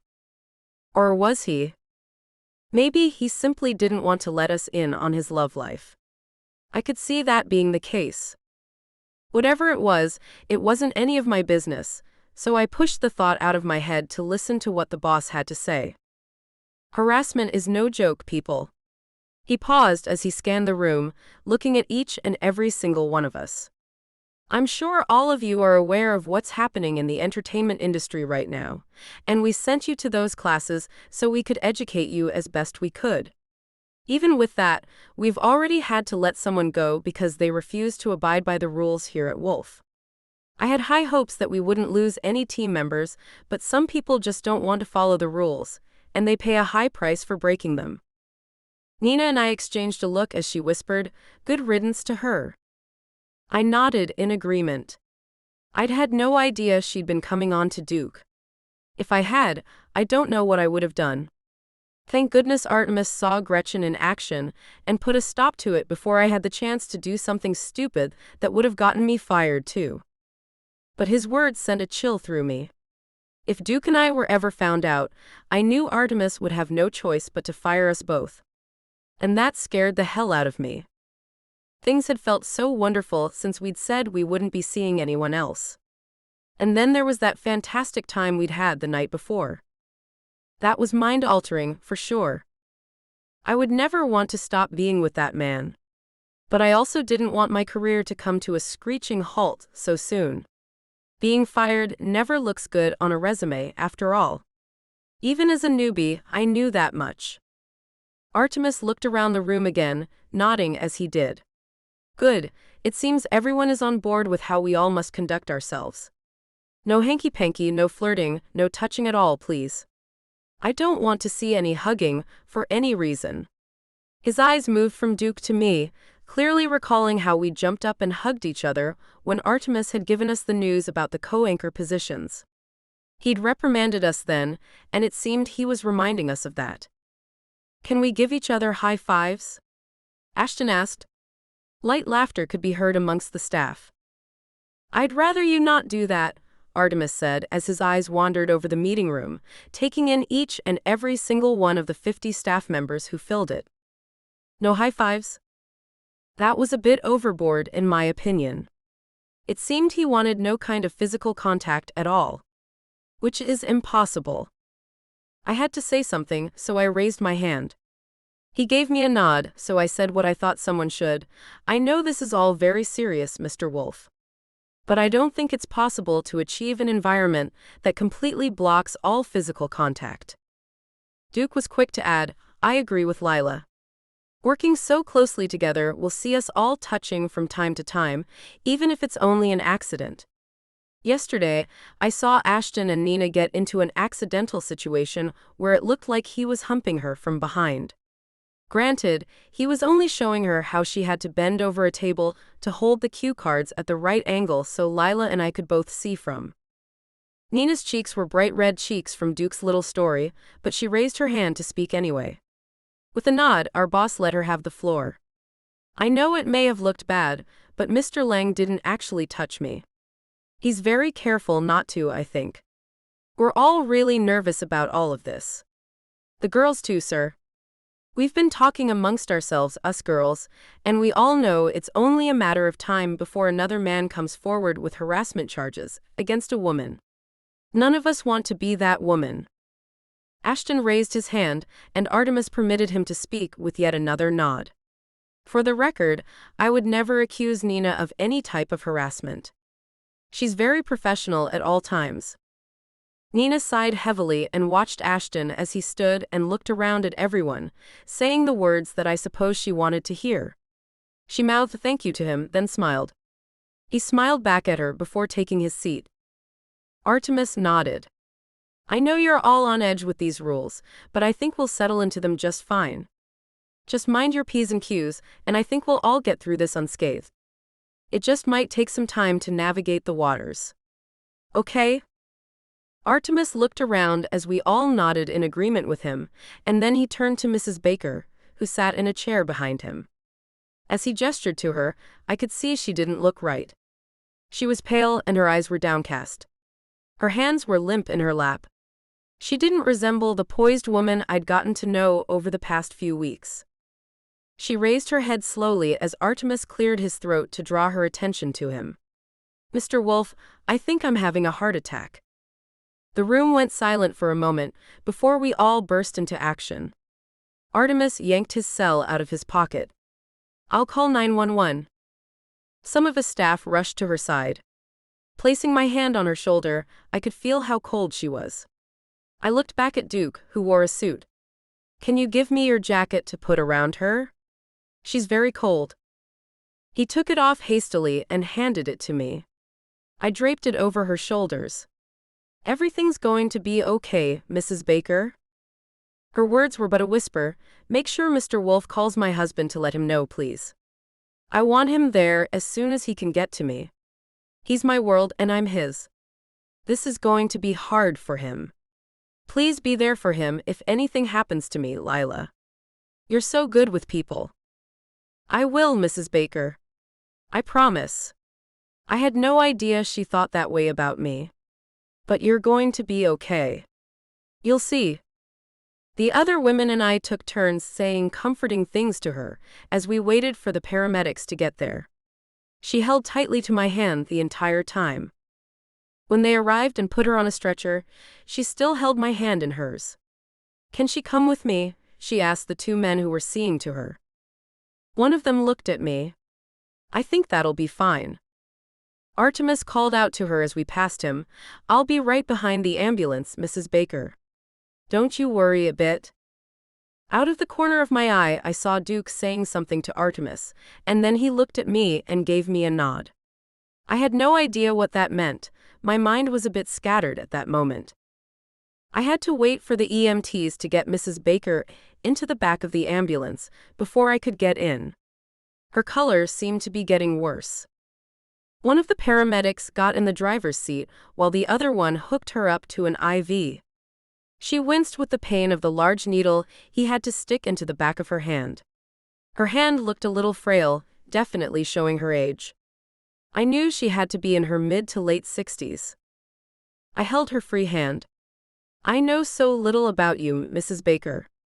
Now I know you have a husband that you love dearly, and he loves you too. Do you guys have any kids? 2. She closed her eyes as if searching her memory for them. John and Jane. Twins. I could tell it was hard for her to speak. But she went on. They died in a plane crash when they were 12. They were heading to summer camp in Utah. I'm so sorry to hear that. And even sorrier that I brought that up, Mrs. Baker. I bit my lower lip, wishing I'd kept my mouth shut. You just relax as best you can and don't worry about a thing. I'll be right here, and I'll make sure your husband gets to you as soon as possible. He's all I have. Please do, Lyla. Her body arched, jerking up suddenly with violence that told me she was hurting far more than she had let on. Even with that action, she didn't utter one single cry. She took it all in silence. Stoic, noble, and always strong, she was one remarkable woman. She didn't deserve this. She didn't deserve for her children to have been taken away from her so young either. But she did have a man who loved her, and I prayed that would be enough to keep her alive.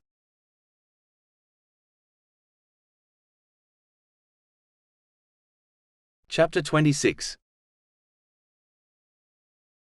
Duke.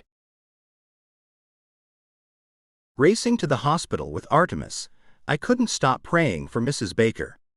To watch a woman who appeared to be so healthy, strong, and full of life be pulled down the way she'd been was shocking.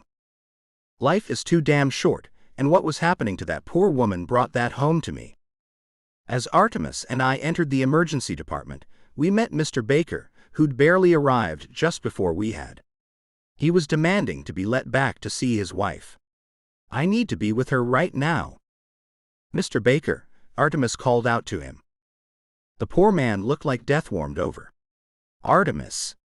Thank God. She's here, isn't she? The nurse finally buzzed at the door to unlock it. You can come back, Mr. Baker. We've got her in a room now. He looked at Artemis, his lips forming a straight line. I should let you know that I don't want her going back to work at all. It's clearly taken a toll on her. It's time to get yourself a new assistant. And then he was gone, disappearing behind the double doors that would take him to see his ailing wife. Artemis looked out of sorts. His eyes were wide, his mouth ajar. Well, that's not good news. But I should have expected it. I'd be the same way with the woman I loved, I suppose. Taking seats, we waited nearly an hour for Lyla to come to tell us what was going on. When she came out of the same doors Mr. Baker had gone into, I had to fight myself not to grab her up and hug her. She came and sat on the other side of Artemis. She's had a heart attack, but she's okay now. Tired, sore, not feeling too well at the moment. But she's going to make a full recovery.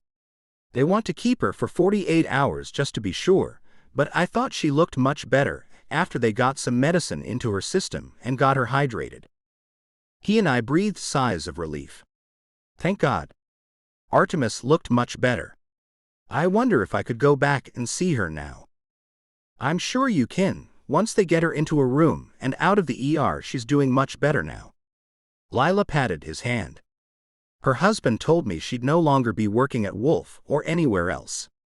Believe it or not, she was pleased with his order. So, I will need to find a new assistant then, he said as he nodded.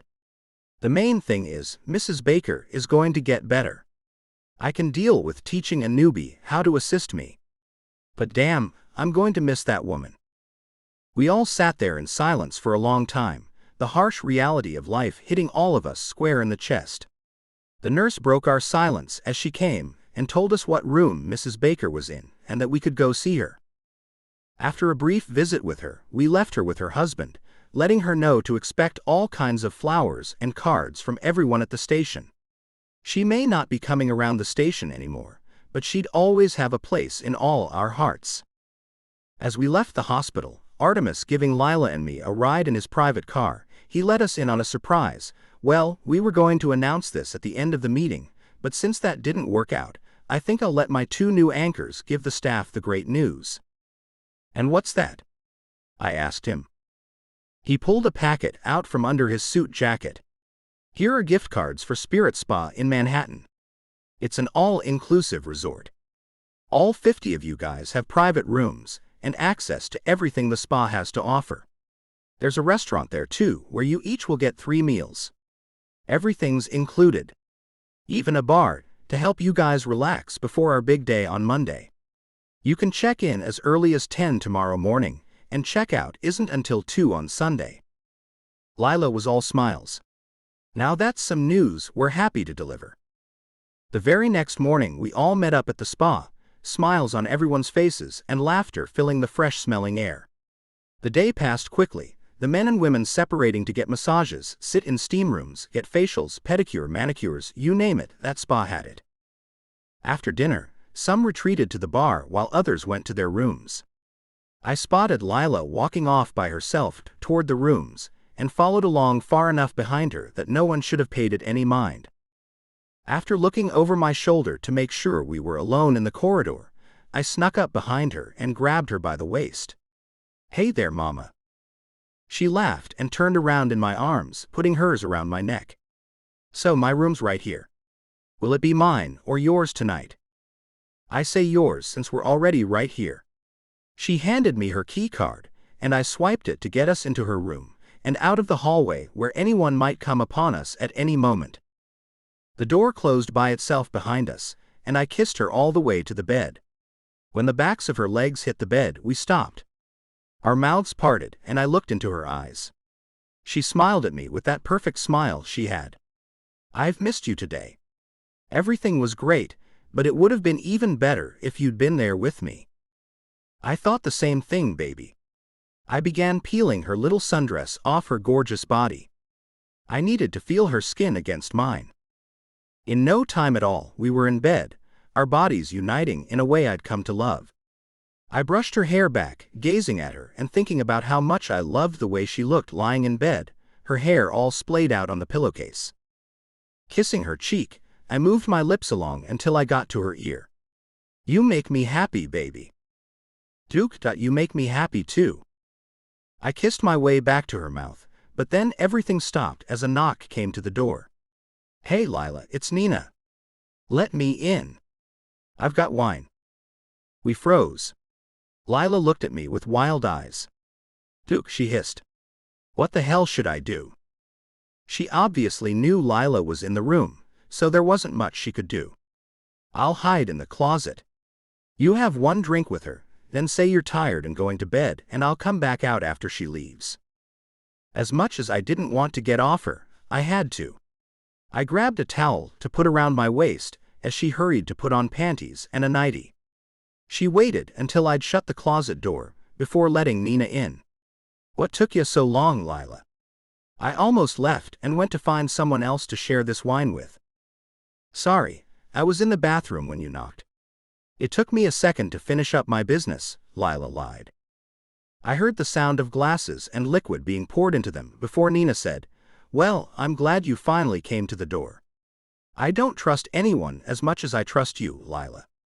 And I've got something I've just got to get off my chest. It's driving me insane." "And that is?" Lyla asked. Nina made a long, drawn-out sigh. "I've got it bad for Ashton Lang. And I'm pretty sure he likes me too." Lyla was quiet for a long time before she finally said, "Well, what do you think about that? I know we can't see each other, but it doesn't seem fair to me. He and I get along better than anyone I've ever known. We like the same things, laugh at the same jokes, it's just not fair that we can't date," Nina whined. "No, it's not. That damn rule is ruining things for more than just you, Nina." Lyla huffed. For a second, I thought she was going to tell Nina about us. Nina added, "I know that. I've seen a few others giving each other the eye, but no one acts on it for fear of losing their jobs." "Yeah," Lyla mumbled. She and I had acted on it though. And my bet was that if Lyla and I had gone behind everyone's back to have a relationship, then there were others who had done that too. "The thing is," Nina said, "dating isn't even close to the same things as harassment. I know that's the boss's primary agenda, with the rules he's put into place to create a culture that doesn't tolerate harassment. But we've got to figure out a way to get him to loosen these rules up a bit, at least where consensual relationships are concerned. Keep a firm grip on the harassment part, but get more lenient with the relationship part." Lyla remarked. "I wonder maybe if all the women banded together to talk to Artemis Wolf, then maybe he'd see things our way. I know he's trying to protect all of us, but I think it's the women he's trying to protect the most. And that's admirable, but it's also too much. We need to let him know that we can watch out for predators, and we'll be sure to report them.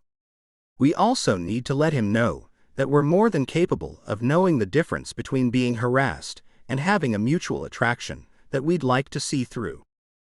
Nina sounded chipper. Do you think we could actually pull that off?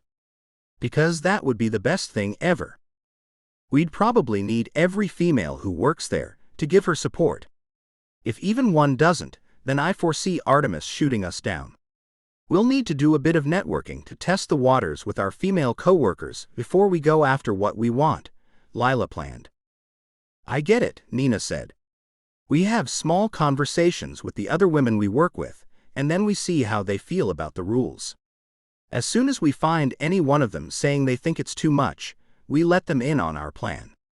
Right. Right, Lyla assured her. That sounds great. I know nothing is going to happen overnight, but at least we have a plan. Nina sounded happy. A lot happier than she'd been when she'd first come into Lyla's room, moaning about having the hots for Ashton. I already knew I'd be talking to him to see what he had to say about Nina. I hoped he'd tell me the truth. I did consider us to be good friends, after all. The girls wrapped it up, and I heard the door close. Soon enough, Lyla opened the closet door. The coast is clear, Romeo. Taking her in my arms, I pulled her close, kissed her sweet lips, and said, "You're a genius."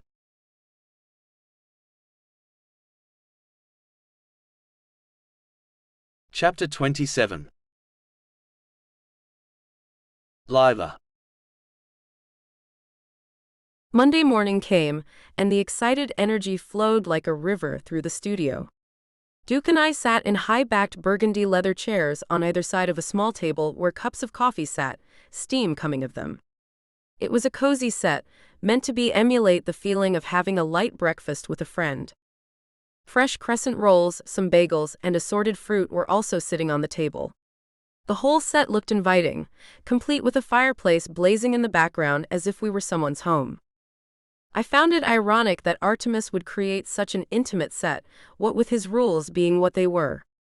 But I had to admit that I'd never seen anything like it on morning television, and the whole premise was new.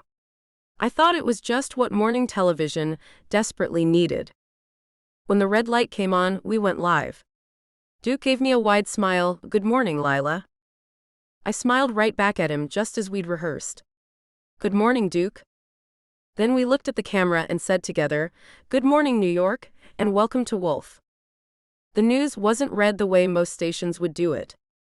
Instead, we talked about the news as if we were having a conversation about it. Duke picked up his cup of coffee and took a sip before asking, "So, Lyla, did you happen to hear about the situation at the intersection of Broadway and 86th Street?" I picked up a bagel and shook my head. "No, what's happened there now?" A bus hit a car, and while thankfully no serious injuries were sustained, it has shut down traffic there for the foreseeable future. Duke picked up a fresh strawberry. But any New Yorker knows that intersection is to be avoided at all costs anyway, so I'm sure the locals wouldn't be heading that way. We went on like that for the entire 2-hour morning show. We delivered the weather that way, and talked about last night's sports scores that way too. It was a blast, and when it was all said and done, our show got high ratings, making everyone happy and hopeful for the shows coming up throughout the day.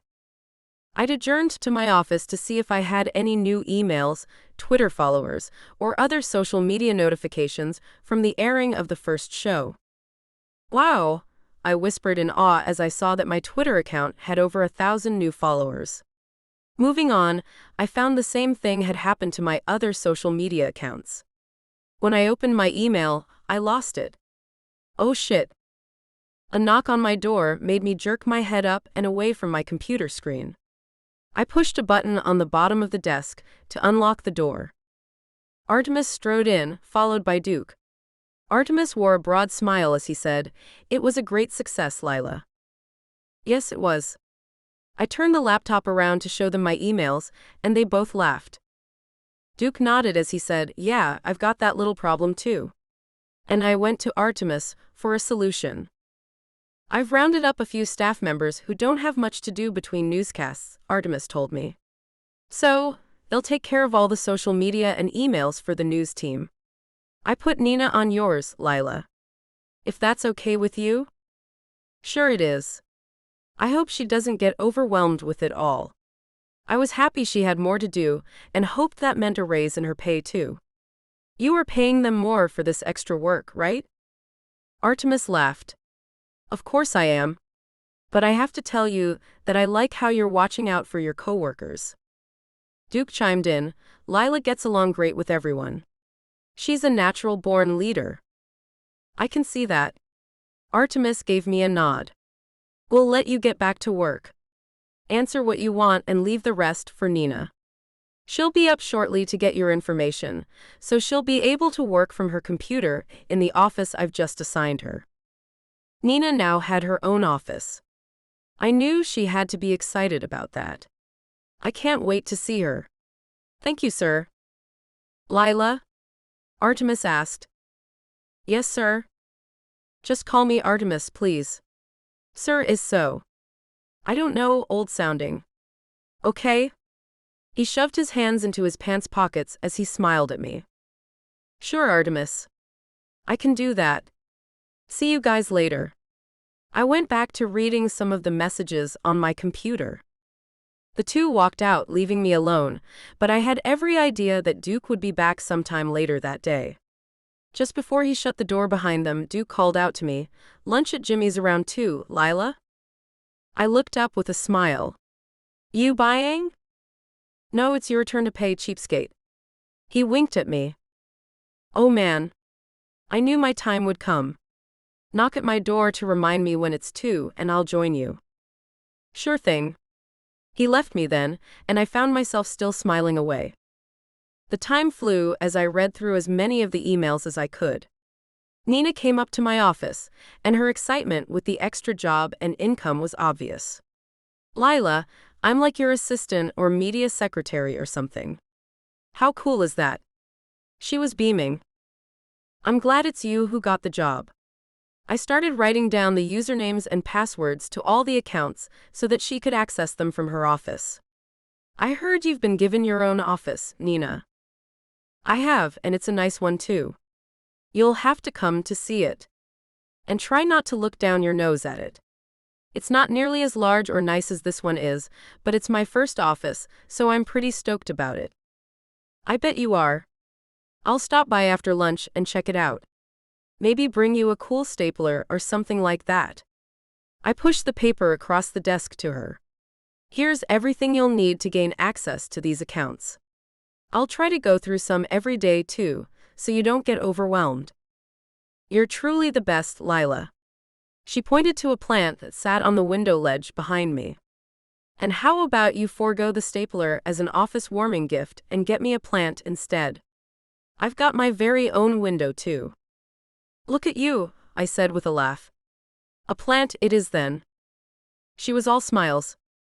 You know, I came here a lowly cue card girl, and on the first day of actual work, I get promoted to media assistant and given my own office. She pointed at the other 2 doors in my office. Mine doesn't have any other doors in it. Where do those lead? A private bathroom and a closet. I looked at them both. But don't get jealous. If you need to use my private bathroom, all you have to do is ask. And I just might do that. She got up. Well, I've got to get to work on these things here.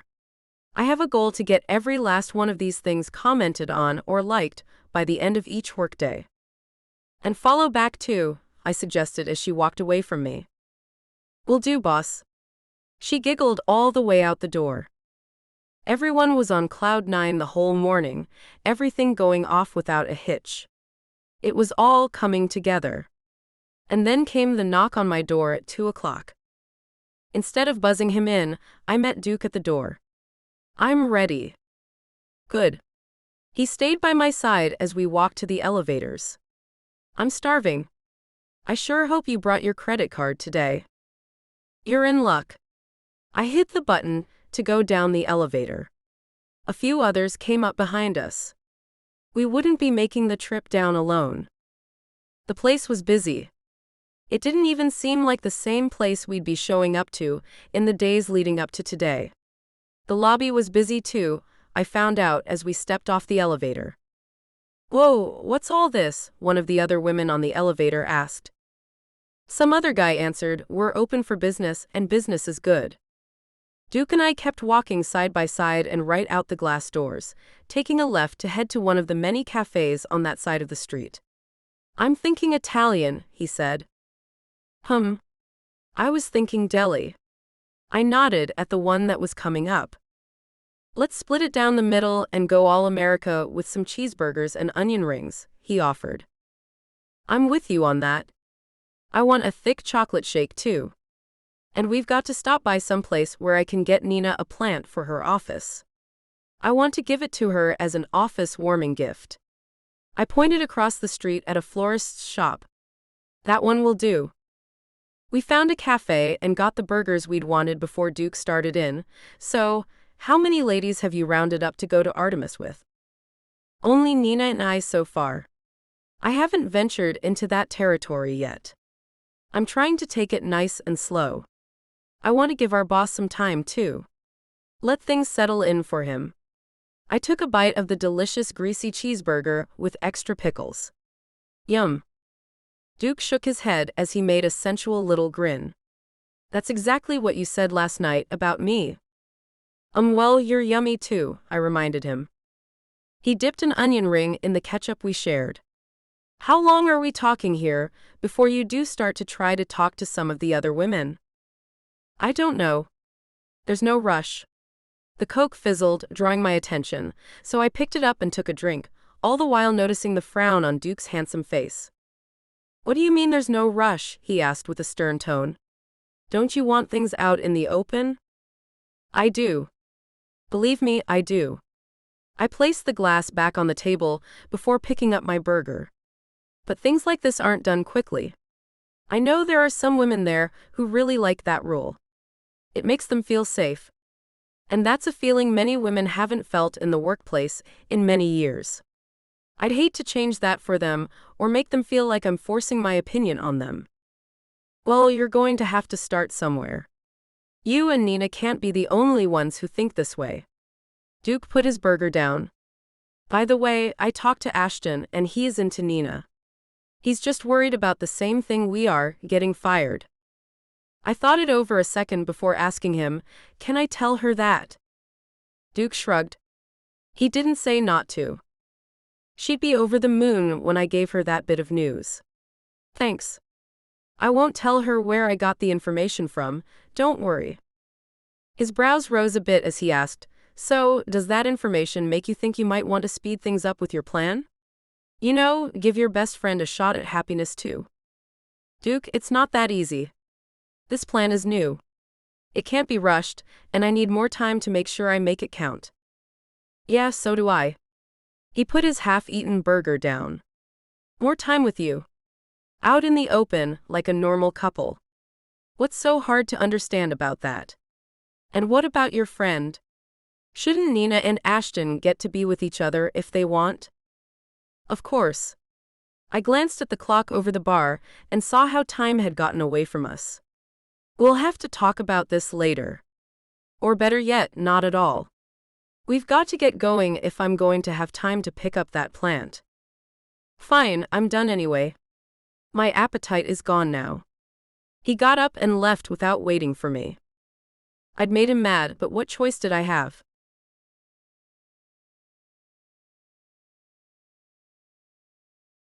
Chapter 28. Duke. After Lyla's nightly newscast, the last one of the night, we took a cab to her place. She needed clean clothes for the next day, and the plan was to pick up some things and then head back to my apartment to stay the night. I'd tried to keep my mouth shut about her plan, but I just couldn't stop myself. "So, did you tell Nina about Ashton?" I plopped down on the edge of her bed as she looked through her closet. "Yeah." She laughed. She was all types of hyped about that. "Thanks for letting me tell her, by the way. I think it made her millennium." "I bet." I leaned back to rest on my elbows. "And what did she think about going forward with this plan you two cooked up, so that you'll be allowed to be with the men you yearn for?" I chuckled to try to make light of it. I really was trying very hard to take things for what they were, but it was getting harder and harder to do that. Oh, we didn't talk about that at all. She tossed a pink dress on the bed. Do you like that one for the morning show? You could wear pale blue. Sure. I barely noticed the dress at all as I looked at her. I couldn't believe she was dawdling so much. How could she not want to put an end to this hiding shit as quickly as possible? You didn't talk about that at all. That seems odd. Don't you both want things to be honest and open? Or is that just me? It's not just you. She looked exasperated with me, and that set me off. Look, I want you. I want the world to know that you and I have found something. Sure, we work together, but who really cares about that? I got up and began to pace. I wanted something, and I was used to making things happen when I saw something I wanted. This time, I needed a little assistance. She and I were a team, right? Teammates help each other out, right? What are you stomping around for? She asked me as she placed a pair of nude heels on the bed. Do you like the way these look with this dress? They look great. I stopped pacing, annoyed that she'd called it stomping as if I were some spoiled toddler. And for the record, I wasn't stomping, just pacing. I'm kind of upset if you haven't noticed. Oh, I've noticed. Believe me, I've noticed. And what do you think I can do to fix that? She rolled her eyes as she went to her endless supply of makeup to pick out tomorrow's look. Lyla didn't like the way the makeup girl did her makeup, so she'd do it at home before we'd leave. She'd let them do her hair, but the makeup was her thing. So you've noticed and you just don't care? I asked her, feeling an incredulous expression on my face. I couldn't believe she knew how much I wanted this, and yet was paying so little attention to it. It made it seem like she didn't care. No, she was just going along, picking out her things like she wasn't worried about my feelings in the least. I'd never been a man who made mountains out of molehills. And I didn't think I was doing it then, either. But she sure acted like I was, sighing heavily and then looking at me with a sweet expression. What's wrong with what we're doing now? Everything. I threw my hands in the air. How can you even ask that question, baby? I don't see why you think everything is wrong with what we're doing now. We get to spend some nights together, having crazy great intimacy. We get to hang out together at work. We get to do almost everything we'd get to do if we were allowed to be a couple. She paused as she looked at the 5 shades of pink nail polish that she'd put on top of the dresser. So I stepped in where she left off. Yeah, we get to do everything except be a real one out in public. Except for getting to meet each other's families. Except for getting to walk hand in hand in Central Park like all the other couples do. Her lips quirked up to one side as she took 3 of the bottles of polish and laid them next to the dress which was still lying on her bed. She eyed them until she finally picked one up, moving it away from the dress and taking it out of the running. That's really sweet that you want to do all that. And in time, we will be able to. No reason to rush anything. I was silent, as I had no idea what else to say to her to convince her that she did need to rush just a bit. At this rate, she might not ever go through with her plan. She might have me doing the same exact shit for years. Well, I wasn't okay with that. I wanted more. And what I wanted was completely normal. What she was willing to settle for wasn't. She hadn't seemed to want this secretive lifestyle when we'd first gotten together, and I didn't understand why she was being so casual about it now. You're shortchanging yourself, Lyla. Think about it. I tried to pull out any card I could that would pull her into this conversation about us for a little while. Duke, I don't feel like I'm shortchanging myself at all. I'm sorry you feel that way. We are totally getting what we want. I wish you could see that and stop all this. She put one of the 2 remaining nail polishes back in her drawer, leaving the one that matched perfectly with the dress on the bed next to it.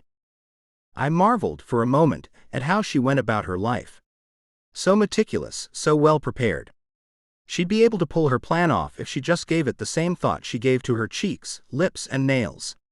But she didn't seem motivated to do that.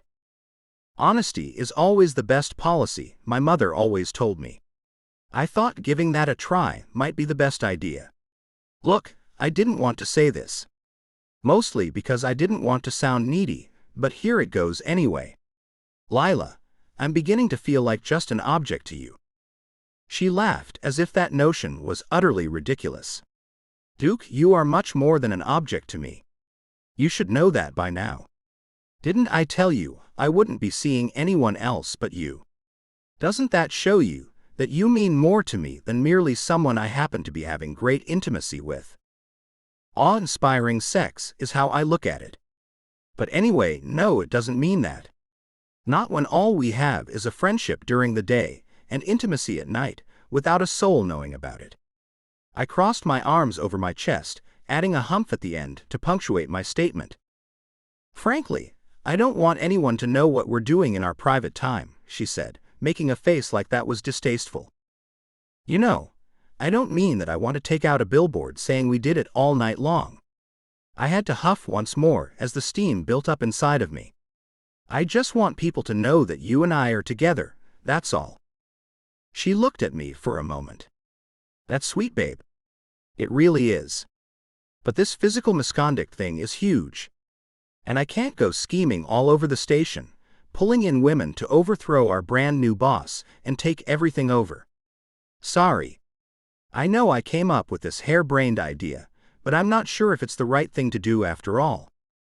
And there it finally was. Lyla wasn't going to go through with her plan at all. And she hadn't even been straight with me about that. Well, isn't that something? A champion communicator who has failed to communicate with one person should be able to do that with the best.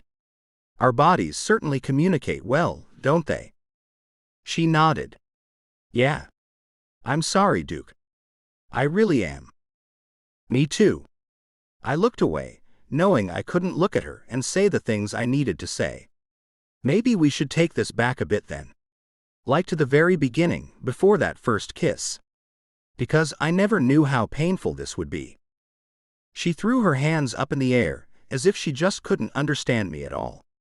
Duke, that's so unnecessary. Do you really want to stop what we are doing? I jerked my head back to look her in the eyes so she could see I meant what I said. It's not just intimacy with you. You should know that. So what should we do then? She looked miffed now. Quit our jobs. Be homeless on the streets of New York and pray one day someone will hire us after quitting our once-in-a-lifetime jobs. And why would we do that? Love? She shook her head, as if the idea was ludicrous. Maybe, I said softly. Lyla stopped what she was doing to look at me long and hard before she spoke. Do you love me, Duke Cofield? That word hadn't ever been said between us. Well, it had been a little. But it always pertained to specific things, like how I loved the way she smelled. But we'd never said those three little words that everyone yearns to hear. Or that everyone wants to hear when the other person actually means it. I love you had never been said. Was I about to utter those words to the woman who refused to do a thing to help us take our relationship to the next level? No way. Maybe, is what came out of my mouth instead. Her blue eyes drooped at the corners. She sat heavily on the bed. Then we really do need to stop playing around, don't we? The fact that she hadn't even returned so much as a maybe in return had me feeling pretty terrible. After all we'd shared? All we'd done together. How could she not have a little love for me buried in her heart somewhere? So I decided to give her what she wanted. I guess we should stop then. Before someone really gets hurt. By someone, I meant me. She seemed like she'd be just fine. Her eyes were glued to the floor, her hands clasped in her lap. I have fun with you. I like being with you in all ways. But we can't have more than what we have right now, can we? All I could do was shrug. We could. You just don't want to do anything to make that happen. She shook her head, making that beautiful blonde hair move in thick waves across her back. I can't go stirring up the waters yet. I just can't, Duke. It looked like there was nothing else I could say or do to make her understand that I couldn't go on this way for much longer, much less forever. Then I guess we should stop this now. No reason to continue, since I seem to be the only one with feelings here. Lyla didn't say one word as I headed for the door. It tore me to pieces that she could watch me leave, knowing what we had would be over when I walked out the door. We'd never have another kiss or touch, and there would be no more blissful nights in bed. Nothing. My hand grasped the doorknob, and I twisted it open just as my guts twisted deep inside me. I had to leave. I had to do it. But damn, it was the hardest thing I'd ever done in my life.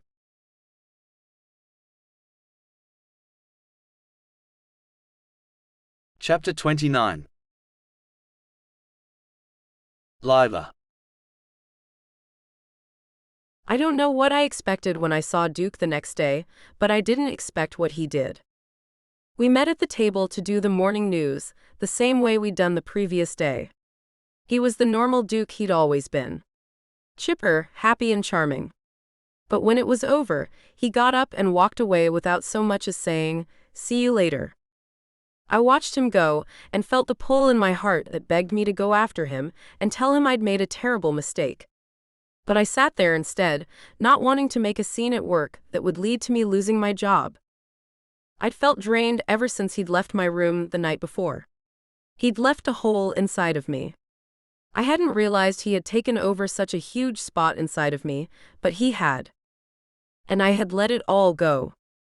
Someone came along to start cleaning up the breakfast stuff off the table, and only then did I get up and head to the elevators that would take me up to my office. I wanted to stay far enough behind Duke that I wouldn't see him. It was just too hard. When I stepped off the elevator into the reception area of the penthouse offices, I didn't notice a single person I passed as I walked into my office. I stopped and stared at Duke's door across the hall from mine. I thought about knocking, but then decided I shouldn't. I went into my office and meandered around aimlessly for a while. My motivation from the day before had abandoned me. Hell, I hadn't even done my own makeup at home before I came to the station. I just showered and dressed, then headed to the station to let them make me camera ready. My nails were still a mauve color. I didn't have it in me last night to paint them to match my dress. All I could do was think about Duke after he left. The night had been long, and I hadn't gotten much sleep. What little I did get was riddled with bad dreams. I wasn't sure how long it would take to get over Duke, or if I ever would. I'd made such a big mistake acting like things were just fine the way they were. I'd known we had to do something about our situation, but what if we brought it up to other people, and that just backfired? And I was just so damn torn about going to all the other women at the station to plead my case to them. Taking away a rule that made some of them feel safe just so I could have my way didn't sit well with me. Finally, I took my seat at the desk and opened my laptop to see what kinds of emails had come in. I found way too many of them and found the whole thing overwhelming. The first one I opened said the person was ready to be a fan for life of Duke and me. We were so natural together, it seemed like we'd known one another forever. I closed the laptop and dropped my head on top of it.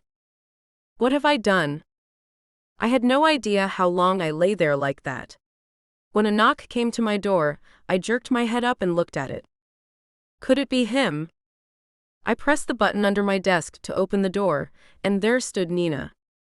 "Hi, I thought I'd come up and say hello before getting busy on your social media stuff this morning." She came in and took a seat in the big, comfy chair on the other side of my desk. "Wow, are you okay, Lyla? I mean, you look out of sorts." "I feel out of sorts." I leaned my head back in the chair instead of taking my old position of lying on the laptop. That one looked a little too pitiful for anyone else to see. "And why is that?" she asked me. "I can't really talk about it." I turned my chair a bit so I could look out the window. All the skyscrapers out there usually made me feel happy inside. But nothing was making me feel happy. Nothing at all. "You can't talk about it?" Nina asked as she got up and went over to the coffee maker to make a pot of coffee. "You need some caffeine, girl. I'm going to make us up a pot and help you get out of this funk you've gotten yourself into." I didn't want any coffee. I wanted Duke to come and tell me it wasn't really over. But that didn't happen, and all too soon, I was looking at the steaming cup of coffee Nina brought to me. She stood there, waiting for me to take it out of her hand. "Thank you," I told her as I took it from her. She wasn't about to leave until I drank some of it. That was obvious. Taking her cup back to her seat, she went right into the interrogation phase of our conversation. "So spill it, Lyla. Something's not right, I can see that. Is it about a family member?" "No." I sipped the hot coffee. She'd added some spices and cream, and it was pretty damn good. But I guess I didn't want anything good because I sat it down on my desk.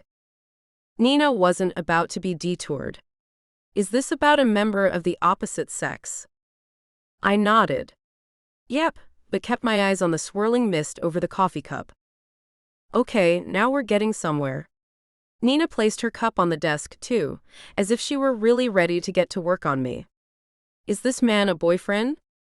"He was," I admitted that much to her. "Did this boyfriend break up with you?" She was on fire. "Yep." My eyes moved up to hers. "So, now you know the reason for my melancholy mood, Nina. Is this question and answer session over now?" She smiled at me. "Far from it. Now, to get to the meat of the problem. Why did this boyfriend break up with you? Was it jealousy over your newfound success?" "Not at all." I spun back and forth in my chair a bit, feeling fidgety. I would have loved nothing more than to spill my guts to Nina. I didn't have anyone else to talk to about this thing, and she had admitted her own struggles with the stupid rules to me.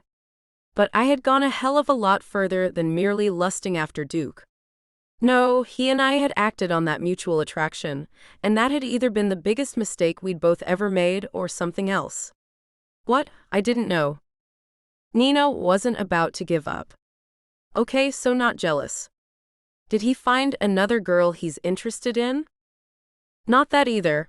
I hoped that if I answered enough of her questions, then she'd just leave me alone. She'd never get the real reason my boyfriend had dumped me. Who would ever get the answer to that question? "I can't really see you being this way, but were you bitchy to him?" She leveled her eyes on me. Had I been? I don't think bitchy is the right term. I picked up my coffee again, taking a bigger sip of it now that it had cooled off some. "By the way, it would be a crime if I didn't compliment you on this coffee, Nina. It's better than any I've ever tasted before." "Thank you. I was a barista before I got this gig. If I'd had more to work with, I could have made you an even better cup of joe."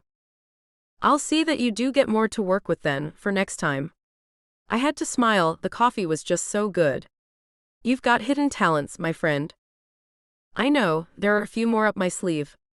But back to the Inquisition. She tapped her chin while she thought up her next question. "If you weren't bitchy to him, what were you?" I had to think about that myself.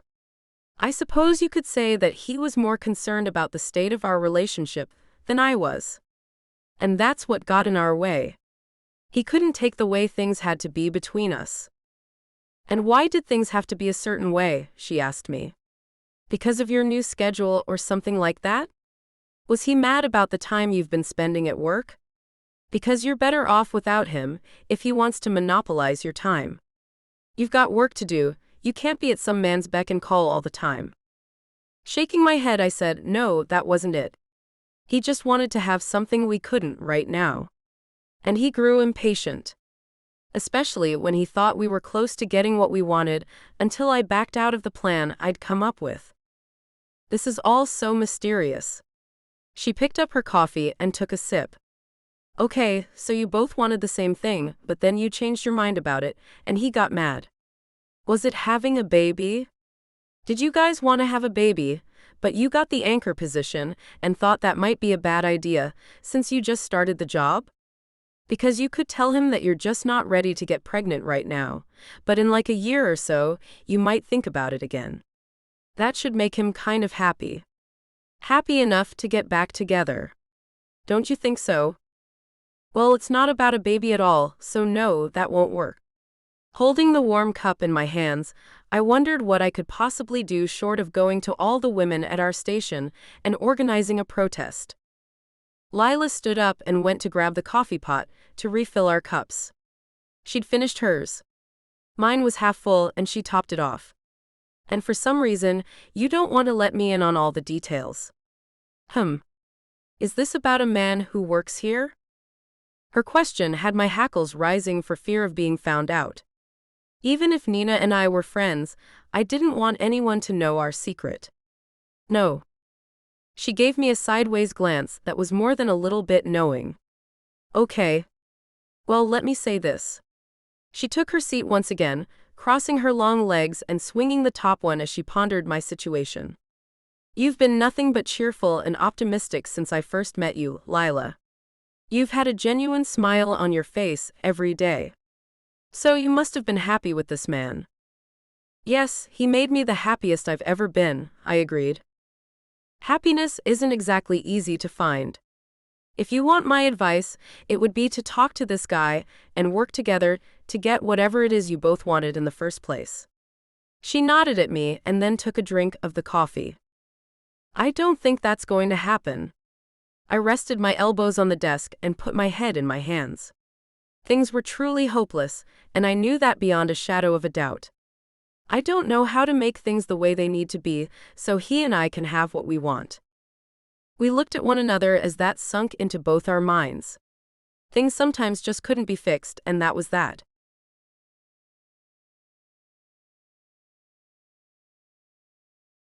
Chapter 30. Duke. A week went by, and Lyla didn't change the shade of her nail polish. That might not be something a dude would normally notice, but I did. I did because it was Lyla, and because that was something she was normally meticulous about. And that told me that she might not be having such an easy time with our breakup. And I certainly wasn't having any easy time over losing her. I could barely eat, hadn't slept for shit, and never stopped thinking about her. The time had come to fix this situation and get my girl back. However, that had to happen. Lyla had left the station after our morning newscast. I watched her walk out the glass doors. Later, I saw Nina and asked why Lyla had left so early. She told me that Lyla was feeling sick and had even asked the afternoon weather person to take over for her on the nightly news. It was Friday, so she'd have all weekend to get better.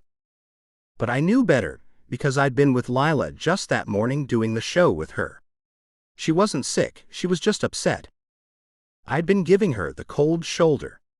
I didn't know what else to do. It hurt too much to even look at her, knowing I couldn't have her anymore. With the knowledge that I was hurting her and myself, I made a decision. One that might just cost me my job. But at that point, I didn't care anymore. I only cared about Lyla and me and getting back together. So I marched into Artemis's office. His new assistant was there, trying to learn the ropes. Artemis was quick to introduce us. Hey there, Duke. This is my new assistant, Julia Bengal. The young woman was striking, with long dark hair and big brown eyes. I thought to myself that Artemis might have a hard time keeping his eyes off this woman. Nice to meet you, Julia. I shook her hand. You too, Duke. You're part of the morning anchor team, and you do the sports on the evening news, right? I've seen you. You're great. A real natural. Wolf is lucky to have found you. She smiled at me and then turned away. If you guys will excuse me, I have to snoop around and find out where everything is so I can actually start helping the boss. Take a seat, Duke, Artemis said as he gestured to the chair on the other side of his large desk. What brings you by today? Love, there I'd said it. My heart was pounding, but I'd put it out there. Love, he asked with raised brows. So you've met someone? I have, I said, then placed my palms on top of his desk as I sat up. Okay, let me just get the rest out there for you. Lyla and I are in love. Artemis rubbed his temples, looking more than displeased with my news. Crap. No, it's not bad. Don't say that. It's good. I thought about the current state of our relationship and added, Or at least it was. It was great, actually. Up until she and I broke up. His demeanor perked up. Oh. So, you've broken up. Okay then. Things will be fine. You'll meet someone else. And I won't have to fire you both. This is good. Much better. I shook my head. No, Artemis, this is not good. This is anything but much better. This is awful. This is as close to hell as I've ever come. And believe me, I've come very close several times in my life. This is a train wreck. We've got to come up with a solution, you and I need her in my life. I can't stand not being with her. And I know it's killing her too. She's okay, he said as he waved me off. I haven't noticed her performance lacking at all. Because she's a professional, Artemis. Have you even noticed her fingernails? I asked him. No. He looked puzzled. What the hell does that even mean, Duke? She paints them to match her outfit. Every single day, that woman puts on a new shade of nail polish, and she hasn't changed her polish in a week. Not at all since I broke up with her. I smacked the table with my hand. That means she's depressed. Upset. And it's all over our breakup, which I didn't even want to do but felt I had to if I wanted to remain sane. And employed, he reminded me. Yeah, that too. I got up and started to pace. Not stomp around, the way Lyla had said when we were last together. No, I was staying in complete control. Artemis, there has to be something we can do to be together out in the open and keep our jobs too. His dark brows knitted together while he thought it over, and then he raised one finger as his expression went to one of excitement. You could quit. I was shocked. I'd really thought true love would win out. I'd rather not. Julia stepped in. If I may be so bold, I'd like to say that losing Duke right now would be a terrible mistake. Just saying, boss. She went back to looking through everything. I had to make him understand things. Artemis, there are legitimate couples who work together. I didn't harass her. He smiled at me. Good to hear. Now stop messing with her altogether and we'll be okay. Do you hear yourself? I had to ask. Yes. Artemis looked at his new assistant for a moment as she picked something off a shelf, before looking back at me. I suppose I can't do anything if you two were, let's say, married. Married. Not long after our little meeting, I was on my way to Lyla's place. I had great news for her, and knew she'd want to hear it right from my mouth instead of over the phone. I knocked and called out, Lyla, it's me, Duke. The springs on the bed creaked, telling me she'd been lying on it. Probably crying her pretty blue eyes out. She opened the door, and I looked into her red-rimmed eyes. Duke, what are you doing here? Delivering news that I hope you'll be as excited to hear as I am to tell you. Can I come in? I asked, as she hadn't stepped back at all, but stood there blocking my entrance. She looked at me for a moment before answering. If you do, then nothing can happen, okay? I just can't take it if I have to lose you again. You won't lose me again, I assured her. She stepped back, looking a bit confused. What does that mean? You'll find out in a second. I closed the door behind us, and then took each of her arms, holding her back so I could look at her as I delivered the best news ever. We can see each other out in the open now. And since we can do that, I want this out in the open too. I love you. There, now you know that. And I want you to move in with me, there's that too. She shook her head as if in disbelief. And how's this happening? She'd missed the best part, it seemed, so I had to ask, did you hear what I said? She nodded. Yeah, we can be together out in the open. That wasn't enough for me, so I added, and what else did I say? She narrowed her eyes, looking off to one side as if trying to recall everything. I'm not real sure. You were talking kind of fast, and I thought I heard. Taking her by the chin to make her look at me, I went on, I said that I love you, Lyla Banks. A smile moved over her lips as she nodded. Yeah, I heard you, I just wanted to hear you say it again. I couldn't wait any longer and pulled her close, wrapping my arms around her. You little tease. She had something to say too. I love you too. But what do you mean, we can be out in the open now? What happened? I had to quit my job, I admitted. She looked horrified. No. I nodded. Yes. But as I was walking out of Artemis' office, he stopped me. He told me if I'd go that far for someone, he knew I must really be in love. So, he offered us his congratulations and told me to keep it clean while we were at any Wolf event or in the building. Other than that, we're free to do what we want. And I want to do you right now. We're really free to see each other, Duke. I can't believe it. You did it. She threw her arms around my neck and kissed me. Holding her felt so right. Everything was going to be okay. Our mouths parted, and we gazed into each other's eyes. Always curious, Lyla asked, and what about the other employees? Artemis said he'll make adjustments to the rules. He and his new assistant think they can come up with something that's fair, yet still keeps everyone feeling safe. I kissed her again. Her lips felt so soft against mine, so right. All I could think about was feeling her skin against mine again. Moving my hands under her dress, I lifted it up, taking it off her. She helped me get undressed too, and before we knew it, we were in her bed, the springs squeaking with each move we made. And we made a lot of them. Our bodies came together like a bolt of lightning shot right through us, connecting us in its electric current. Our heavy breathing filled the room as we lay there, holding each other so tightly. We stayed connected as we gained control of our breaths. I kissed her on the top of the head. I love you, Lyla. She purred, I love you, Duke. Did you mean it when you said you want me to move in with you? I certainly did. And please don't come up with some excuse why you can't. I really want you in my arms every night, baby. I kissed her sweet lips to entice her into giving me the answer I wanted to hear. She smiled when I let her lips go.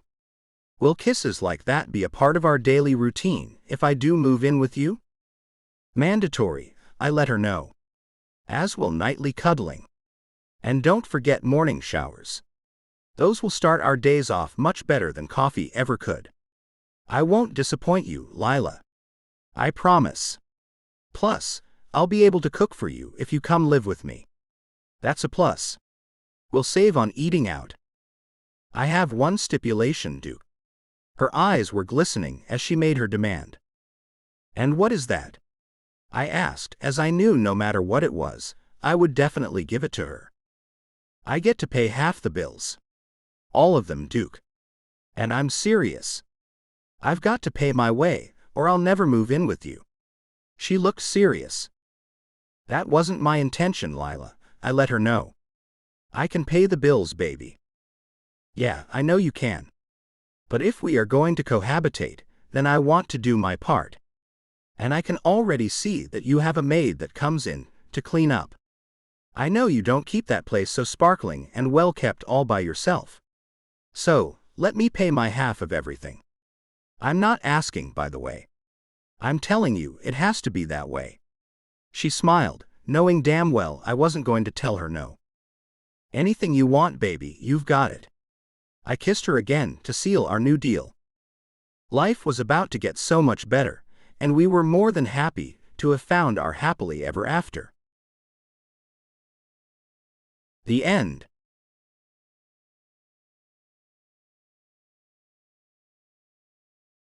Dirty News Extended Epilogue. Lyla. It's been a whole year since Duke and I started seeing each other, Nina. Can you believe that? I was shocked at how quickly the time had passed.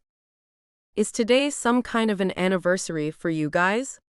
She pulled her shades down to look over them at me as we sat outside a little bistro near the news station. The weather was nice and warm, so we tried to soak up a bit of vitamin D as we ate lunch. Today is the anniversary of our first kiss. It was in a cab, and it was what started it all for us. All it took was one kiss to let us know we had something we had to explore further. I had to stop and sigh as I recalled that fateful kiss. The heat I'd felt back then radiated once more throughout my body. I had to wave my hand in front of my face to help me cool back down.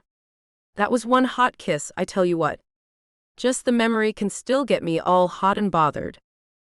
Nina laughed as she put her half-eaten turkey on rye back on the plate. Well, you'll have to take that up with Duke after work. No hanky-panky at work, you know. I know, Nina. Not to worry. Duke and I are just so glad we get to have a relationship. We'd never do anything to get ourselves fired. Not so much as a held hand or a single kiss has been done while at work. I took a bite of my BLT, savoring the smoky taste of the bacon. The sound of a deep male voice came from behind me. I thought I'd find you here, Lyla. I turned around to find Duke coming up behind me. You guessed right. It was such a nice day, we had to eat outdoors. And just what are you looking for me for? I'm here to steal you away. I've already gotten us both off for the rest of the day. Others will take over our later newscasts. You and I are free. I'm taking you home to change, and then I'm taking you out for a nice dinner. He took a seat at the table with us. So don't get too full on lunch, baby. And what prompted all of this? I asked him as I used the napkin to wipe my mouth. I guess I'd be taking the rest of my meal home so I wouldn't spoil my appetite for later. He leaned in and kissed the tip of my nose. Don't you remember what today is, baby? He hadn't said a word this morning about it being the anniversary of our first kiss. I hadn't either. I wanted to see if he remembered, and it seemed he had. I smiled as I answered him. Would this be the date 1 year ago today that we had our first kiss, Duke? His fingers trailed along my jaw as he gazed into my eyes. It would be that date. And I'm going to make our first anniversary a special one. One I hope you'll never forget. Now, I was getting excited. Wow. So, where are you taking me? It's a surprise. Tonight will be full of them, he promised. And he wasn't kidding either. When we got home, I found that he'd had a little black dress and heels delivered to the apartment. After one steamy hot shower together, we got ready to go to dinner. Duke had made reservations at Le Bernardin, thoroughly surprising me. I loved seafood, and this prestigious restaurant put a French spin on each masterpiece the chef prepared. To top it all off, we had a private dining area just for us. This is one gorgeous place, Duke. I can't believe you've brought me here. This meal is going to cost you a small fortune. I couldn't quit looking around at all the grandeur. It captivated me. It's all going to be worth it, he said.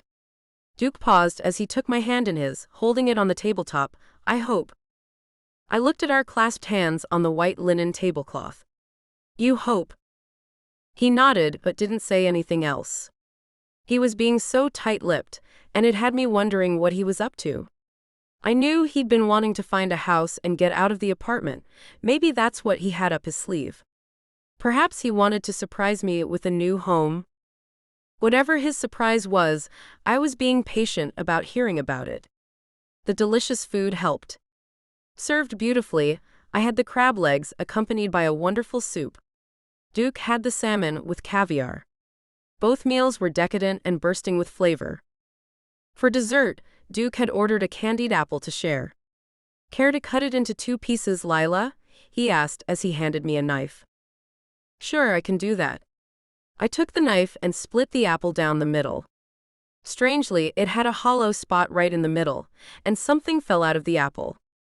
I gulped as I saw the big diamond solitaire glistening on the little plate.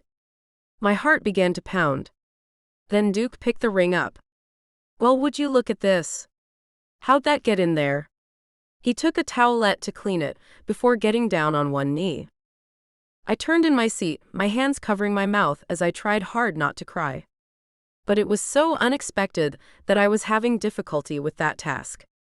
I blinked back my tears because I wanted to see his face ask me a question I had not anticipated. Lyla Samantha Banks, I've loved you for only 1 year, but it seems like a lifetime. I want to spend the rest of my life with you. Would you consider becoming my wife so we could make our dreams come true?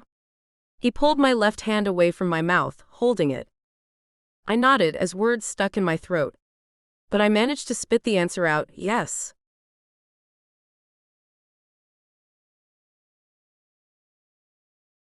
Duke.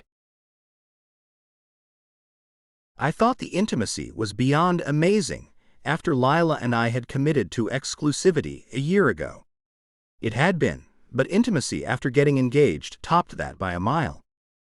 As soon as we got back home, Lyla and I were all over each other. Her hands moved all over me, mine moved all over her, and we fell into bed in a frenzy of heated body parts. I rolled over with her, keeping us connected as I did.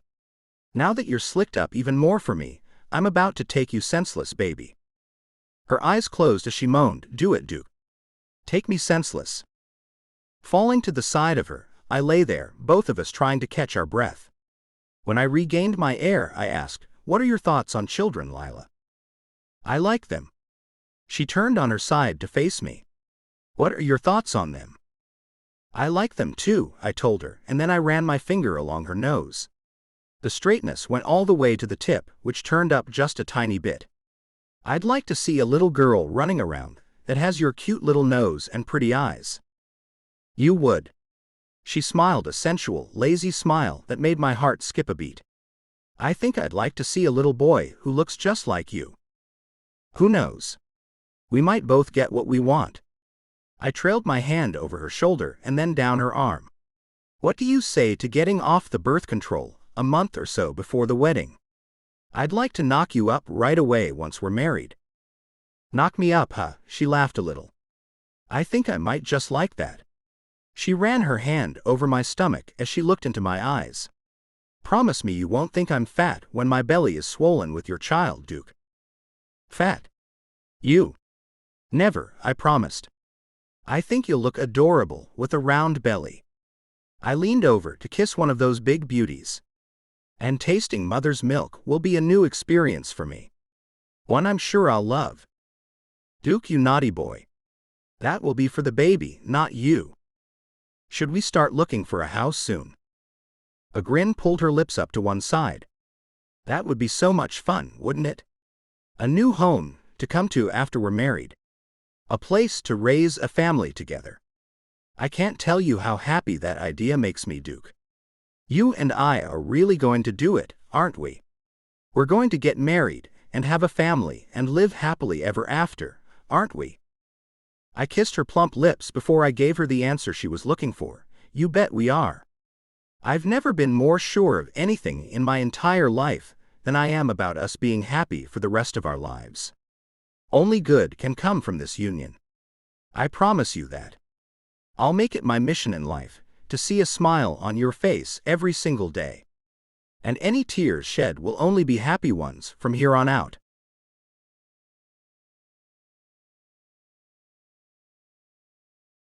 Lyla. My knees shook as I got up out of the chair I'd been sitting in to let the stylist do my hair. She'd pulled it into a fancy updo that had dainty ringlets framing my face. Nina smiled at me before she left to walk down the aisle. "See you at the end of the blue carpet, Lyla, soon to be Mrs. Duke Cofield." I'd chosen her to be my maid of honor. There never was any doubt that she'd be that for me. Nina had become my dearest and most trusted friend throughout the 2 years I'd known her. Precisely 1 year after our engagement, Duke and I were tying the knot. I'd learned a lot about the man in the last 2 years. I learned he could get grouchy if the alarm woke him up. Most of the time he'd beat it, waking up on his own. But a handful of times he hadn't, and boy was he a grump when that happened. He'd learned some things about me too. Like how I get outraged when he just barges into the bathroom while I'm using it. He learned very quickly that we weren't going to be that kind of couple. Some things had to be separate, and using the bathroom was one of those things. I could hear the music playing as Nina walked down the aisle. Duke had chosen Ashton to be his best man. I had to wonder if seeing Nina walking down that aisle might give him ideas. He and she had been an item for a while. I thought it was about time he popped the question to her. Maybe our wedding would spur him on to do just that. Dad cleared his throat, making me look at him. "My little girl has grown up." Oh, Daddy, please don't make me cry. I'm begging you. I took a deep breath to steady myself. Although getting married to Duke was exactly what I wanted, it was still a huge step, and that made it a little scary. I mean, till death do us part. That's a very long time. At least I prayed it would be anyway. I looped my arm through my father's, and the stylist handed me my white rose bouquet. Off we went to my groom. Dad just couldn't be stopped as he said, Duke Cofield is one lucky man. He's getting himself the best girl out there. I thought he might need to be reminded that he had another daughter. Let's not forget about Lily, Dad. She's great too. Yes, of course. Your twin sister is a great girl too. That should go without saying. That said, she's past due to find herself a nice fella. You know anyone? He asked me with a grin. This church is filled with eligible bachelors, Dad. If she's looking, she can find someone here, I bet. But I don't think she's looking. Being a doctor takes up a ton of her time. We came to the back of the church, and I finally saw all our guests. The church was full, every last seat taken. The entire staff of Wolf and both of our large families were all in attendance. My head went light. Dad, I feel like I might faint. I believe that's pretty common when you're about to walk down the aisle. Your mom told me to tell you that you should look at your soon-to-be husband as you walk toward him, ignore everyone else. He offered what I found to be good advice. My eyes homed in on my groom. Duke stood taller than anyone else at the front of the church. His black tux made him look like a king in my eyes. His lips were drawn up into a smile as he looked back at me. He made a little wave as if saying hello, and I laughed under my breath as I nodded back at him. The wedding march began, and my father started our journey that would change me from a single woman to a part of a married couple. As we reached the altar, Dad took my bouquet away and handed it to Nina before placing my hand in Duke's. My little girl is now a woman. A woman who has chosen you to live the remainder of her life with, Duke. I'm trusting you to take good care of my girl, son. Promise me you'll always make her your highest priority. She's an angel sent to us straight from heaven, after all. With my father's words, my eyes clouded with tears. The man had gone and done it, saying something that had me choking up. If the sentiment hadn't been so sweet, I would have been mad at him for making me cry. But damn it, he'd said just the right thing to make my heart swell with love for him. As Duke took the hand my father offered him, he said, I can promise you that very easily, sir. She is and always will be my top priority. I love her more than I've ever loved anyone. She's at the very top of my heart. And there Duke went too, making the tears spill from my eyes as the dam finally broke. I sniffled and ducked my head, trying desperately to stop myself from full-out bawling like a baby. Duke's fingers touched my chin gently. He pulled my head up, seeing my tears, and he gently kissed them away as everyone was awed at the sight. Now, I was really having trouble keeping it together. Somehow, I managed to say the vows and become Mrs. Duke Cofield without having a breakdown of any kind. The party that followed allowed our families to get to know each other. My older brother Lonnie had found one of my coworkers, and he'd danced the night away with her. Lily had taken a shine to Jake, Duke's younger brother. I found that kind of weird as he looked a hell of a lot like Duke, and she and I were identical twins. Duke's little sister Jana was hitting it off with my cousin Richie, a thing that Duke wasn't real keen on. And what's up with that kid my baby sister is dancing with so much?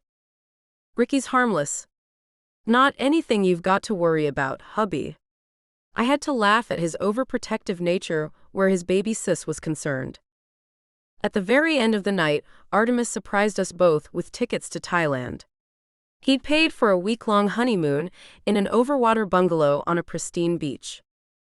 Our marriage had just started, and already it was more than perfect. Things could only get better from here.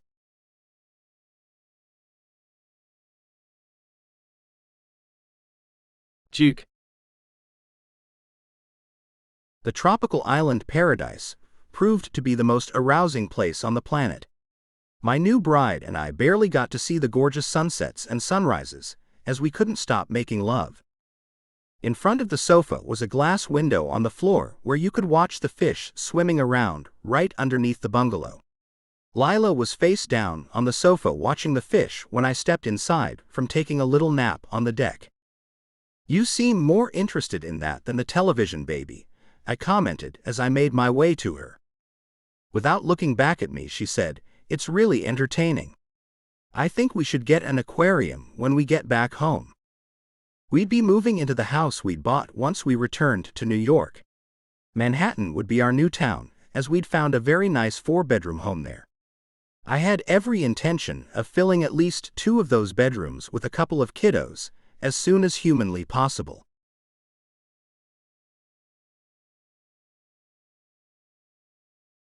Lyla.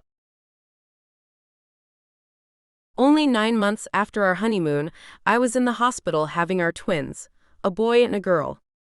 We'd both gotten our wish, but I couldn't help thinking that I could have waited a bit and had them one at a time instead of all at once. As I lay there in that hospital bed, I glared at Duke while he patted my head with a cool washcloth. I couldn't quite recall why I had agreed to do this. It really hurts. The whole pregnancy had been terrible. I began to get morning sickness the day I hit the 2nd month of the pregnancy. Morning sickness turned into all damn day and night sickness. On top of that, I had the most intense indigestion I'd ever had. One would think with all that vomiting that I would have lost weight. I might have if I hadn't been starving all the time. I ate and ate, threw up, and then ate some more. I couldn't ever really get full. So I gained more weight than the doctor said I should have. Angry red stretch marks covered my enormous stomach, and the backs of my thighs had gotten pretty big too. I didn't look a thing like myself. One day, I had been very hot all day long. I went to the hairstylist at work and told her to cut it all off. I wanted the shortest haircut I could get away with. Duke's reaction was one of complete shock when he arrived on the set of our morning news show and saw what I'd done. His expression was priceless, but he never said a bad word about what I'd done to myself. He merely commented on how gorgeous I looked with the new cut and told me what a bold choice I'd made. The mirror told me it was a terrible mistake. But the months passed and it had grown out some. I was hopeful I'd have my long locks back in a year or so. Stupid hormones had me making all kinds of dumb decisions. Another contraction came, and one of the twins did a tap dance on my spine. Ow. Damn. What? Duke asked with concern. What is it, baby? One of your sadistic little kids just stomped the shit out of my spine. That's what's wrong, Duke. And don't call me baby. Sweet words won't get you back into my pants ever again. Intimacy is over for me. Forever. I meant it too. Duke smiled as if he had thought I was kidding. But I wasn't kidding at all. If this is what intimacy does to you, then I wanted no part of it anymore. Not even protected intercourse. I didn't trust anything to keep me from having to endure this torture again, except abstinence. The doctor came in to check on me. An excruciating process that involved her sticking what felt like her entire hand up my cooch. Ow.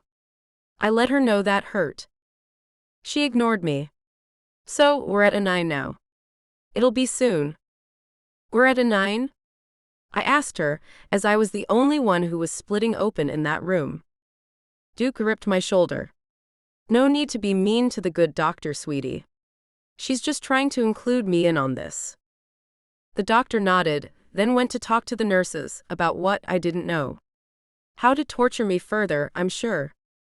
I looked at Duke with pure hatred. Include you in on this?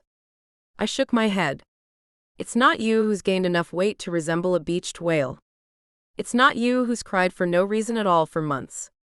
It's not you who's tearing apart to bring these little creatures into this world.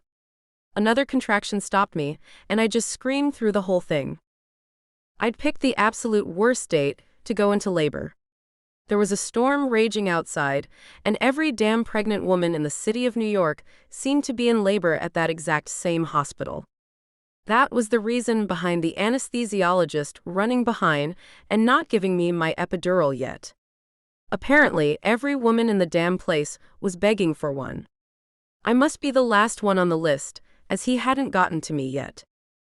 And just as I thought my doctor would make him come and hook me up, she blew my world completely apart. So there's not going to be time for an epidural, Lyla. What? My mind shattered. No. No. No. There's always time for an epidural, Doc. Duke took my hand. It's going to be okay, baby. I'm with you. I'll help you through it all. Just breathe. Relax. You relax. I just couldn't stop screaming. This is all your fault. You did this to me. Jerk. Never again, Duke. You're never touching me again. I'm never having another baby as long as I live. And I meant it too. The next half hour was filled with crying, begging, pleading, and cursing as I pushed out our daughter first and then our son. And with their tiny cries, and after each one of them wrapped their little hands around my pinky finger, all the anger faded away like magic. Duke's smile lit up my world. You did it, baby. He kissed my sweaty forehead. I'm so proud of you. I didn't see how he was proud of me. I'd been a total jerk. I started crying as I looked at my husband, who'd been a saint throughout the whole pregnancy. I love you. I'm sorry. I didn't mean any of what I said. You can touch me again. My sobbing began to stifle my words. Duke just laughed and hugged me. It's all going to be okay now, Lyla. You'll see. I never took anything you said to heart anyway. One day we'll have another baby, you'll see. I shook my head. Oh no. That part one meant. No more babies for me. I'd meant it too. But only 3 years later, I found myself yearning for one more kid, and went and put myself right back into the position I'd sworn I'd never get into again, pregnant with twins again. We'd found our happily ever after anyway, as that pregnancy wasn't bad at all, mostly because I'd been assured I would get first dibs on the epidural before anyone else when the time came. And I did too. The end.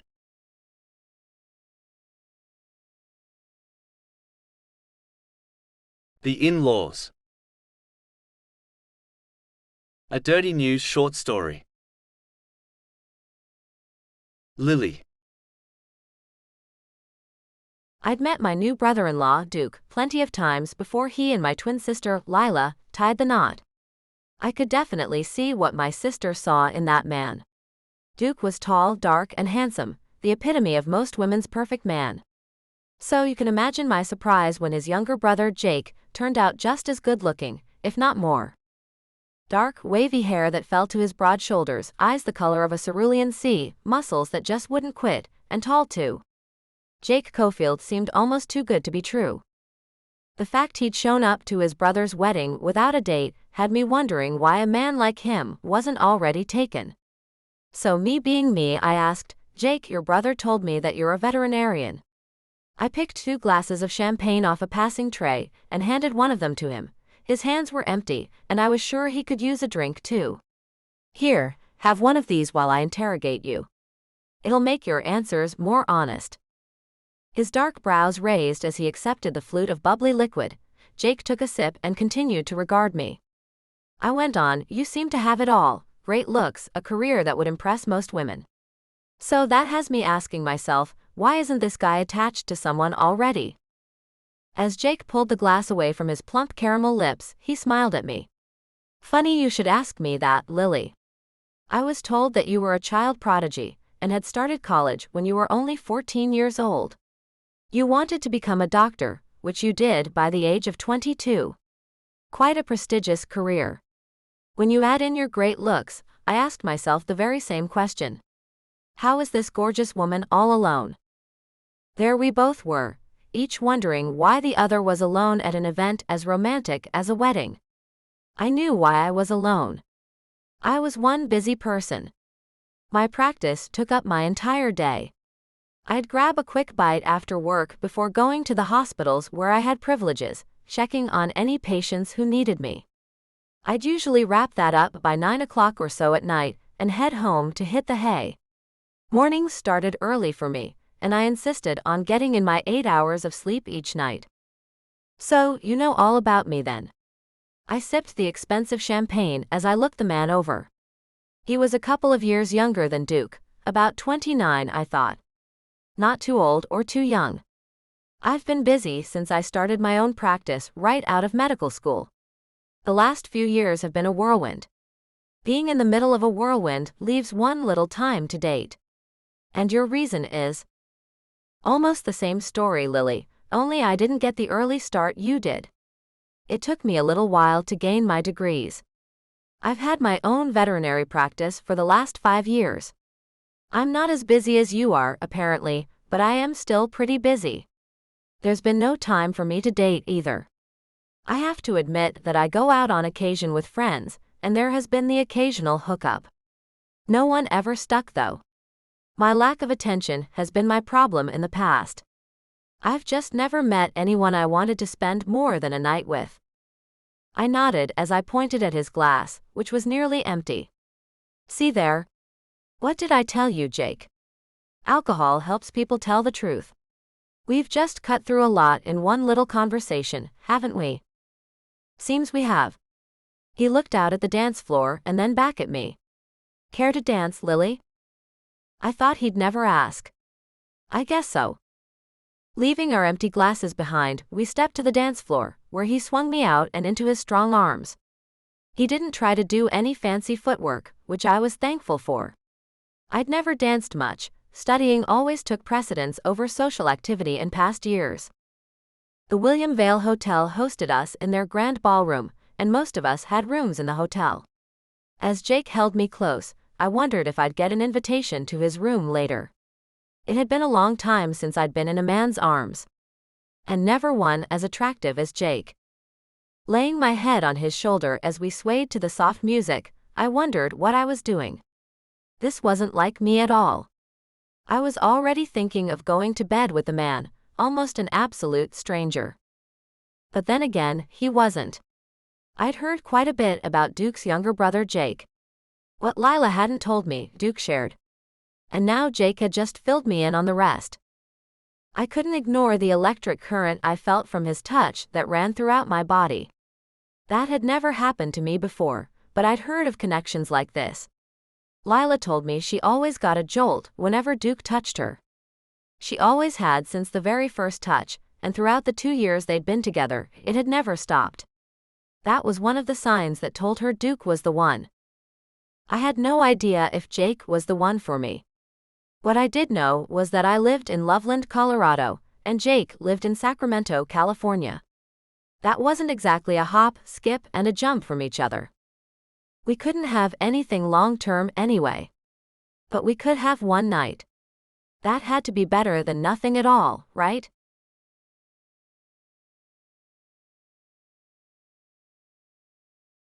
Jake. I knew Lily and Lyla were identical twins, so I expected the girl would be a knockout, just like her sister. What I didn't anticipate was how attracted I'd be to the woman who looked just like my new sister-in-law. Holding Lily in my arms as we danced, I couldn't seem to make myself let her go. An hour had passed with us dancing, holding each other, laughing, and talking about things in a way I'd never done with anyone else in my entire life. Duke and Lyla danced up next to us. My brother chuckled, taking my attention from Lily. "You two having a nice time?" "I am," I answered him, then looked back at Lily. "Are you?" "It's not bad at all," she said as she looked at me. I could see it in her pretty blue eyes. She was completely into me. And I was into her too, more so than I thought was normal. From the moment I took her hand to lead her out to the dance floor, I felt a powerful spark. And that spark didn't die out. No, it just grew in intensity. There wasn't a fire yet, but then again, I hadn't kissed her yet. I fully expected a kiss to ignite that spark and turn it into a blazing inferno. But would starting a fire inside of myself for a woman I couldn't have a relationship with be a smart thing to do? We lived so far apart that it made no sense to even think about having anything more than a one-night stand. And how smart would it be to hit it and quit it with someone I'd be seeing at most family functions from this point forward? How would that go down if Lily and I had a one-night stand? Not great, I thought. But that spark was surely begging me to put some fuel on it, to make it grow. I had no idea that Duke and Lyla had a plan, but it soon became clear when Duke asked, "So, how about we switch partners for this song, Jake? Let Lily out of my arms." "If she wants," I said instead. Lily's fingers trailed over my shoulder, sending chills through me. "I suppose so, Duke." She didn't sound thrilled but rather obligated, as if it would be rude to turn him down. I let her go, and she and her sister exchanged places. I didn't hold Lyla nearly as close as I'd been holding her sister. I kept a chaste distance between our bodies. Lyla smiled at me. "You and Lily seem to be getting along well." "Yeah, we are." I glanced sideways at my brother as he danced away with my girl. I clenched my jaw as I thought about her like that. Lily wasn't my girl. Why would I even think that way about her? My sister is a very busy person, Jake. I'd hate it if you thought there could be something between you two. Lyla tapped her fingers on top of my shoulder. "I'd just hate it if you got hurt." "Hurt? Me?" I asked as I shook my head. "I'm well aware of just how busy your sister is, Lyla. She's told me as much. I just like her, is all. We have a lot in common. For instance, we both have a calling to medicine, she with humans and me with animals. And she's just as driven as I am. Well, maybe a little more than I am. She doesn't even take time to go out with friends. She's so dedicated to her work." "That's right, Jake. My sister is a great person. She's wonderful, actually. But she's into her practice and nothing else." Lyla sighed as she looked at her sister, who was laughing. Duke must have been telling her something funny. As I watched Lily laughing, I had a thought. Maybe she should have a little more in her life, Lyla. Maybe she just hasn't met the right person to pull her out of her routine, a person who understands her passion for medicine and only wants to enhance her life a little. "And you might be that person?" Lyla asked me. Then she shook her head as she answered her own question. "You two don't live anywhere near each other. You can't help her branch out and have fun any more than I can." I've never been a man who backs down from a challenge, and that night, I felt a challenge coming on. It's not like she lives clear across the map from me, Lyla. I'm sure the plane ride from Sacramento to Loveland isn't that long. Lyla wasn't about to back down either. "You're a busy man yourself, Jake. When will you find time to go see her?"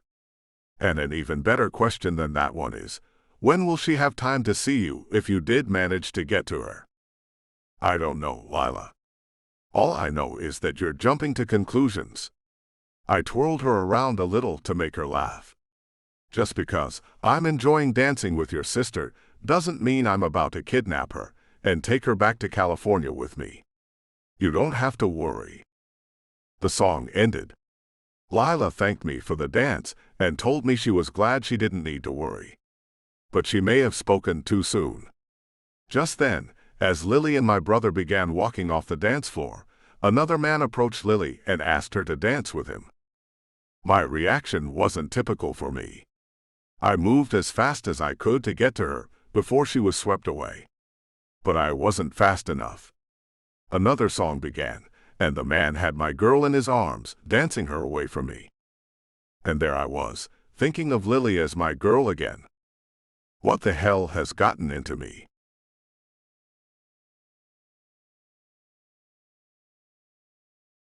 Lily.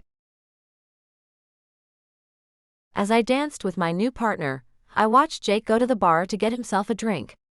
I had to smile, as Jake looked more than a little disappointed. I caught him looking at me as the song came to an end. He mouthed, "I want you next." Giving Jake a nod, I turned back to my current dance partner to answer him when he asked if I'd like to dance the next song with him. "I really need a break." "Thank you though." He let me go. "Okay. Maybe in a little while then." "Maybe," I said as I headed to the bar where Jake was. Jake's eyes stayed on mine as I walked towards him. He handed me the mixed drink the bartender pushed toward him. I think we should sit this one out and have a drink, Lily. He patted the bar stool next to him. Take a seat. Get off those feet for a minute or two. Thanks. I took the stool he offered, and he sat closely beside me. He leaned in to whisper in my ear, "You kind of got taken away from me there for a moment. I hate to admit this to you, but I missed you." The warmth of his breath as it flowed over my neck made my body heat up. If his breath alone can do that, then what can his lips do to me? You did, huh? I picked up the glass and took a sip to help cool myself off. My internal temperature was climbing quickly. The man seemed to be able to push all my buttons. Jake nodded as he leaned back, making room between our bodies.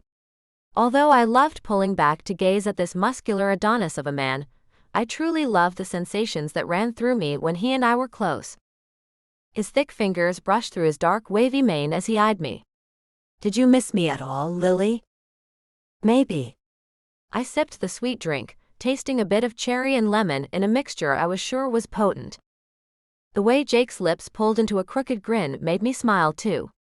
He had a charm about him I'd never noticed in anyone else. Does your hotel room have a balcony? He asked. I blinked twice. Is he on the verge of asking me to go to his room with him? Was I really going to go if he was? I answered his question with a shake of my head. Then I watched his smile grow broader as his eyes lit up. Mine does. My God. Is this really happening? Do you have a nice view from it? I asked as I placed the drink on the bar. If this was going to happen, I didn't want alcohol to steal the memories from me the next morning. I had a feeling they'd be worth reliving over and over for the remainder of my life. I think it's nice. He leaned back on the bar on his elbows as he looked out over the crowd. For a moment, I thought he wasn't going to do anything more than tease me about his room with its beautiful view. I'm sure it is. I looked at the drink that only had a sip taken out of it and thought about downing it. Maybe this guy was just messing around with me. Maybe I wasn't reading him right at all. Maybe he was into me, but I was thinking about how awkward it could get if we had a one-night stand and then had to attend future family functions. If that was the case, maybe I needed the alcohol to steal the memories of that night. The night I met the perfect man, a man I couldn't have at all. He spoke without looking at me. You can see the stars better from that balcony. It's on the top floor. Not many city lights can get up that high. Okay, so he's into looking at stars. Apparently, he'd never been to Loveland, Colorado.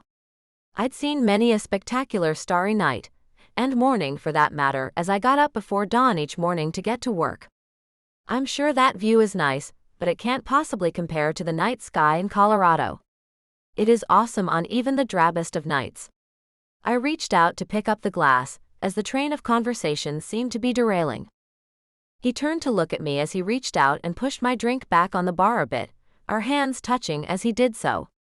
I'd like you to have a clear head, Lily. His left eye blinked in a wink. I'd like you to come to my room to check out the stars, and perhaps one day you'll see fit to invite me to visit your home in Colorado so I can see that infamous view too. This was it. Decision-making time. Should I go to his room and find out just how high this heat can go? Or should I play it safe and stay put? My heart began to pound as I thought about what I should do. I wanted to go. My body wanted to know how Jake's hands would feel, roaming all over. I wasn't this woman. I was a very respectable doctor, a woman with a flawless past. Only one guy had ever gotten access to my intimate garden, what I used to call it when I was younger. That experience was so dull and useless that it left me with a sour idea of what intimacy was. But maybe Jake Cofield could show me what intimacy was really about. Or maybe he would just break my heart, since I could only have him for this one night. I can hear your heart pounding, Lily. His hand folded over mine on the bar. There's no need to be afraid. I'm not into anything bizarre. My mind had been made up. So let's go then, Jake. Show me those stars.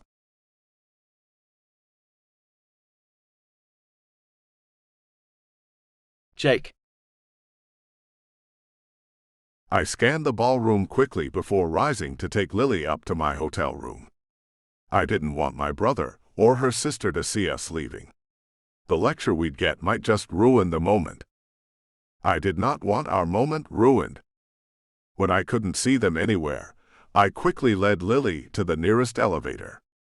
Her heart still pounded in her chest, and hearing that sound did something to me on a primitive level.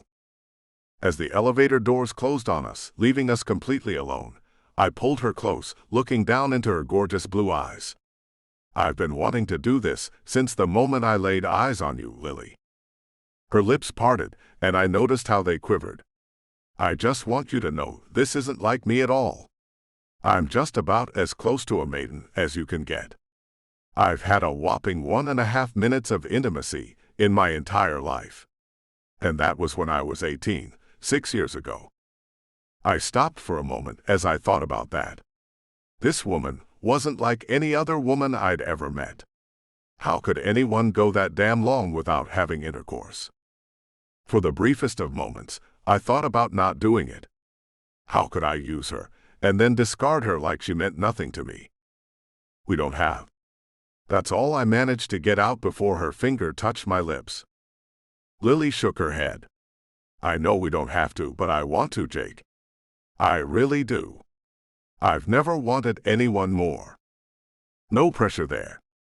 The elevator stopped, and I saw we'd arrived at my floor.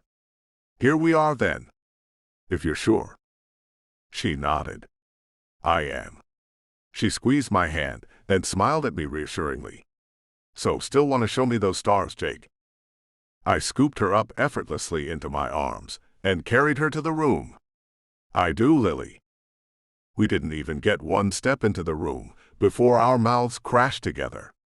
That was the hungriest kiss I'd ever had. She and I both seemed to be starving to taste the other.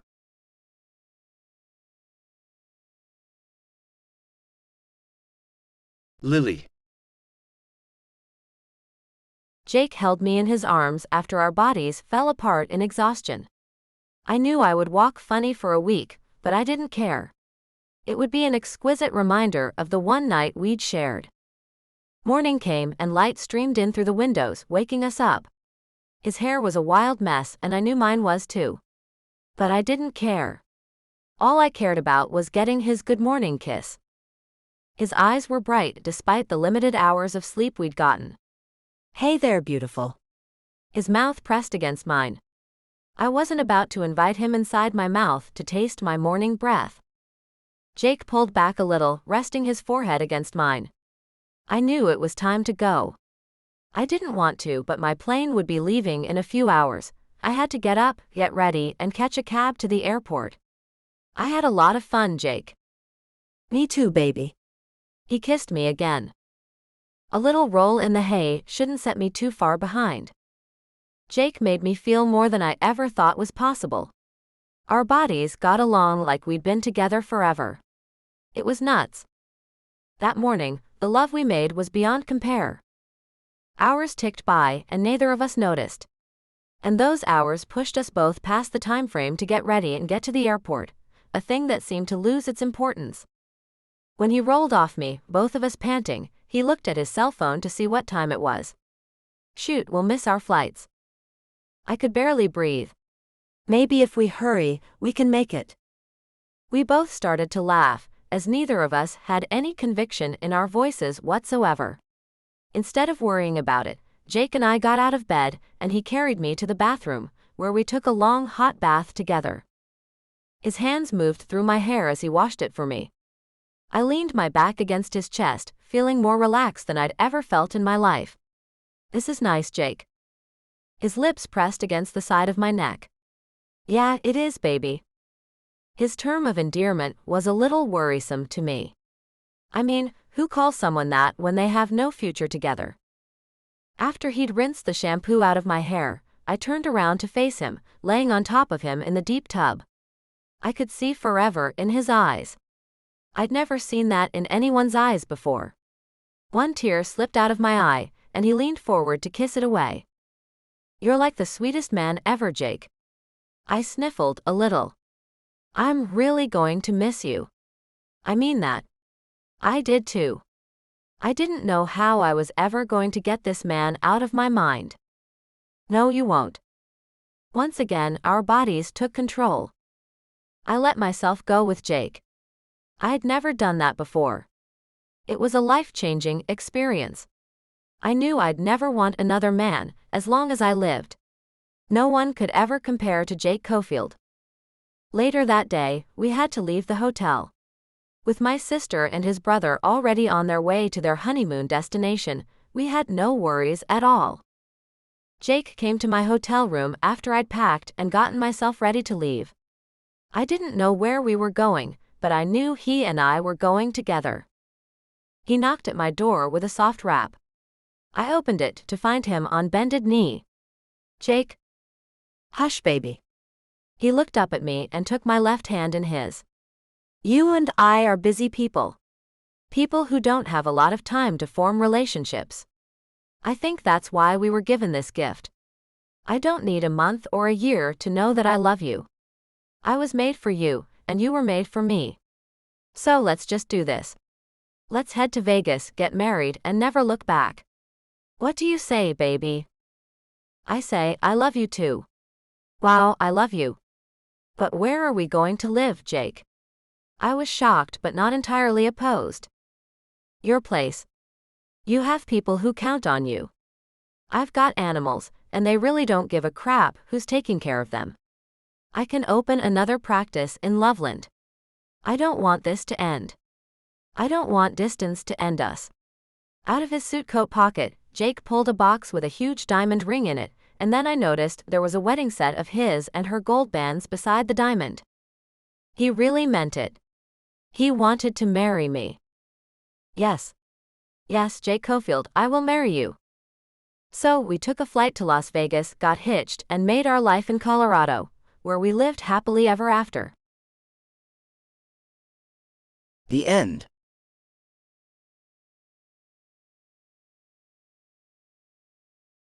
Sneak peek for beautiful assistant. Chapter 1. Julia. New York, New York. Crisp January air hit my face as I got out of the cab in front of the Wolf television station, the newest network to open its doors in our fair city. Somehow, I'd scored an interview for the assistant position to the network's owner, Artemis Wolf himself. I had no real expectations of actually landing the job, though. Fresh out of Columbia, I'd gained my bachelor's degree in business administration, but with literally no experience whatsoever, my chances were slim to none. The experience of interviewing with a man like Artemis Wolf would be invaluable to me in itself, though, so I jumped at the opportunity. Nevertheless, I did plan on giving it my all. Adrenaline pumped through my veins as I walked up to the glass doors with Wolf printed across them. I shivered a bit, not from the cold air but from something else entirely. Excitement. I wasn't sure why I was allowing myself to get excited over something I knew I didn't stand a chance in hell of getting, but there it was anyway. Stepping through those doors into the warmth of the main lobby, I stopped and looked around at the grand entrance. A giant chandelier hung over the midsection of the large room. Not what I had expected at all. Underneath that was the reception area. A young woman with short dark hair and thick black framed glasses stood behind a bar-like desk, her head bent as if she were reading something underneath the top layer of the desk. Approaching her, I asked, "Do you know where I can go to meet Artemis Wolf for an interview?" She looked up at me. "Oh, hi. Didn't see you standing there. Can I have your name, please?" The room was bustling with people, so I couldn't fault her for not realizing one of us had stopped in front of her. "That's okay. My name's Julia Bengal.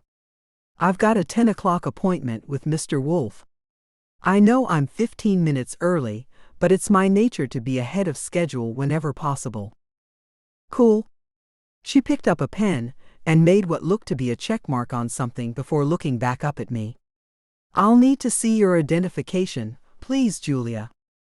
Pulling my driver's license out of my purse, I handed it to her. She looked it over, wrote something else down, then handed it back to me. "Thank you." I put it back into my purse and looked in the direction she pointed. "You'll take the elevator to the far left. You're going to the penthouse, so press the large P button. You'll be in the lobby when you step off the elevator. Brady is the receptionist up there, and he'll tell you what to do when you get there." She winked. "Good luck, Julia Bengal." "Thank you." Leaving the desk, I went to the elevator and felt that a knot had formed in my stomach. I was quickly disintegrating into a nervous wreck, something I hadn't expected would happen to me. This was supposed to be nothing more than practice for me. Is this what I could expect with every interview I had? I expected to have many of them before landing a job. This was terrible news for me. The elevator was full of people. It took forever for me to get up to the penthouse, and I was the only one left by the time I got there. I found it terrifying to be all alone in the large elevator. When it stopped and the doors opened, I saw another chandelier hanging in the reception area. Both of them were smaller than the ones on the ground floor, but more ornate. A short guy was polishing the brass bar that ran across the front of his desk. "Hi, I'm Julia Bengal." I came to his desk as he walked around behind it, tossing the white cloth he'd been using into a waste bin. Pulling off a pair of blue surgical gloves, he tossed those into the trash too. "You're early. He'll like that. Take a seat, Miss Bengal, and I'll let him know you're here." Before my butt had even hit the chair, a man was coming out of the office right off the lobby. "Julia Bengal," he called out to me. My eyes caught his shiny black shoes first, and then ran up a pair of long legs covered in black slacks all the way up his over 6-foot frame. A white button-down shirt with the top 2 buttons undone rested under a black suit jacket. My eyes traveled over a firm jaw next, and a pair of chiseled lips smiled at me, and then my eyes finally landed on his, piercing blue, the smile in them as well. His thick dark hair hung in loose waves just to the top of his collar. A broad set of shoulders and chest to match told me he had a lot of muscles underneath those clothes. And there I was, ogling the man who was about to interview me for a job as his assistant. This was not good at all. Why does he have to be so devastatingly good-looking? My brain kicked in, and my mouth opened as I walked toward him with my hand extended. "Yes, I'm Julia Bengal." He gave my hand a little shake and then gestured to his door. "Artemis Wolf. It's nice to meet you, Julia. Please come into my office." The place was huge, so much bigger than I'd imagined.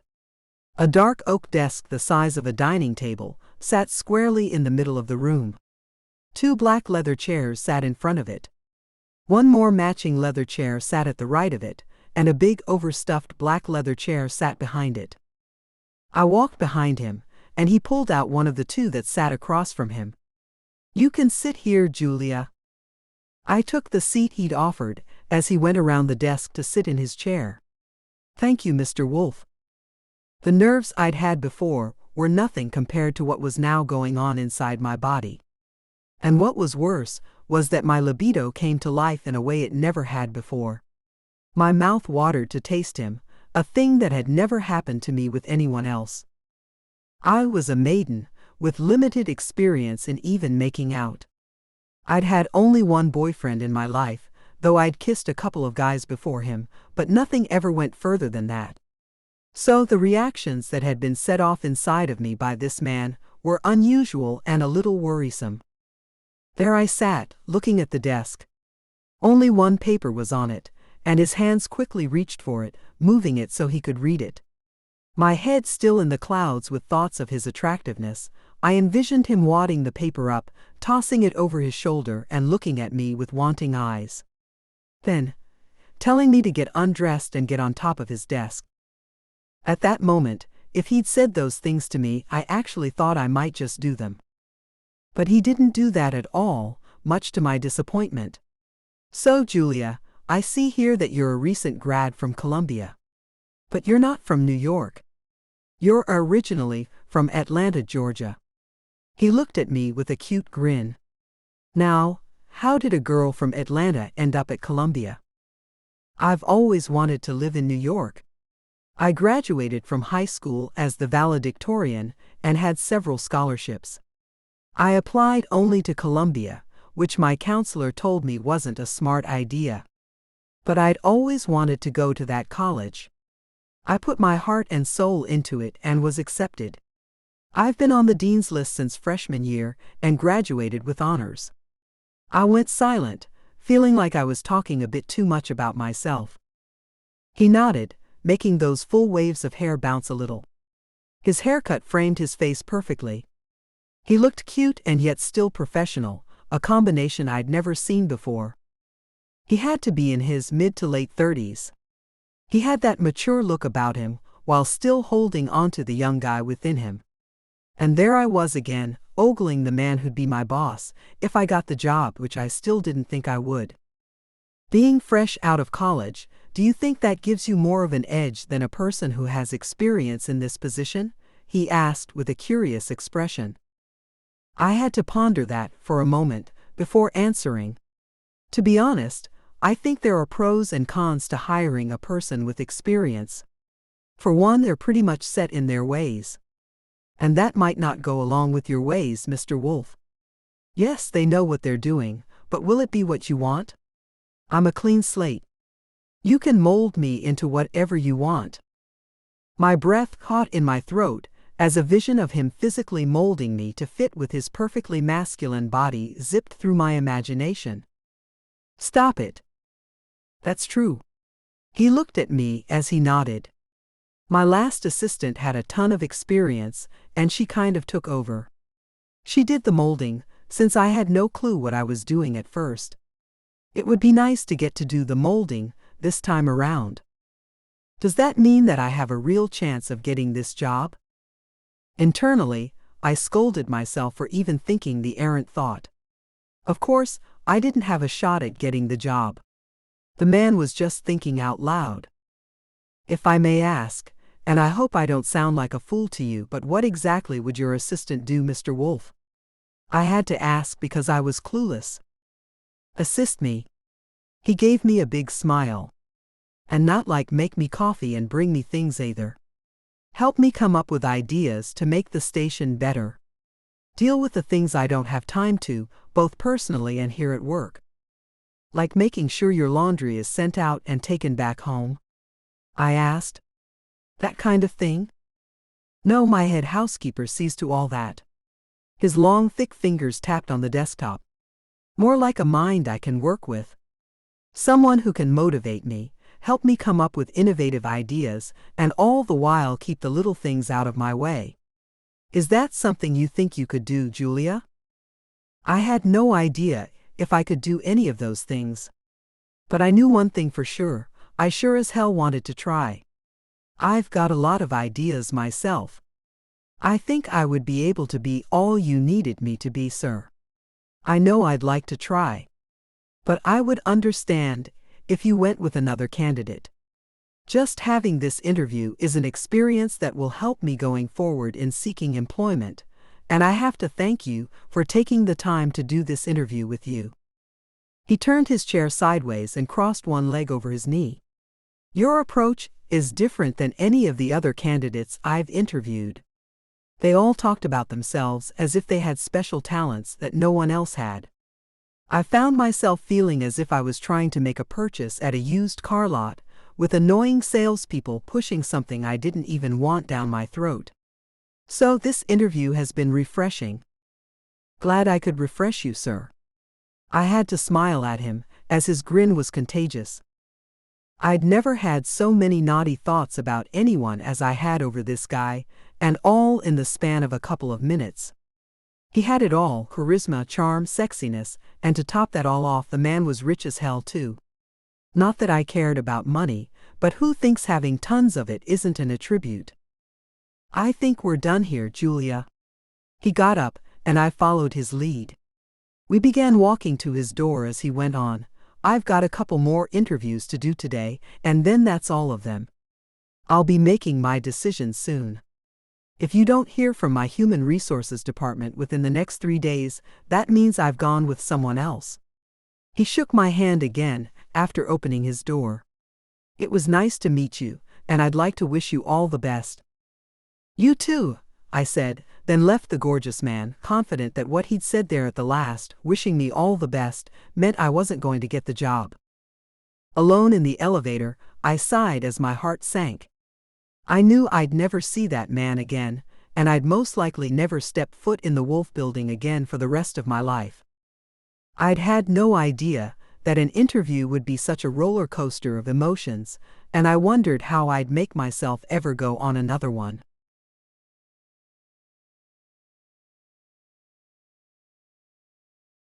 Chapter 2. Artemis. My eyes were glued to her perfect form as she walked away from me. Tall, lean, and with just the right amount of curves, Julia Bengal was a walking heartache. Shiny black hair hung bone-straight down her back, and bangs hung to her dark brows, framing her face, accenting high cheekbones. Coffee-colored eyes shone out at me as soon as I faced her. It felt as if she could see all the way through me, right to my very soul. She wore sensible business attire, a black skirt that went below her knees, and a white satin blouse that she'd tucked into the waist of the skirt. A short black jacket made out of the same material as the skirt rounded out her outfit. Her lack of jewelry and her sensible flat black shoes told me she wasn't trying to show off her phenomenal looks to get the job she'd just interviewed for, but was simply being true to her style and herself. As a matter of fact, she hadn't acted like any of the other people I had interviewed at all. I could tell nerves were coursing through her, but she'd managed to keep them mostly under control.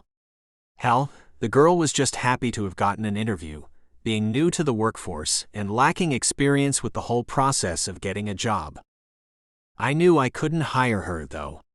Even though I'd looked through her application and found she'd graduated with perfect grades and even made the dean's list all 4 years of college. She'd been in the running from the start with those grades. But once I saw her and felt my body react in a way it never had before, I knew I couldn't have her around me as much as I would have to if she became my assistant. And I found that to be a damn shame. But my company had rules. Rules I'd come up with myself in the hopes of setting a better standard for our industry.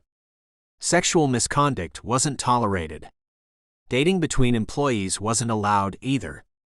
And I knew the moment I saw her that I'd want to do more than just date that young woman. A knock came at my office door. "Ashton here, Artemis." I hit the button under my desk, opening the door for the producer of all our news shows at Wolf. "Come in." He jerked his head back a bit. "Did I just see a woman coming out of your office?" "You did." I leaned back and put my feet up on my desk. "I've just finished interviewing her. I have to say she's perfect, but I won't be able to hire her." Ashton took a seat as a crooked smile filled his face. "If she's perfect, then why can't you hire her?" "Because I had an instant attraction to her. Looking up at the ceiling, I wished things could have been different. But they couldn't." "Wow, how unfair is that?" Ashton drummed his fingers on my desk.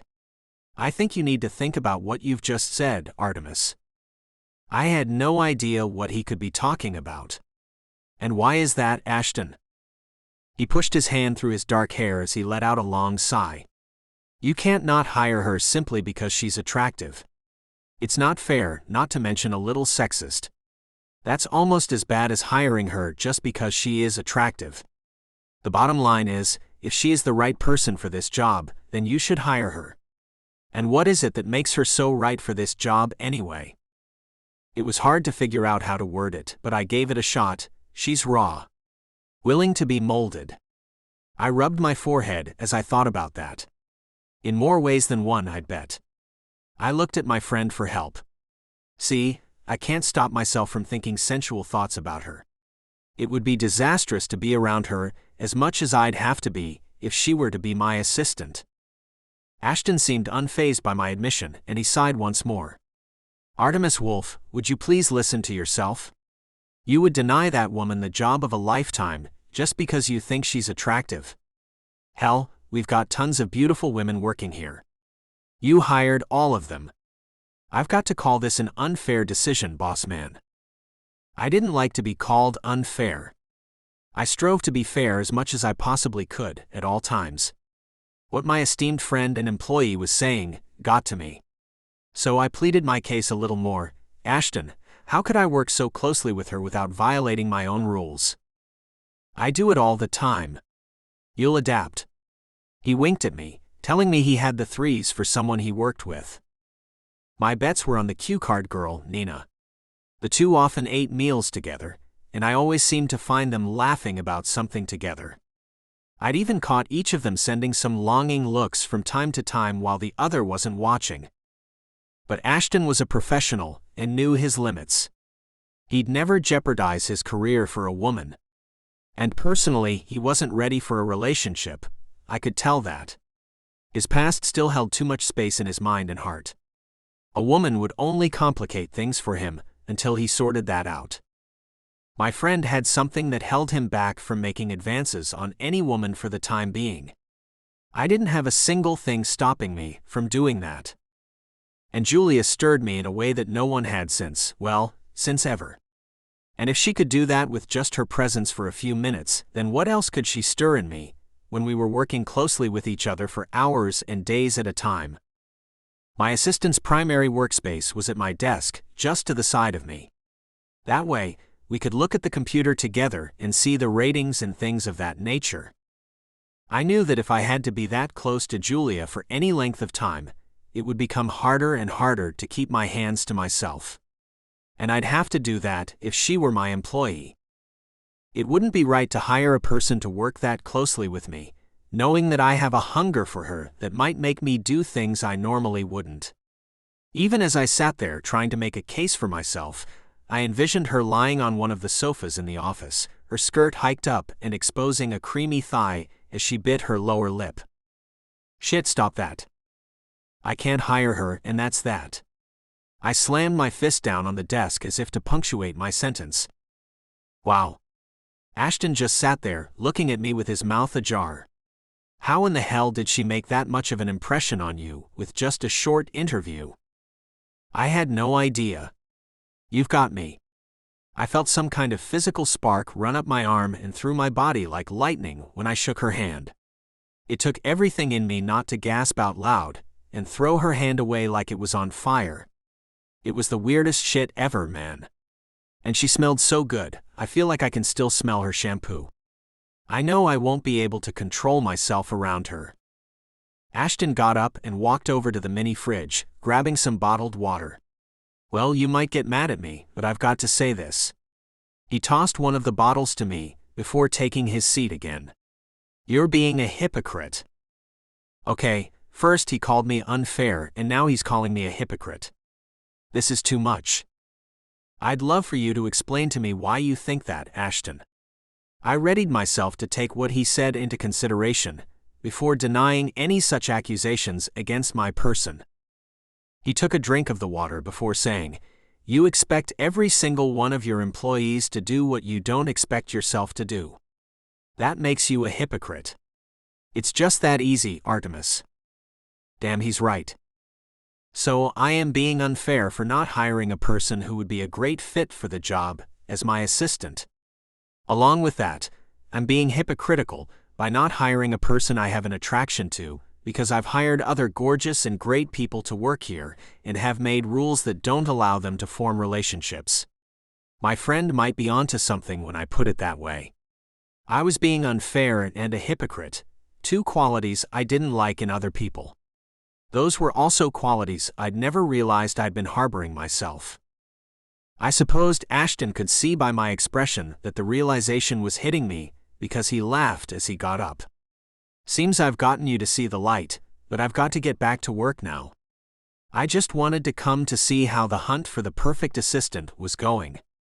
Seems the hunt is over. You found her. All you have to do is get the hell over yourself, the same way the rest of us have had to. Seems so. I watched him leave and put my head in my hands as I rested my elbows on the desk. It wasn't easy to admit to myself that I wasn't the man I thought I was. I knew I had flaws. Everyone does. But I never knew I could be so blind to them. There were more interviews to do. Julia Bengal might not make the cut if one of them made more sense to hire over her. Somehow that thought left me with a knot in my stomach. I felt a smile creep over my lips as I thought about getting to see her beautiful face every workday.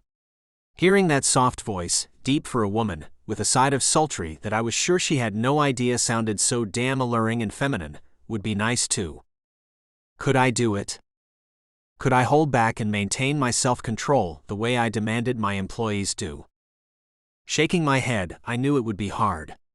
But I also knew that Julia Bengal was just the right kind of person to help me take Wolf to where I wanted it to be. The very top. I wouldn't settle for anything less than that, and I needed the perfect person by my side to help me get there. Lots of late nights would be expected. Long hours too.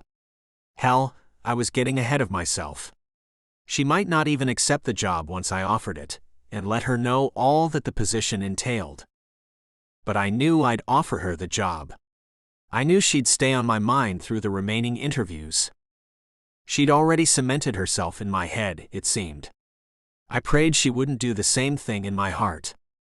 A cloud of doubt surrounded me where my will and determination were concerned. But what could I do? I expected that out of everyone else. Time to face the music myself. Why does that sound so damn scary?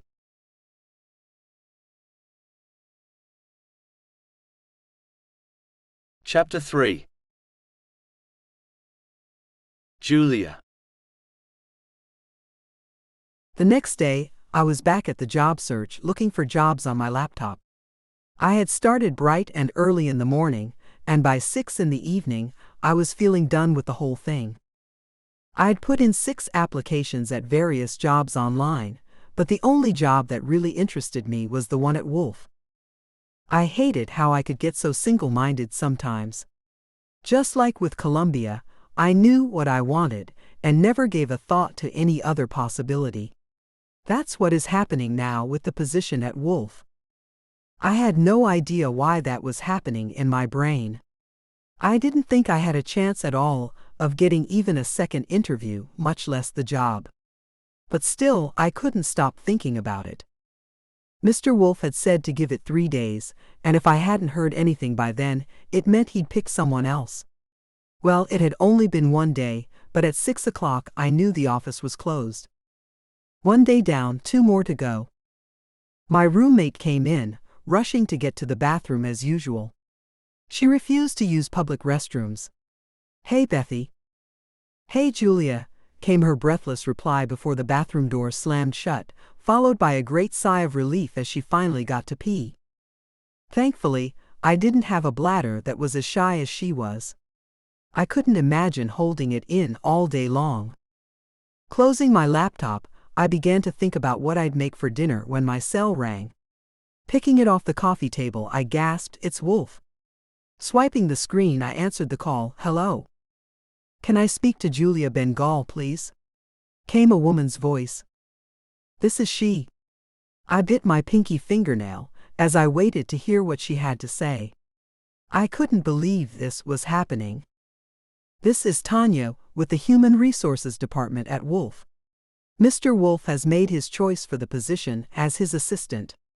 He'd like you to start on Monday.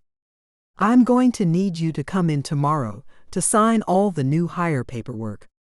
After I explain the job to you, you will accept it, of course." Of course. I put my hand over my mouth to silence the scream of happiness that was dying to escape. "Any specific time, Tanya?" "No, just before 5 in the evening. I'll need about 2 hours of your time. See you tomorrow then.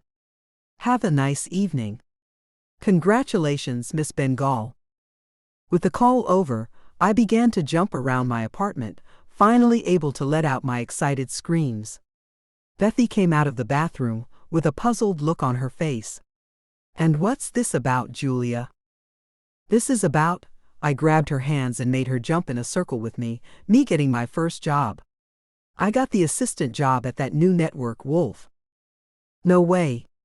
She shook her head in disbelief. You've been on one interview, and you've landed your dream job in less than 2 days. Julia, do you have any idea how rare that is? I totally do. My head was spinning, so I stopped jumping. Bethy pulled me in for a hug. This needs to be celebrated. I say, let's go out and get our dance on, girl. I agreed, feeling ready to celebrate. We got ourselves dressed up and decked out, then headed out to one of her favorite clubs. I was never one to go out a lot. School came before anything else, and that had hampered my clubbing. Whenever I had gone, I did enjoy it. The only drawback was that I'd met my ex-boyfriend at one of the bars that were popular with Columbia students, and that relationship hadn't turned out to be so great. But we weren't going to one that he frequented, just to be on the safe side. Bethy didn't know the whole story behind our breakup. No one did. I preferred to keep that to myself. I wasn't particularly proud of myself for what had happened with the guy. Bethy bought my first and only drink, as I'd never been a huge drinker either. I was a seasoned pro at making one drink last for hours. When you put your head into the books, alcohol proved to be your enemy. We danced like no one was watching, as the saying goes. I loved to dance. I had no idea if I was any good at it, but I loved to do it.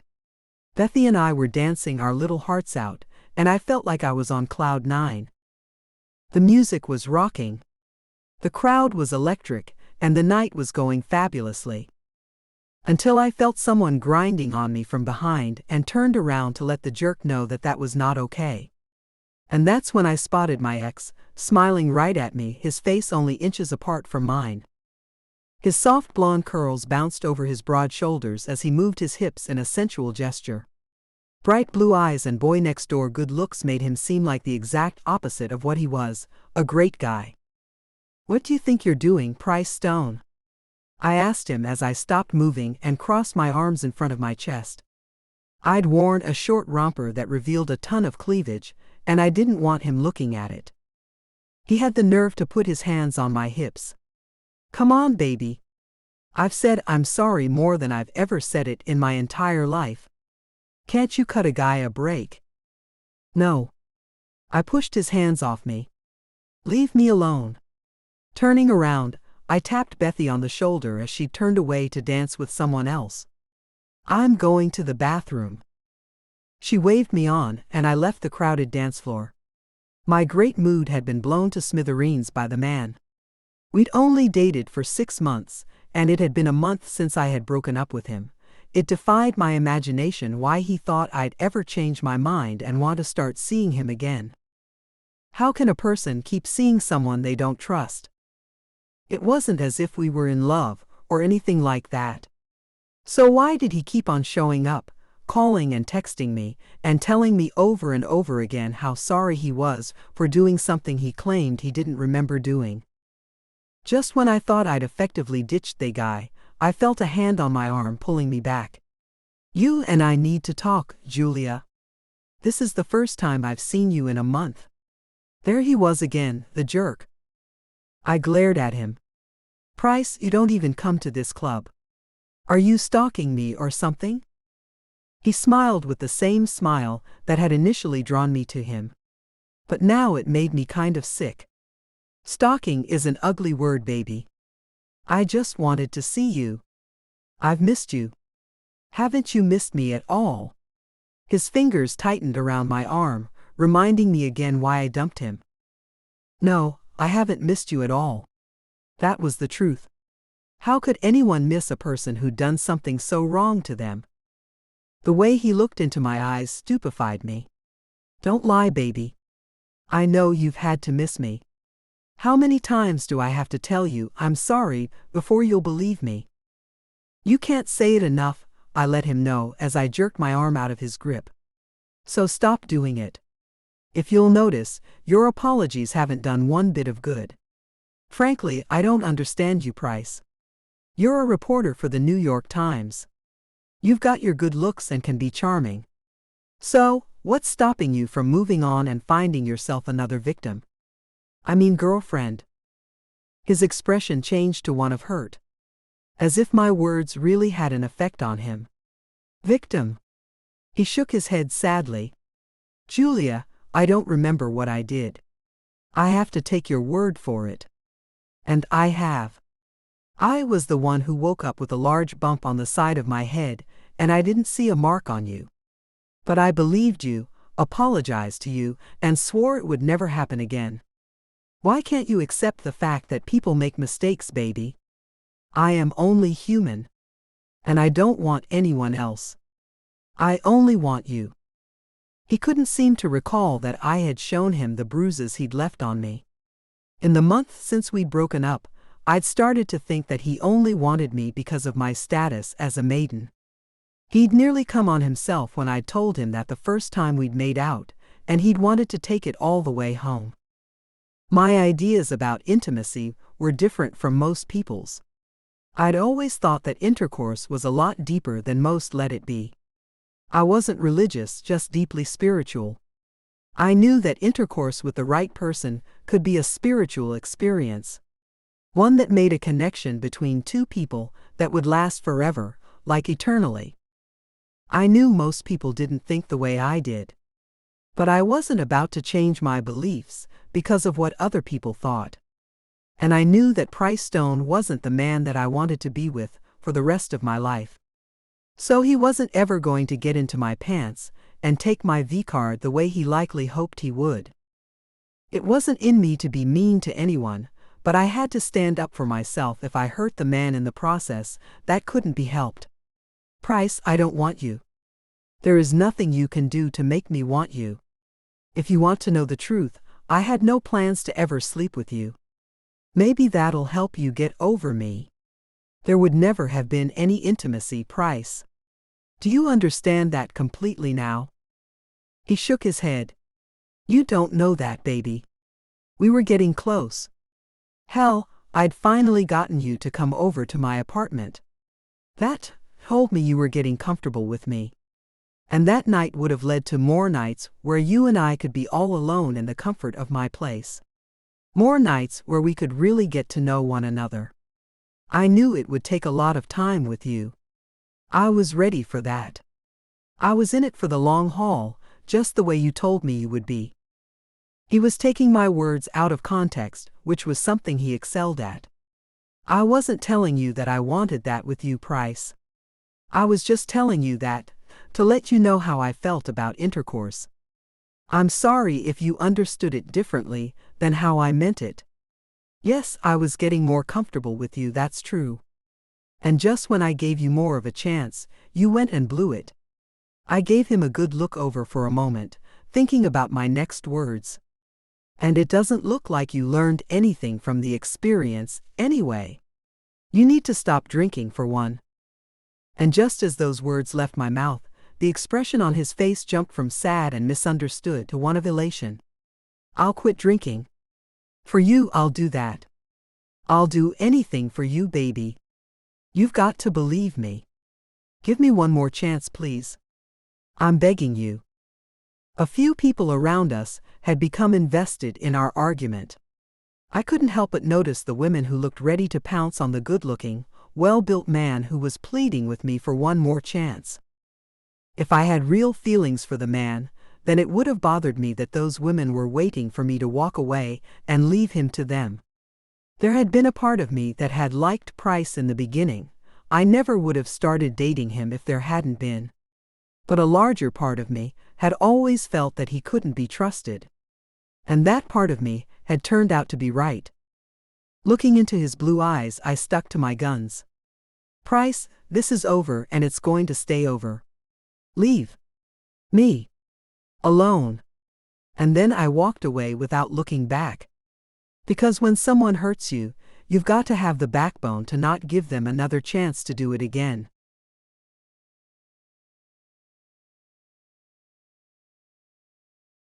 Chapter 4.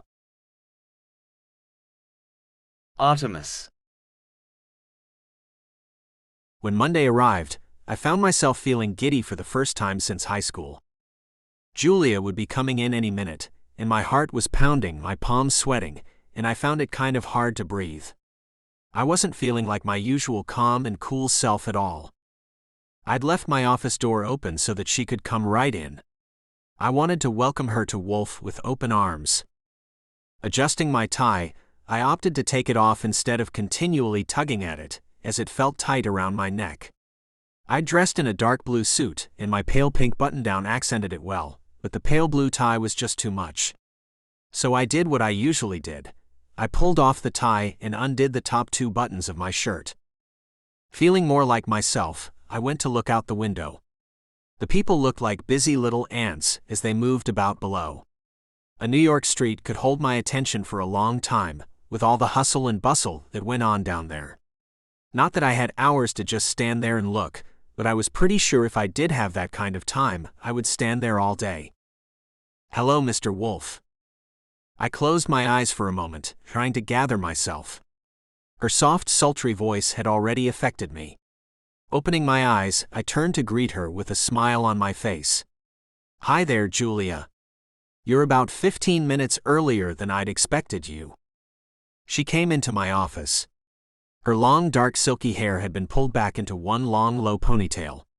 Her bangs fringed along her brow, accentuating her big, dark eyes, the lashes naturally thick and heavy. Her lips were full and stained red, her high cheekbones accented with a bit of red blush too.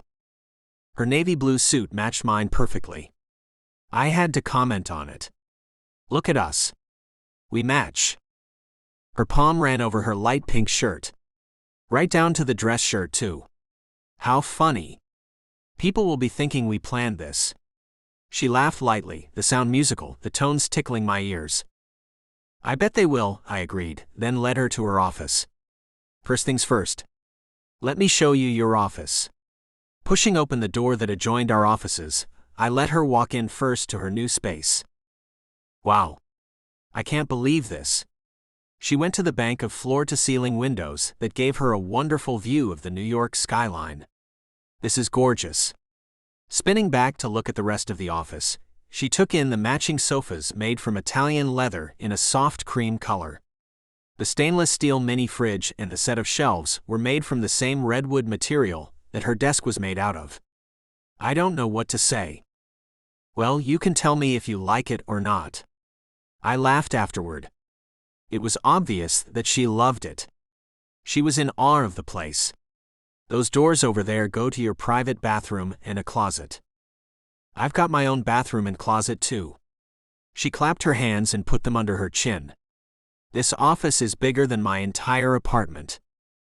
"Well, you can't live here," I joked with her. "But you'll probably be spending more time here than at home anyway. I want you to have all the comforts of home while you're here." I took a seat in one of the chairs that had been placed on the other side of her desk, watching her as she walked around, running her hands over everything. "This offers me much more comfort than anything I have at home."